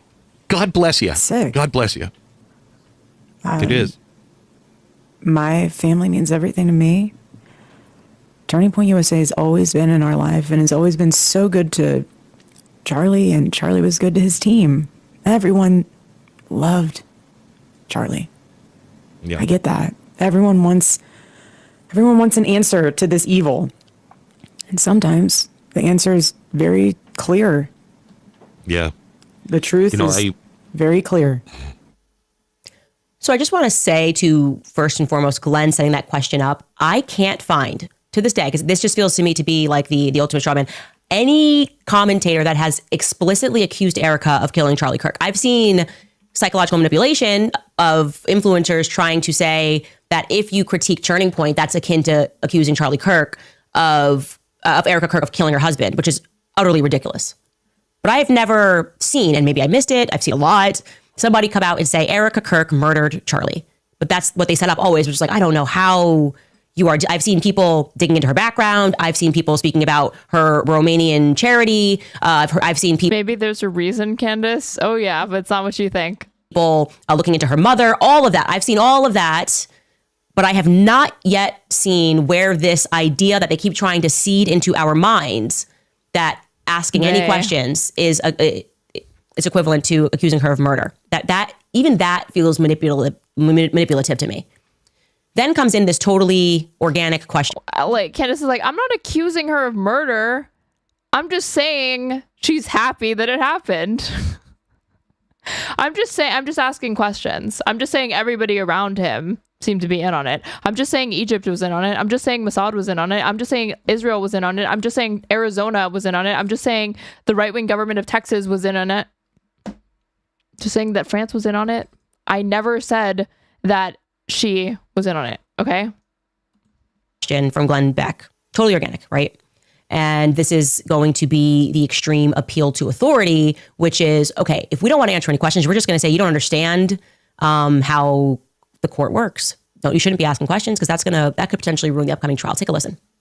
Are you concerned about his assassin is in court today? Are you concerned about being able to have a jury that's not been tainted?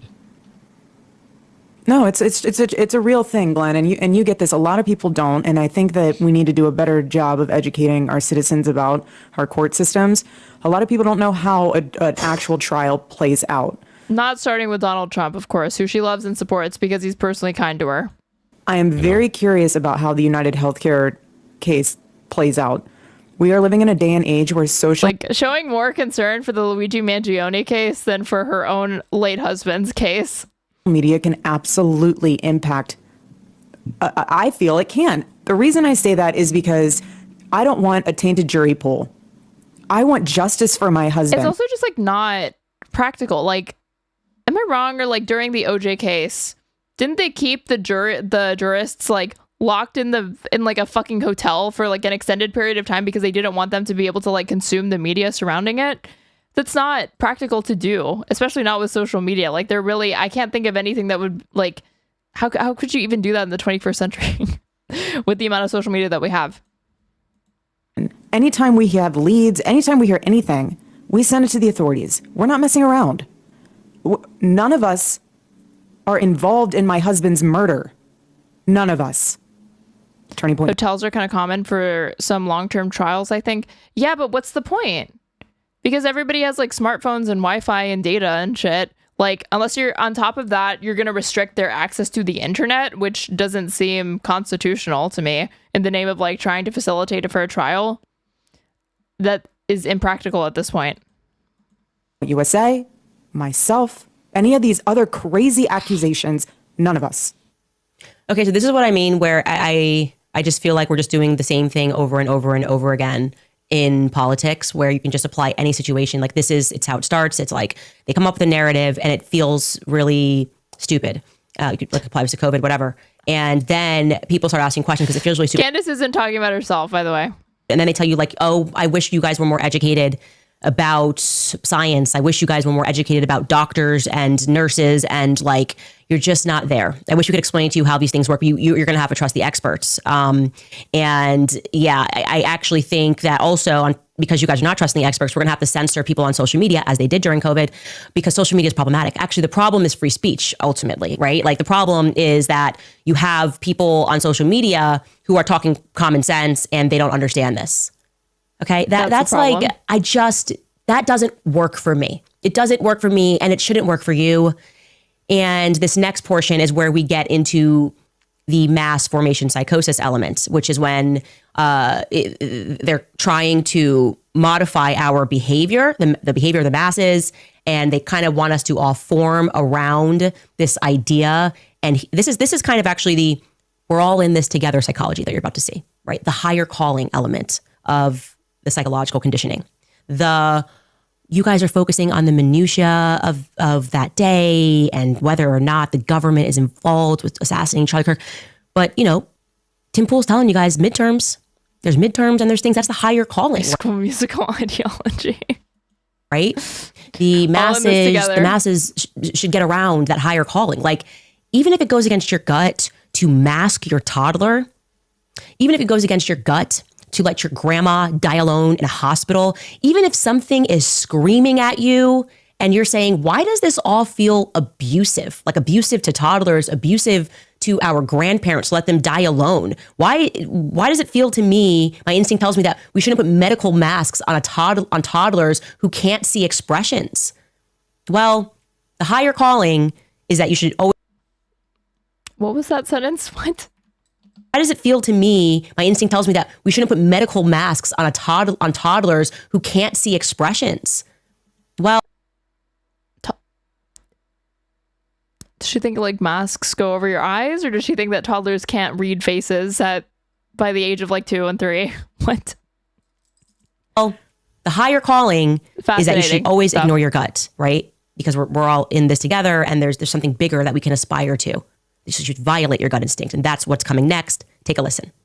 I don't need you to comment on this, but I think mental illness is involved in some of this stuff that is online. Yeah, I think it's really, and Glenn, I'll be honestly, honest, I feel bad. I am not going to waste my time. I'm not going to waste my time in combating people, going toe to toe, calling people. I mean, if people weren't going so far with it or whatever, it actually would be a pretty easy defense to be like, yeah, I'd have to be sick to be skeptical of Kash Patel's investigation into anything, let alone something this consequential. But because of how far people have gone down the rabbit hole of this conspiracy theory and how it now implicates like multiple countries, governments, everybody at TPUSA, potentially even Erika Kirk was in on it or negligent to the point that she somehow didn't know that her husband was going to be assassinated. Like, yeah, you can't really run with that defense of like, yeah, I'd have to be crazy to question the narrative because like, okay, you're not crazy to question the narrative. You're not crazy to be skeptical of certain facts, especially because it's in some way affiliated and run by the Trump admin officials like Kash Patel, who is an incompetent moron and a former podcaster and QAnoner. But you would have to be kind of really dumb to take anything that Candace is saying at her word. Names. That's just not me. That's not how Charlie operated. There's no reason for me to go down a dark place like that. I am so tired of the fracture. What drives me nuts is that Charlie, he has worked and provided and has blessed us with so much, like literally his book. He has blessed us with so much wisdom, so much. He's just such a good thought leader. His book, which goes on pre-order. It's already available at Barnes & Noble and Amazon. Signed by me. $29.99. It means so much. Like, okay. He blessed us with laser focus on the mission, on saving this country. But instead, we're so focused on who did what. Like, yes, we will figure all that out. Yes, this is a murder case. He did not die in a car crash. Yes, that will be handled. But my husband's legacy is not about his murder. My husband's legacy is what he left behind. Which is, again, always strangely absent from all of these conversations that supposedly are revolving around him, but never seem to bring up anything that he ever said. I just reject that. Okay, I reject that. Except for like controversial statements. There's a higher calling that we need to all get around, and the legacy of actually the legacy. If we find out that the government is implicated, and it looks like to me, and I think a lot of people on the outside, the government is implicated. I mean, it's like Occam's razor, Hitchens' razor. The simplest explanation is often the most likely, and a case made without evidence can be dismissed without evidence. It cuts through most of the conspiracy. Yeah, when I was talking to the viewer of Candace Owens, and like, I was just trying to ask questions because one, I really did want to know, not because I really thought that he had like a compelling answer. I mean, like I'm open to the possibility, right? I wanted there to be, but I wanted to see like how much knowledge he had retained from all of these hours that he had spent watching all of this and everything that Candace was saying. And it was like next to nothing really, because it's not really about the minutia of it. It's not actually about Charlie Kirk. It's just about vibes and feelings and having those reaffirmed back to you from somebody who's claiming to be a truth teller, that is saying you can trust me because, you know, if I weren't saying anything, you know, if I were incorrect, they wouldn't be putting all of this money into like, or like time and energy into trying to oppose me. They're trying to take me down, right? I think it's about like the allure of like possessing secret knowledge that nobody else has, even though millions of people are watching this. Otherwise, it wouldn't require every department of the government trying to ask questions that I suspected they didn't really have the answer to, and it would fall apart. Using propaganda to convince us against common sense, okay? And if we find out that the government is implicated, then actually his legacy is going to be that a person who gave all of himself to helping people get elected, all of himself to this political machine, was ultimately killed by it. And I think that matters to a lot of people. And I think it's obvious it matters to a lot of people because what feels like $1 billion campaign of propaganda against it doesn't seem to be working. There is something very big that we are very close to unpacking here. And the panic that we sense right now in deploying what feels to me to be a really nasty emotional tactic here, basically trying to say the panic that we sense people, how dare you go against the grieving widow? How dare you go against David Hogg, right? And you're like, well, I don't know if David Hogg, I know he's... A thing that she's missing out is how dare you not follow Straighterade on Twitch if you aren't already, or subscribe to me on YouTube, as well as like the stream. You can also hit the bell, that way you can know when I go live. If you want to subscribe to me on Twitch, you can do so with your Twitch Prime. Give subs throughout the chat to other people. That way they can have the experience of no ads, as well as cute emotes. You can also follow the donation links pinned to my Twitch chat or my YouTube description box. I'm at Straighterade on everything. Just wanted to put that out there. I'm very sad, obviously, that a school shooting happened. The Parkland shooting at high school should not happen. No child should have to live with that. But why does that mean David Hogg gets to go to Harvard? Right? Does that make sense? Like, does he belong at Harvard? And they go, oh, how dare, oh my, how you evil, demonic person. David Hogg is in this? Possessed? How could you ever question his authority and whether or not he's equipped to run the charity and speak on, gun issues? He survived a school shooting. That's what they're doing right now. And I want to also say that why I don't love these interviews. Oh, okay, like the way that he connects to it is David Hogg's school shooting. Got it. And I say this with great deference to Erika. And in the beginning, with some of these interviews, no disrespect to Erika. Look, like, of course, they're going to want to make sure they screen these questions. Like, she's going through a lot. Like, she's transitioning, she's doing this. I was like, I wouldn't want to be in her position. We're 3 months in now. Okay, we are still getting rehearsed answers. And I feel like what is missing from all of this is, I don't know, like passion, normal passion, not this like chat GBT feeling of what chat GBT. Okay, maybe like at least you can know that Candace Owens doesn't seem to be getting the shit from Grok or AI, because that did not seem contrived. I just don't think she really seems to use AI if she said chat GBT instead of PT. Well, we all need to unite around the mission. It's like, no, I don't really care about cash. I would just be like, what is the borough? She doesn't care about Cash Patel. Not to be confused with actual cash and money, which she is definitely a huge fan of. Doing? What, has anybody traced this down? First time chatter, chat GPT QIA plus. Thank you for that. Good one. Okay, I don't know if Candace is crazy, but but you've been watching the stream for like a hot minute, and then I mentioned chat GPT, and you're like, oh, I have the opportunity to do the chat GPT alphabet soup joke. She says the French Foreign Legion was there. Has anybody chased this down? I texted her, I got this information. Okay, it's wrong. That's a dead end. Let me move over here. I've got files. I'm going to run this investigation alongside you, Cash. And I don't know what he's doing. I want like one critique of the FBI, one critique of anything which the public is saying is worthy of critique. Like, it's almost like you're the public being her audience, dressing down public perception. Like, people think that you can have enough money to just cut over people's gut instincts. That's what it is. It feels like we're so rich, you don't have the right to think. Okay? We are rich enough to remove that. So stop thinking. The elites are here. It feels elite. That's why I hate this. It feels elite. Like, the inferences and extrapolation she makes from the like pushback that was, again, fairly modest from Erika Kirk and Glenn Beck on that. Like, Erika Kirk was more outspoken about the pushback, like about pushing back on the CBS thing, even though it was just one word or whatever, with Bari Weiss and Fox News. But like, her being like, they basically don't want you to think, is amazing.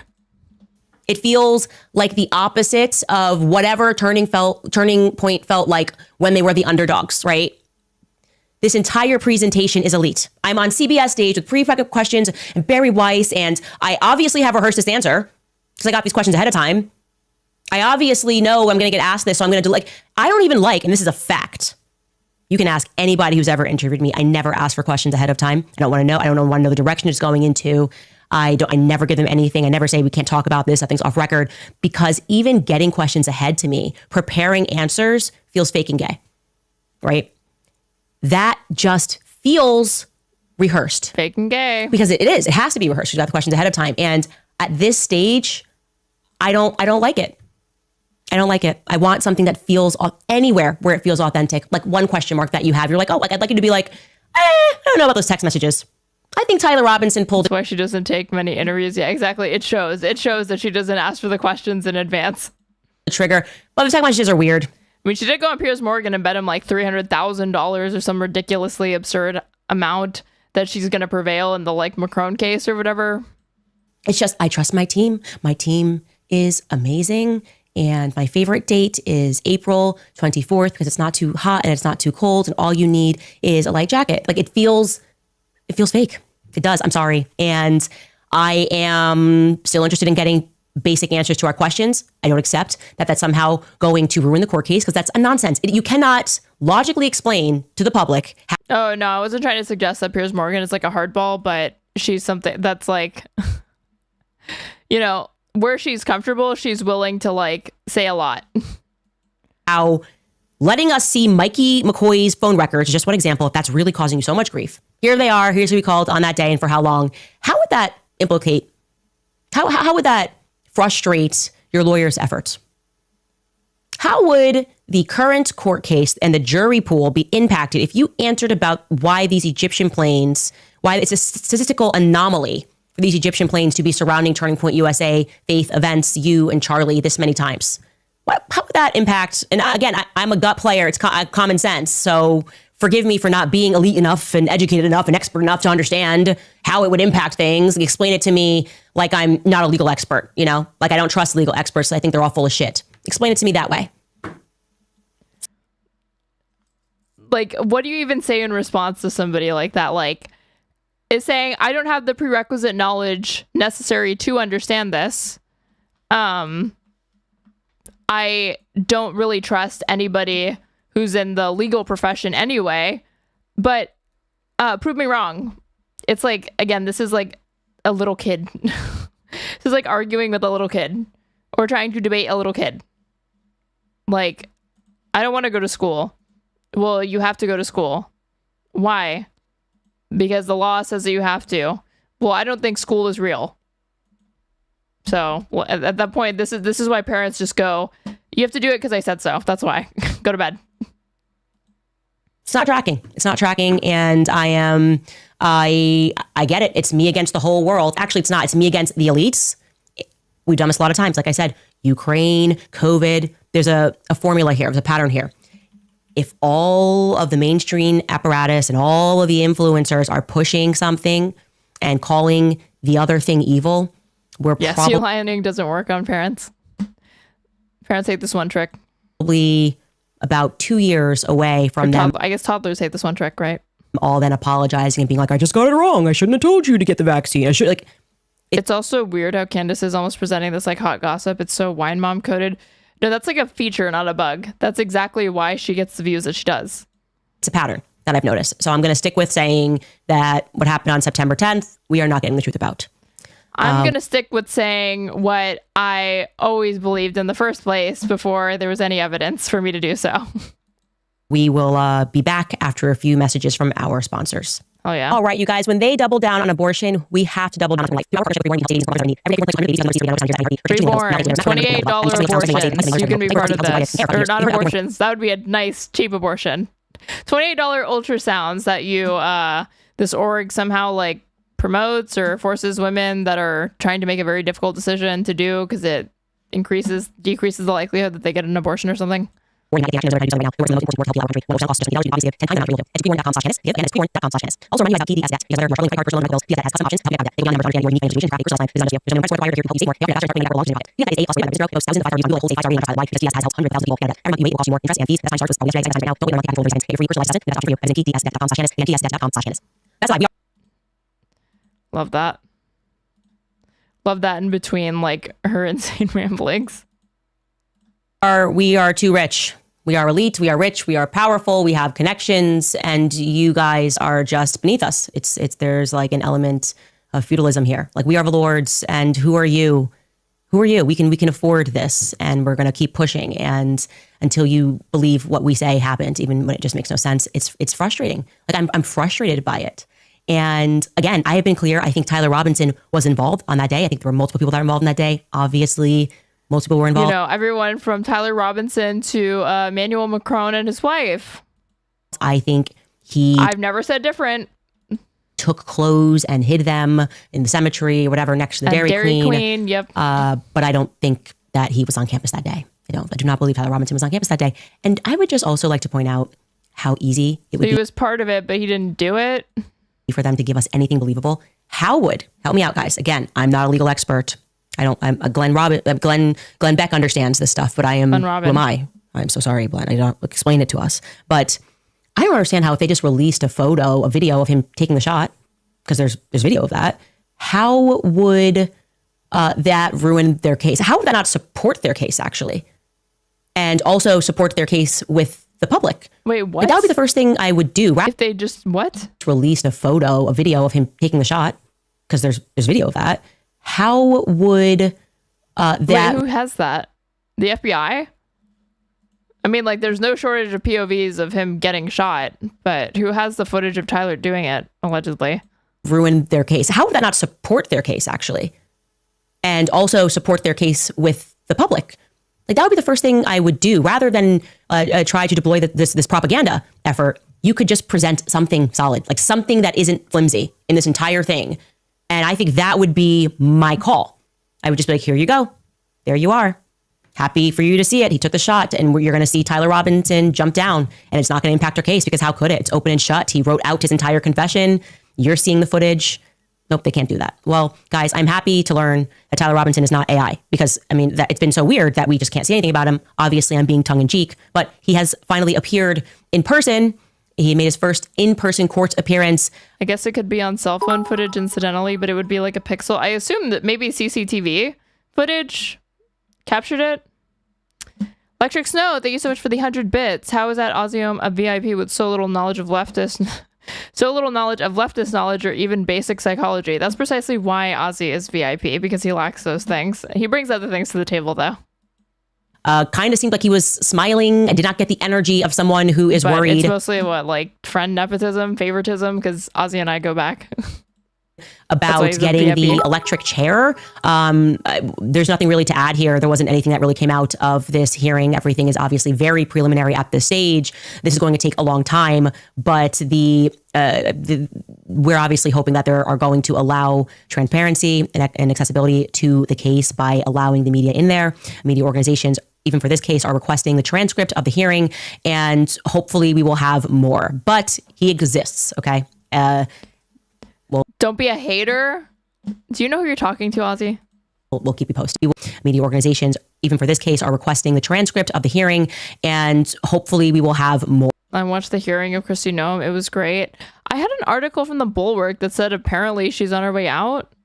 Give me a second. Is that true? Like, I want it to be true, but I don't know that it is true. But he exists, okay? We'll keep you posted. In other news, or things that I'm frustrated about, is just... It was this. This is what they reported, because they were the first ones to break this. Trump weighs moving on from Noem. The DHS secretary is overseeing the president's most controversial domestic initiative, but her future is increasingly in doubt. This was reported on the 6th, so 6 days ago. Homeland Security Secretary Kristi Noem has been at the center of the Trump admin's marquee domestic policy, overhauling the federal government's immigration bureaucracy to better serve the president's vision of ongoing mass deportations. But even as she has carried out these tasks with abject fealty to her boss, her standing in the admin has grown less stable. For weeks, a rumor has been circulating in political circles that Noem may soon be on the outs. It was briefly surfaced in a CNN report a few weeks back that listed her first among the cabinet officials who could be caught in a year-end turnover, noting that while Trump himself has been happy with Noem, top White House officials have grown frustrated with her tenure, specifically her employment of her divisive and combustible chief advisor, Corey Lewandowski. Noem has downplayed any tensions and concerns, and in a text to me, Lewandowski called bullshit on any talk of turnover. None of that is true, he said Thursday evening. But in conversations with 3 former DHS officials who served in both the Biden and Trump admins and are still in touch with current staff, it was made clear that Trump is indeed considering moving on from Noem. 2 of those officials said they believe such a move could happen really soon, relaying they've been told Noem has been taking on less of a role in directing department memos.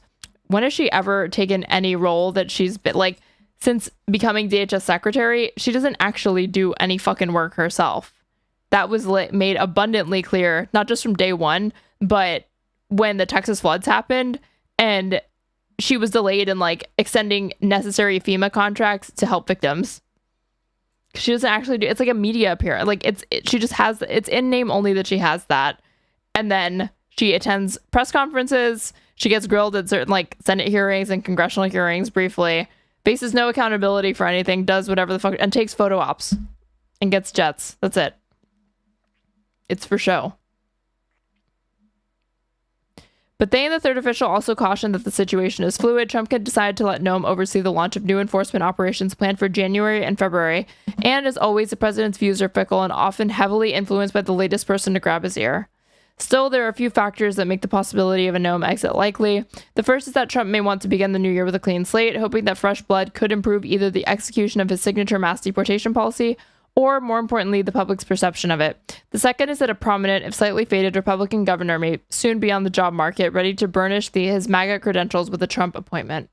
The thing is that, like, the reason why I think it could happen is not because of anything that Kristi Noem has done in particular, but more so, or I don't really even give a fuck about these DHS officials, like, privately commenting, has way more to do with the fact that, like, Trump fires so many people around him just at the drop of a hat. And there was a lot of turnover in his first cabinet for his first admin, so I wouldn't be surprised if she's a victim of that in this, a victim in, like, the most neutral sense of the word, right? Of that in the second admin, but I don't know, she's a loyalist, and that's really the only qualifications you need for this job. Because even being embarrassing on social media doesn't get you fired. See Pam Bondi, Pete Hegseth, any number of other Trump appointees. So I don't know that I believe that she's on her way out. More than the people who hate me and are dedicated every minute, because apparently they're allowed to get clicks off of my name. I'm not allowed to talk about what I want to talk about on my show, but they can talk about what they want to talk about over and over and over again on their show. But I reserve more contempt for the people who don't have the courage to just hate me and instead try to hide behind Bible verses. There is something that deeply and spiritually bothers me about that. And chief among them is Allie Beth Stuckey, okay? That's another thing. He can't afford the turnover now because the amount of people that are 100% loyal to him is increasingly small. I mean, in reality, it's like no different than fucking, it's like Casino or Goodfellas. Like, all of these people would absolutely 100% flip on him on a fucking dime if they were really facing some sort of serious, like, federal charges or whatever. They would absolutely do what they need to like, save their own skin. Presents herself like her Noem and all of the most loyal, Trump dick writers included. Brand is squeaky clean Christianity, does a lot behind the scenes. She's I like this chick, this like Christian podcaster chick. Like a monster PR agent. Anyone will tell you that. There's not a single Daily Wire host, Matt Walsh, Michael knows, nicest people ever, Brett Cooper, nicest person that will defend Allie Beth Stuckey's current PR agent, who is just literally she like quickly said like Brett Cooper, nicest person ever, and I guess she really, really means that. I mean, Brett Cooper is like literally playing defense for Nick Fuentes despite how many times he's insulted her, so I guess not wrong. Bent on advancing Israel's cause by any means necessary, like by sending someone to follow me after I was no longer employed there to try to make me look bad on camera. She keeps files and cuts people out of context and then sends it to people like Ian Miles Chong. I mean, this is a bad person who Allie Beth has hired, but we're supposed to believe Allie Beth is Christian. Anyways, I do want to point to this because what's Ian Miles Chong's beef with Candace Owens? No, it's always biblical. So you can never question whether or not she's just being a mean girl and using Bible verses to qualify being mean. But yesterday we peaked because she's now moved to being a teacher and letting you know we're over halfway in, and it's like, again, it's becoming increasingly, it's been petty from the start, but like this, like who the fuck is Allie Beth? What, like, why does anybody care about this? Why should you care? Like, I understand why people want to see her shit on Erika Kirk. That makes more sense, right? Because that's salacious, that's juicy, that's the actual widow of Charlie Kirk. That makes sense to me. But now it's just getting into like her airing her personal grievances. But why am I confused? Because literally most of the PBD podcast, which gets hundreds of thousands of views, I guess, like if we're to believe it's not botted, they spend a non-insignificant amount of that podcast just talking about like, unpleasant customer service interactions, dinners that they had, just like random personal anecdotes, like literally information that you would say for like the dinner table, not for your podcast, and people love it. So same goes for her. Like, why am I surprised? That not trusting the mainstream narrative actually is... Wait, Fuentes dislikes Brett Cooper. Even the most extreme insults I know love Brett. Well, like, he like simps for her, whatever, kind of, because she's signaled that like she won't talk shit about him because she's too scared to. But he said before that he thinks she's a fucking phony. I should find that clip. It's a rhetorical device that was used during BLM. Let's just read her post here. This really annoyed me, and even further, the comment section annoyed me. But she wrote, in 2020, we all became familiarized with the Kafka trap. It's a rhetorical trick wherein you insist that someone's denial of an accusation proves their guilt. You're denying you're a racist because of your white fragility. It's a way to make your arguments irrefutable without ever having to provide evidence. BLM uses this tactic repeatedly, and now Candace... With the what? The Kafka trap. ...has taken a page out of their book. Anyone, including Charlie's own wife... It's not what Kafka-esque means or whatever, but that never let, that word not being defined that way and just equivocating, it's never gotten in the way of MAGA, saying whatever the fuck they want. ...who pushes back against her conspiracies are only doing so because it's a psyop. They're getting paid. It couldn't possibly be that people sincerely disagree with her methods or can disprove her faulty logic. It's an effective, albeit dishonest, way to solidify yourself as the only champion of truth. Now, first and foremost, this is a very unfortunate example for her to use BLM, saying that 2020 taught us that many people fall for this type of thing, because the truth is most people don't want to think. Actually, Allie, ironically, I actually did the documentary on BLM and George Floyd. And the lessons of the George Floyd movement was that the entire media, plus influencers, can collude to suspend rational thinking and can use emotional arguments, right, to get you to stop looking at a corrupt charity. I can't believe she used this example. The entire media can collude to prevent rational thinking. It's like, there's nothing more that could be in my defense than saying, oh, remember what happened in 2020? Yeah, I do remember what happened in 2020. The media lied about George Floyd. They lied about how he died. That's when I had a fucking ball game getting numbers talking shit about George Floyd. That's when I had a video that went viral on Facebook that got like 20 million views where I just pissed on his grave. Good times. A video went viral. Every influencer posted black squares, called people racist, said you were with them or you're against them. You were evil if you didn't understand how far racism had become. And then little old me did a video and I disrupted this narrative by telling people the facts about George Floyd's background, his record. I then did a documentary on it, and I revealed to the world. Have you seen the Charlemagne and Schultz debate with CBS? Is that where Charlemagne was saying that like Hitler wasn't made in a day and he was like calling Trump a fascist? If I haven't seen it, but if it's that, then I did see like an article about it. Should I watch it? The media actually is to blame. Like, they will collude with each other. These are powerful organizations. They can make something go viral. They can make evil look like good and good look like evil. That is actually the true lesson of corporate structure versus really just a few truth tellers, people who are actually willing and dared to question that narrative. Okay. Now, my issue is that when people push back on her, she just pulls out the Bible. Okay. Like, for example, this is in the comment section. Somebody wrote to her because she's been sniping at me and it's been very mean girl-esque. This person wrote this on Instagram. They wrote in the comment section, you keep inserting yourself into this topic, but you never add any real value. So what is the agenda for you here? Wait, that like the screenshot includes Candace liking this comment. Candace wasn't even mean to you when you inserted yourself the first time. So mean girl energy, like that's a fair question. She does have mean girl energy. Then she says, oh, Britt, I comment on the news. Charlie was my good friend. No one commenting on this story is inserting themselves any more than Candace is. You don't see value in learning how to decipher truth logically and biblically, and that's okay. Like, that sentence, just play it again. I want to read it again. My content's not for you then. And you don't see the value. I mean, this wasn't a bad clapback. I don't even disagree with this person that like, yeah, this is all fair game. And Candace has made that abundantly clear that it's all up for discussion potentially. So obviously she can comment back whatever the fuck she wants. I decipher truth logically and biblically, and that's okay. My content is not for you then. How does that not just make your skin crawl? I don't know. Like, does that not make your skin crawl? Just be snipey and petty. Stop using the Bible as a shield for what you're doing. Okay. That woman accurately called you out. I don't know her. Thank you for saying it's very obvious what you're doing. To come back and say, I'm so sorry that you don't like the Bible. I'm so sorry that you don't like the Bible. She is like Salve Regina George, right? Like, Mean Girls was fine because we all knew Regina. Sucker giving prejudice. No shit. I'm sure that it's like a lot of the opposition is not because she gives a fuck about Charlie Kirk. Again, he is just a MacGuffin in this case. He doesn't matter. Doesn't matter at all. She only hates Candace Owens because I would not be surprised whatsoever if it's because of like racial resentment or animosity. Regina George was mean.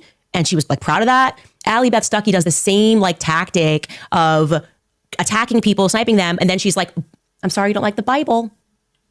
I actually do like the Bible. Totally a real person on my own. I hadn't even thought about that. That definitely could have been like a fucking like alt account that she runs. You know, I haven't made Christianity my brand because I'm a Catholic and I don't believe that women can be priests and should be playing the part of pastors. I believe that if I have a question about the Bible, I should go to my priest, not to Allie Beth Stuckey on Instagram. But what I can say to you is that a main takeaway is the truth. You should commit yourself to the truth. And Allie Beth Stuckey has gone through great pains to cover up for people that are lying. Okay. No one worse than Josh Hammer. Okay. Josh Hammer explicitly lied. Who the fuck is this again? I can't keep track of like the Candace Owens extended universe. Oh, it's this guy. Jewish, surprise. Are you surprised that Candace Owens has beef with a Jewish guy? Joshua Benjamin Hammer is a Jewish conservative political commentator, attorney, and columnist. He is also the author of Israel and Civilization. I've read this guy's Wikipedia before. Is he affiliated with TPUSA? Editor at the Daily Wire, contributor at the Blaze. Huh. About Charlie's state of mind. He went on multiple podcasts. He called me a liar. He never blinked on Israel. If I did not release that text message, that would have been the narrative. If you are a Christian and you purport to have been a good friend to Charlie, that's low-hanging fruit to say what Josh Hammer did here was wrong. Okay? She says she's a good friend to Charlie, but when similarly I came out and said a thing about the Catholic faith, if you were a good friend, wouldn't you have said, you know what, Alex Clark? That whole little episode saying Charlie only liked architecture for what it's worth, it wasn't true. You wouldn't be running PR for her. If you were a friend to Charlie and you were committed to truth, then when Ben Shapiro lied and said that he never had any issues with Charlie, and I said that's not true, it's very, very much not true, why is your reaction every time that I Ben Shapiro made that clear in his, in a brief interview that he had with Bari Weiss about it, where he talked about himself, and he was like, Charlie Kirk was kind of awkward at the beginning, throwing shade. Hold on. I bet Charlie Kirk. This was supposed to be a memorial. It was this. Matt Continetti. Charlie Kirk's murder, Bari Weiss, Ben Shapiro, and more. Here's where he was like, well, Charlie wasn't always charismatic. Ha ha ha. And Peter Savodnik. But first, I'm going to be joined by Ben Shapiro. He is, of course, the founder of the Daily Wire and the host of the Ben Shapiro Show. He met Charlie Kirk 13 years ago when Charlie was just 18 years old. Ben, thank you so much for joining me. Thanks, Barry. I appreciate it. Ben, you met Charlie, as you write about in a piece for the Free Press, when he was just 18 years old. And can you just give us a sense of your first impression of him? Who was that guy that you met when he was still a teenager? One of the things that we say at Daily Wire is that you can't teach grit. Charlie was just gritty from the start. What I mean by that is that Charlie just had endless energy, boundless enthusiasm. When I first met Charlie, he was walking around at David Horowitz Freedom Center event over at the... How fucked is your algorithm watching all of these types? It feeds me exactly what I want, which is all the conservative slop that I could ever dream of to react to. Breakers in West Palm Beach. And he was trying to meet donors. And so I started introducing him to some of his original donors. He already had kind of started the organization. It was pretty small. And Charlie was just a go-getter. I mean, from the beginning, he was a go-getter. And one of the things that is amazing about Charlie as a human being and doing what he did is that I watched Charlie get better at pretty much everything over the course of his adult life. When you meet him at 18, Charlie's a gangly kid. He was fresh out of high school. He wasn't going to college. And you thought, okay, here's a kid who's not going to college and he's starting a political organization. Good luck. But when I first met him, within an hour, I turned to Jeremy Boring and I said to Jeremy, that kid's going to be the head of the RNC. He was clearly on that path. Okay, but he can't help but throw shade at him first, this gangly kid. Yeah, don't they always? I mean, he tells on himself so much because I'm pretty sure he's one of these people that's don't go to college. It's an ideology factory. You don't get an education. It's just woke indoctrination. Blah blah blah. He obviously was Charlie Kirk's not going to college. What can this kid 18-year-old Charlie Kirk that he's meeting? He saw that as a red flag that he wasn't going to pursue higher education. But they always go saying that you don't need to. You don't it's better for you if you don't. But nobody should be surprised that Ben Shapiro maybe had some heat for Charlie Kirk, especially at the end where he was kind of leaning he was obviously a massive pro-Israel simp, Zionist, hardcore Zionist till the day he died. Candace Owens is completely wrong on that at any point his support for Israel fucking wavered. His anti-Semitism came out more, but those are not mutually exclusive. You can absolutely be a pro-Israel Zionist and a massive anti-Semite, no contradiction there, which Charlie Kirk was. And all he was doing is making rhetorical changes to advocate for the same ghoulish support of Israel that he always did and always was going to do, especially because he's Protestant. So of course, Ben Shapiro didn't like that because it involved, he was only doing that to pander to groypers and, not alienate parts of his far-right audience. Expose the lie to attack me. That's what she does. I'm going to show you a clip. All of these people have been caught in verifiable lies.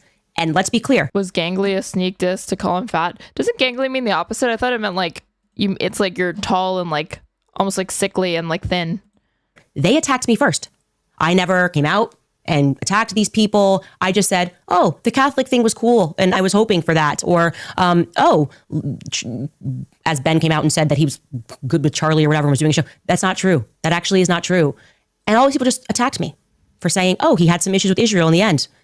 Watch Allie, how manipulative it is that she is going to defend those characters who are lying and say that it's problematic that I am telling the truth after I've been lied on. Look at this clip. She's released a bunch of texts about Ben between her and between Charlie, and, you know, basically saying that they didn't like Ben very much back in the day, 7 years ago. And I just will say, like, yeah, I would hate someone to, like, after I die, to reveal texts like that, like, between us, because those texts didn't make Ben look. I mean, unironically, she's. Oh, wait. I don't know which specific text she's referring to. Hold on. Bad. I just will say, like, I mean, like, Candace did Charlie dirty by, like, again, showing him, like, queening out in those texts that she posted. Yeah, I would hate someone to, like, after I die, to reveal texts like that, like, between us, because those texts didn't make Ben look bad. They made Charlie look bad. They made Charlie look bad. So and, like, manipulative. That's She's your so friend. manipulative. That's your friend, man. And I mean, it makes him look petty. And I'm just not sure, like, what that revelation really. I mean, it did make Charlie look stupid. Like, he was leaning into anti-Semitism or whatever, because, like, yeah, can you believe that your Jewish donors, like every other donors that you have, were giving you all of this fucking money because they expected things in return for it? Duh. Do you think they gave it to you because you're so fucking special, Charlie? Because they just like you so much? They gave it to you because they were trying to influence the direction of your company, TPUSA. Whether it be a Jewish donor, a Christian donor, whoever the fuck it is, non-denominational, if they're giving you money, they have an agenda. So yeah, it did make Charlie look stupid, but to those people, no. Because at this point, like, they see Charlie Kirk being anti-Semitic, they being Candace's viewership and, like, audience, as him being based. Accomplishes. And him being scared to criticize Israel. That's why he's doing that behind, you know, in group chats privately. He's also criticized Lila Rose heavily, and she's kind of questioned Lila's military connections, I guess, because her husband is a veteran. She has questioned Alex. Lila Rose is like this conservative, like, anti-choice activist that goes on whatever to debate. Hold on. This chick, she's also done work for, like, Project Veritas. I think she may have been, like, the actress in, like, the thing that, like, allegedly showed, which it didn't show, purported to show Planned Parenthood, like, harvesting, like, fetuses or something like that. I'm pretty sure she was involved in that. Hold on. I could be wrong, though.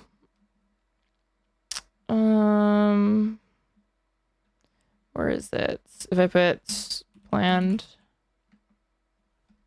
Yeah. In 2006, O'Keefe met Lila Rose, the founder of an anti-abortion group on the University of California, LA, or UCLA campus. They secretly recorded encounters in Planned Parenthood clinics in LA and Santa Monica, in which Rose posed as a 15-year-old girl impregnated by a 23-year-old man.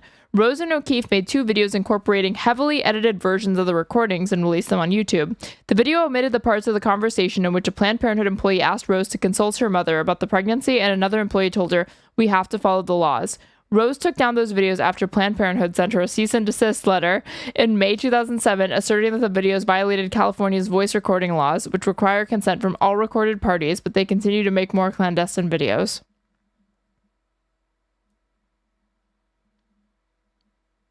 Where is she? This chick. She's a Catholic. She was an evangelical, later converted to Roman Catholicism.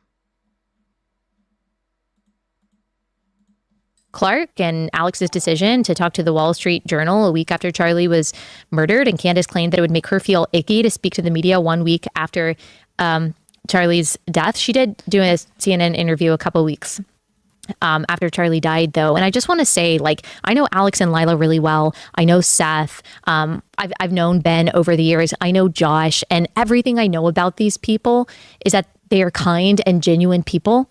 And I don't believe that they deserve at all to be implicated in this way. I don't believe that they deserve to be called out when they're lying. I think it's fine that they attacked her. I think it's fine that they lied on her. The ugly thing is when Candace stands up for herself and brings receipts. So she demands evidence.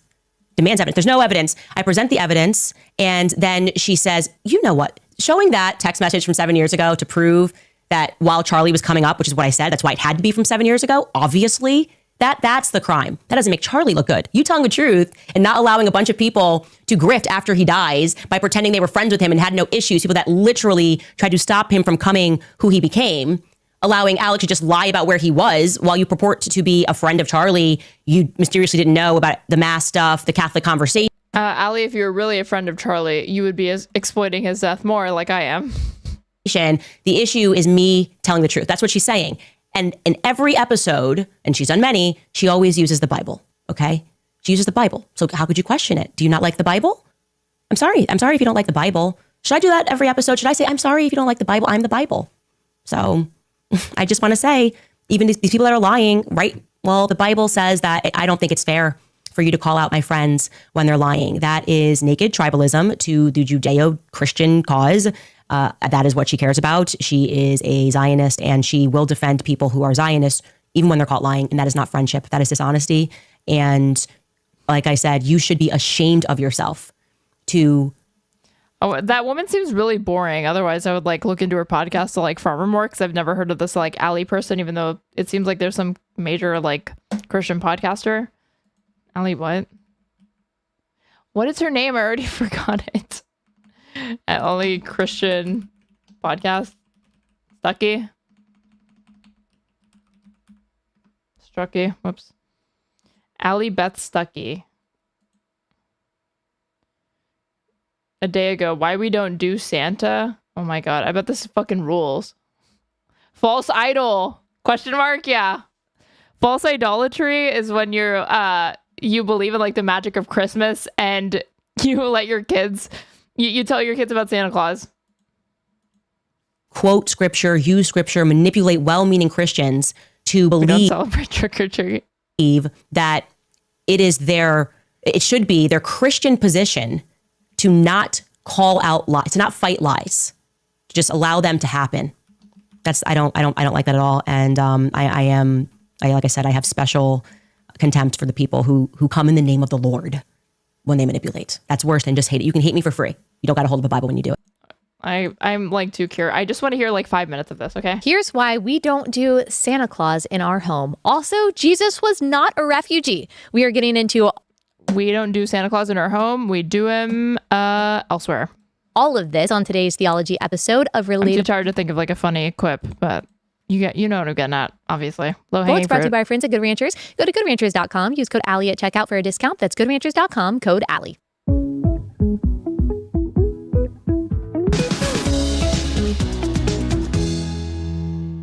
Hey guys, welcome to Relatable. Happy Wednesday. Hope everyone is having a wonderful week so far. All right, we decorated the Relatable set for Christmas. One of you messaged me or you commented somewhere and you said, where's Relatable's Christmas tree? Y'all, I had completely forgotten about that. I think that I would have forgotten if someone had not brought it up, so thank you so much. I wish that I had remembered earlier because I like to max out the Christmas tree behind me as much as possible. I actually think it makes the set look better. And it makes me think I need to paint these walls because ever since I got my colors done and I realized that black actually washes me out because I'm in autumn, I realized my set is all the wrong color scheme. So one day, maybe next year, you'll show up here and you'll see that we have painted these walls relatable green. We'll see about that. But for now, we just have Yuletide decor. And I know that I'm going to get comments about the reindeer. I don't know what the comments will be. You guys surprise me sometimes. Some of you are going to like it. Some of you are not going to like it. There's going to be a random troll out there that says, you've changed, Allie. You would have never had a reindeer last year. I got a comment just... It is shocking that even 27,000 people watch this.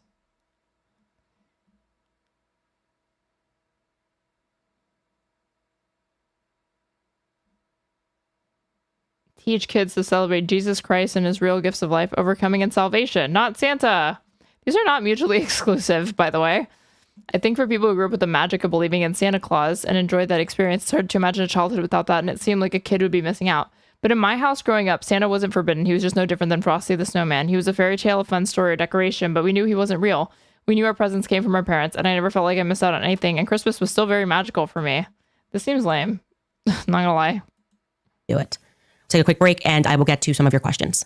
All right, I tell you that me and my team love Paleo Valley beef sticks, specifically their meat sticks with 100% grass-fed Candace eating. loves working the with meat sticks, you guys. home She state loves Dillon it. County. Your own or foreclosure ready of import and urgent subscription below.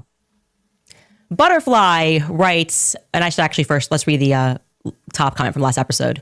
This person wrote, Issa Rae wrote, Erika Kirk will forgive someone 1 week later for murdering her husband, but she won't forgive someone for not believing the FBI narrative. I saw a lot of people commenting. Oh my God. Again, yet this is even worse. This is not me independently arriving at the same point as Candace Owens, but a Candace Owens viewer. Because I said the same thing earlier. I said it doesn't make any sense that Erika Kirk easily has had the most heat for Candace Owens, more so than she had for the alleged killer. Because that was totally fucking performative to be like, I forgive him, and not pair it with anything else.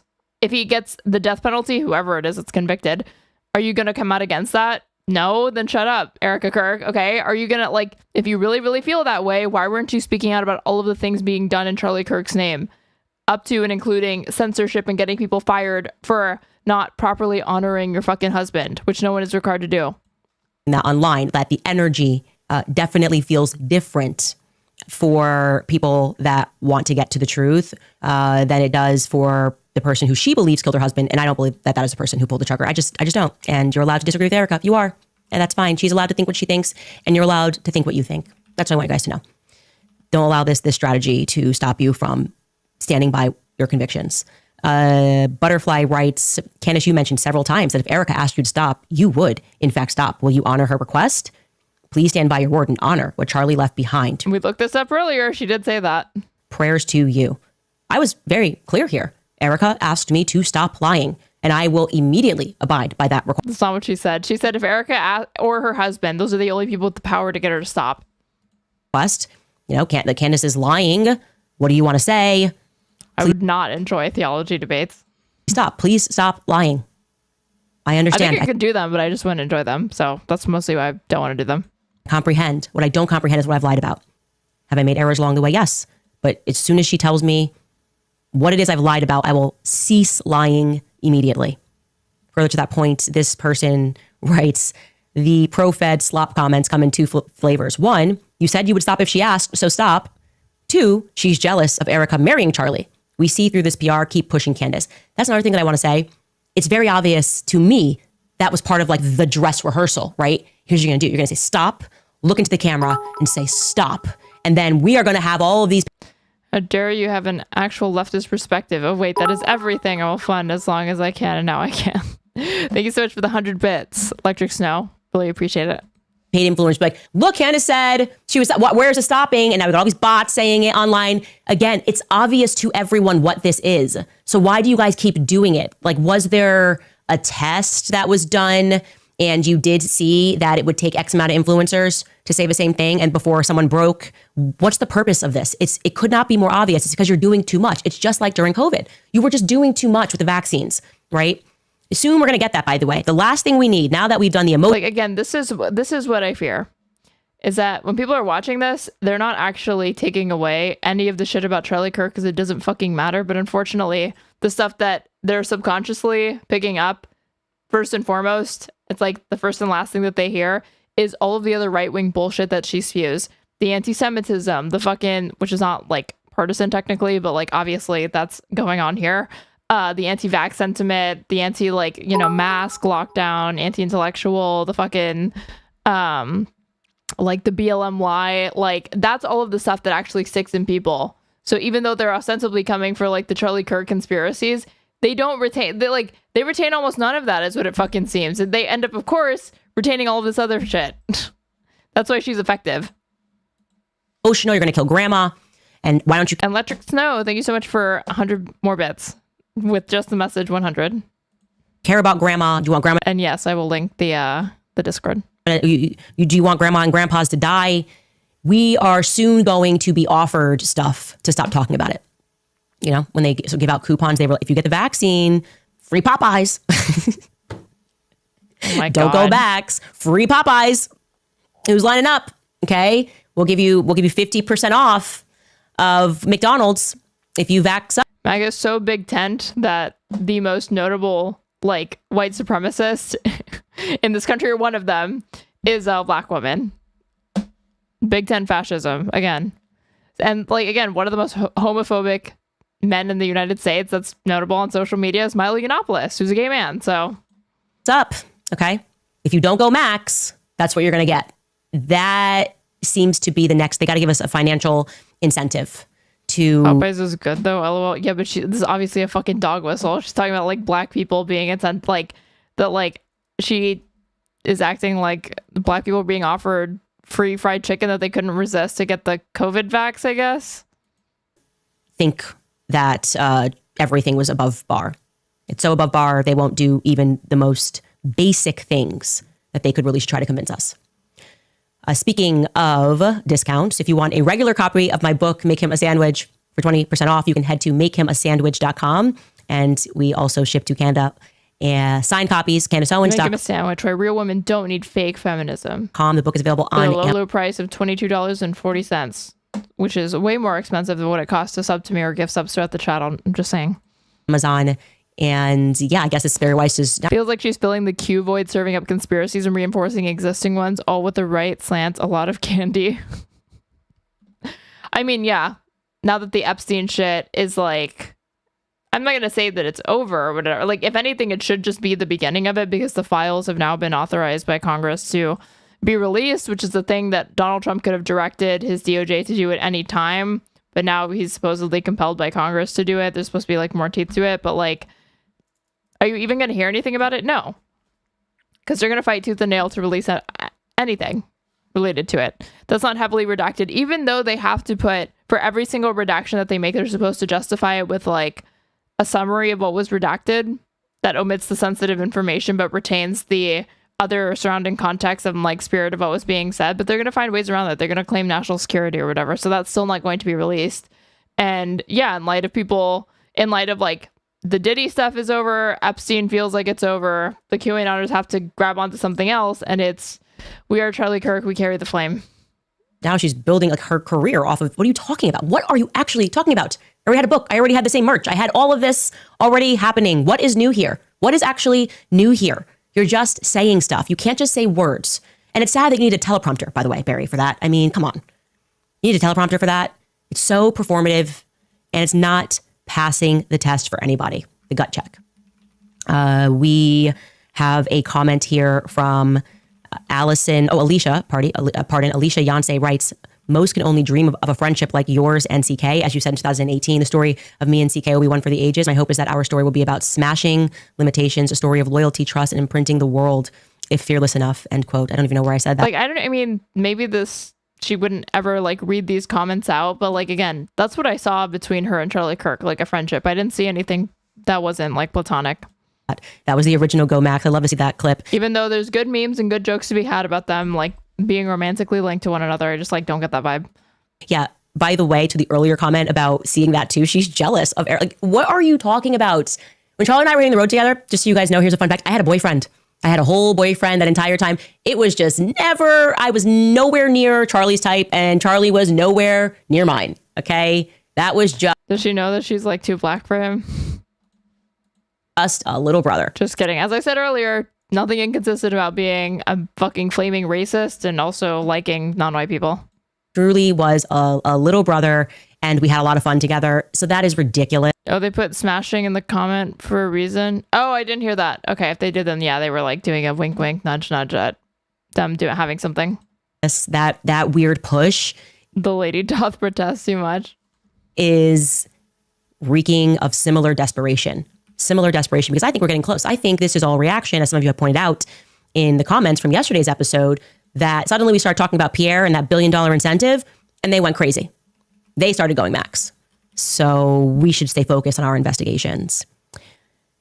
Cassie writes, I am sorry, but I do think it's funny that Candace Owens has like the same age gap between herself and Charlie Kirk that he had between himself and Erika Kirk, because Erika Kirk is like 6 years his senior, 6 years.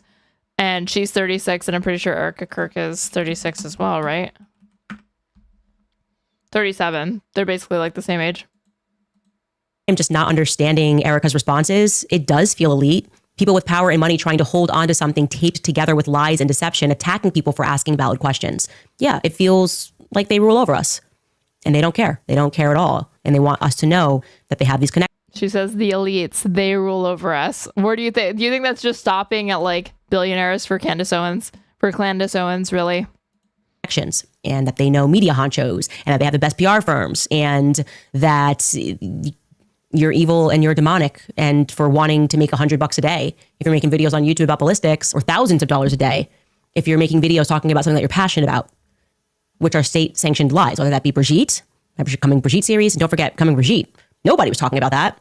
Wait, timeline, isn't she married? When did she have a boyfriend on the road? I don't know, but she was married in like 2019 to that guy who is like in charge of, he was in charge of like Turning Point, but for the UK or something like that. And I don't know how involved Charlie Kirk was in that. I assume it was significant because he was the original founder and not of like the US branch. I do think that he created like the Turning Point brand entirely, but I don't know. That could be like an excuse. I again believe that like nothing happened between the two of them. In the West, in the English speaking world, it's an obscure topic that I got passionate about. And what is Brigitte saying in court? What is he saying in court? Oh, she's doing this for money and clicks. It's always the same arguments, for money and for clicks. But when they make the videos accusing you of doing it for money and clicks, they're not doing that for money and clicks. They're doing that because, well, if you want to know about the Bible, if you don't want to know about biblical stuff, that's what I'm here for. My content's not for you. My content is simply not for... I do think that these people, again, they cannot write... There's way too much audience overlap between themselves and Candace Owens. They can't just write her off. They actually would have to go through the work of doing the debunking if they wanted to be able to get their audiences to stop listening to her. Like, to at least make the attempt. And that would make them stand out because all of these other creators that are like right-wing creators that are fed up with her, like Tim Pool, they're not even doing any... They're just insulting her. When they have, and you're insulting your own base by doing that. So why would you do it? You have to at least try to debunk it, even if they don't believe it. Okay. Yeah, I will find a proverb. I'll pluck a proverb from the Bible and start using that. Maybe that will make it make sense for some people. If I'm a fraud and I say, oh, well, what we can extrapolate from this biblical text is that 30-6s don't stop human necks, then you just have to accept it because it becomes biblical. I have a comment here from Diane. She writes, why did they have to tell us the color of Tyler's shirt, maroon? Why was that important to highlight? I didn't even think about that at the time, but there is obviously an angle here and we are still working on it that the Maroon Boys, as I pointed out, and they're now trying to say, that's so crazy. And apparently they also mentioned the Maroon Boys in Erika's propagandized Maroon Boys? What is this? Piece that's going to come out with Bari Weiss. They're going to mention the Maroon Boys because their strategy is, that's just so crazy. But all the men in the military are like, no, Candace, that's not crazy at all. That represents Air Force. And also that 10th Brigade, it turns out their color, the 10th Mountain Brigade, maroon. Hood Robin 164, thank you so much for subscribing with your Twitch Prime sub. I really, really appreciate it. So we're on the right track and we're going to keep pushing. You can't keep calling everybody crazy and thinking that that wins the argument. Laughter, elite laughter, like they're just in their private clubs, like, maroon shirts, Egyptian planes. It's elitist and scrappy. Anyways, you guys, there is a documentary that is available on our website, What a Woman Is. And it goes right along with the book that I wrote, When You Learn the History of Feminism. And I say this as someone who thought I was a feminist when I was young. Then I learned the history and where it comes from and witchcraft and all of this stuff. It's quite stunning. I'm going to show you guys a little preview. Andrew Wilson's wife, Rachel Wilson's book on like occult feminism or whatever, and the lie of feminism. View. From this documentary, What a Woman Is. Take a listen. It's been answered simply. A woman is not. Like her reheating Matt Walsh's nachos. Club Candace. And for you, you can just watch that on pay-per-view for $1.99 if you're not a subscriber. Okay, just a couple more comments here that I am going to read. Jen Marquez writes, my contribution to your hundreds and thousands of dollars. She puts out enough premium content to justify like asking people to subscribe to her. Per video. For like that exclusive content or whatever. TPUSA's response to all of this is feeling very trust the science. And the cast is just as likable and believable as Fauci himself. Go Max, we're behind you, praying for you always. Thank you for saying that. I also want to be clear, my beef is not with Erika. That is what their... Her husband was born to a Jewish household per Wikipedia. Candace is? That also doesn't surprise me. pushing now that if you the Maroon Boys thing is she thinks people with the same color shirt in the crowd that day were in on it. Jesus Christ. What episode is that? If you know the episode where she says that, I would love to see it, and please link it. question it, you're up against Erika. I've been the same Candace since I got into politics, right? When I stood up to my own community regarding BLM, it's so much like this happening right now. I feel like I'm standing up to my own conservative community in a way because what we were told just wasn't true. It wasn't true. And the government was involved in hiding the facts. And I mean, this is objectively more fun to watch than her standing up to all black people or whatever she just put it. The people that were benefiting the most were inside of the very charity that called themselves Black Lives Matter. And they were implicated. They were implicated in greed and corruption and lying and misrepresenting facts because they were motivated by the wrong thing. So it's same Candace, new year, same Candace, different topic. I'm always standing up to, I guess, pop culture. And that's what they're trying to say. Like TPUSA is now... I'm always grifting. I always have a pet project that I'm complaining about. Popular because we have enough money to make it so. It does feel like the fun era of Alex Jones. I mean, I do think that, like, she is more, I don't know that she's more entertaining than Alex Jones. She's more watchable and reactable because Alex Jones is just so insane that, like, you can really only consume him in, like, bits before it's like, okay, I get it. It gets old really fast. But she just lies, like, she's like a pathological liar. So there's, like, so much to just, like gawk at. I don't care. I've never been mainstream. I've constantly been swimming against the mainstream my entire life. Like I said to Charlie in that message, I've always felt like an alien. I don't understand the rules here. I don't know why it's required that I be fake and gay to live on this planet, okay? But I can't do it. I spiritually can't do it. So what is next? What is the next thing? Gay. We've done the fake Bible stuff. Now we're doing the grieving widow. How dare you, Greta Thunberg? How dare you question anything? Like, does she really think that, like, again, Charlie Kirk would approve of her, like, beefing and insulting her? Like, insulting his wife in this way? We've done the... Like, and again, knowing Charlie Kirk, she's like, who cares about the midterms? I care about my friend, Charlie Kirk. That resonates with, like, normal people, most people, right, that are watching her. But guess what? Most people that, like Charlie Kirk's life mission was, again, to push the Maga agenda, far-right, Christian, fascist, theocratic agenda. So, yeah, he probably would say, don't focus on my murder, like, if it's going to just detract or, like, in any way hurt the Republicans in the midterms. But she doesn't have to do that because, again, that most people don't feel that way. Most people, Charlie Kirk was not a normal person. Most people, like, think that you should be honest first. And even if it's at the expense of, like, the GOP or whatever, they're not that bought into partisan politics. Evil, demonic, we've done everything. What is next, guys? Okay, we'll figure it out. We'll see you tomorrow. How the hell do you mentally recover from watching so much of this crap? It fuels me.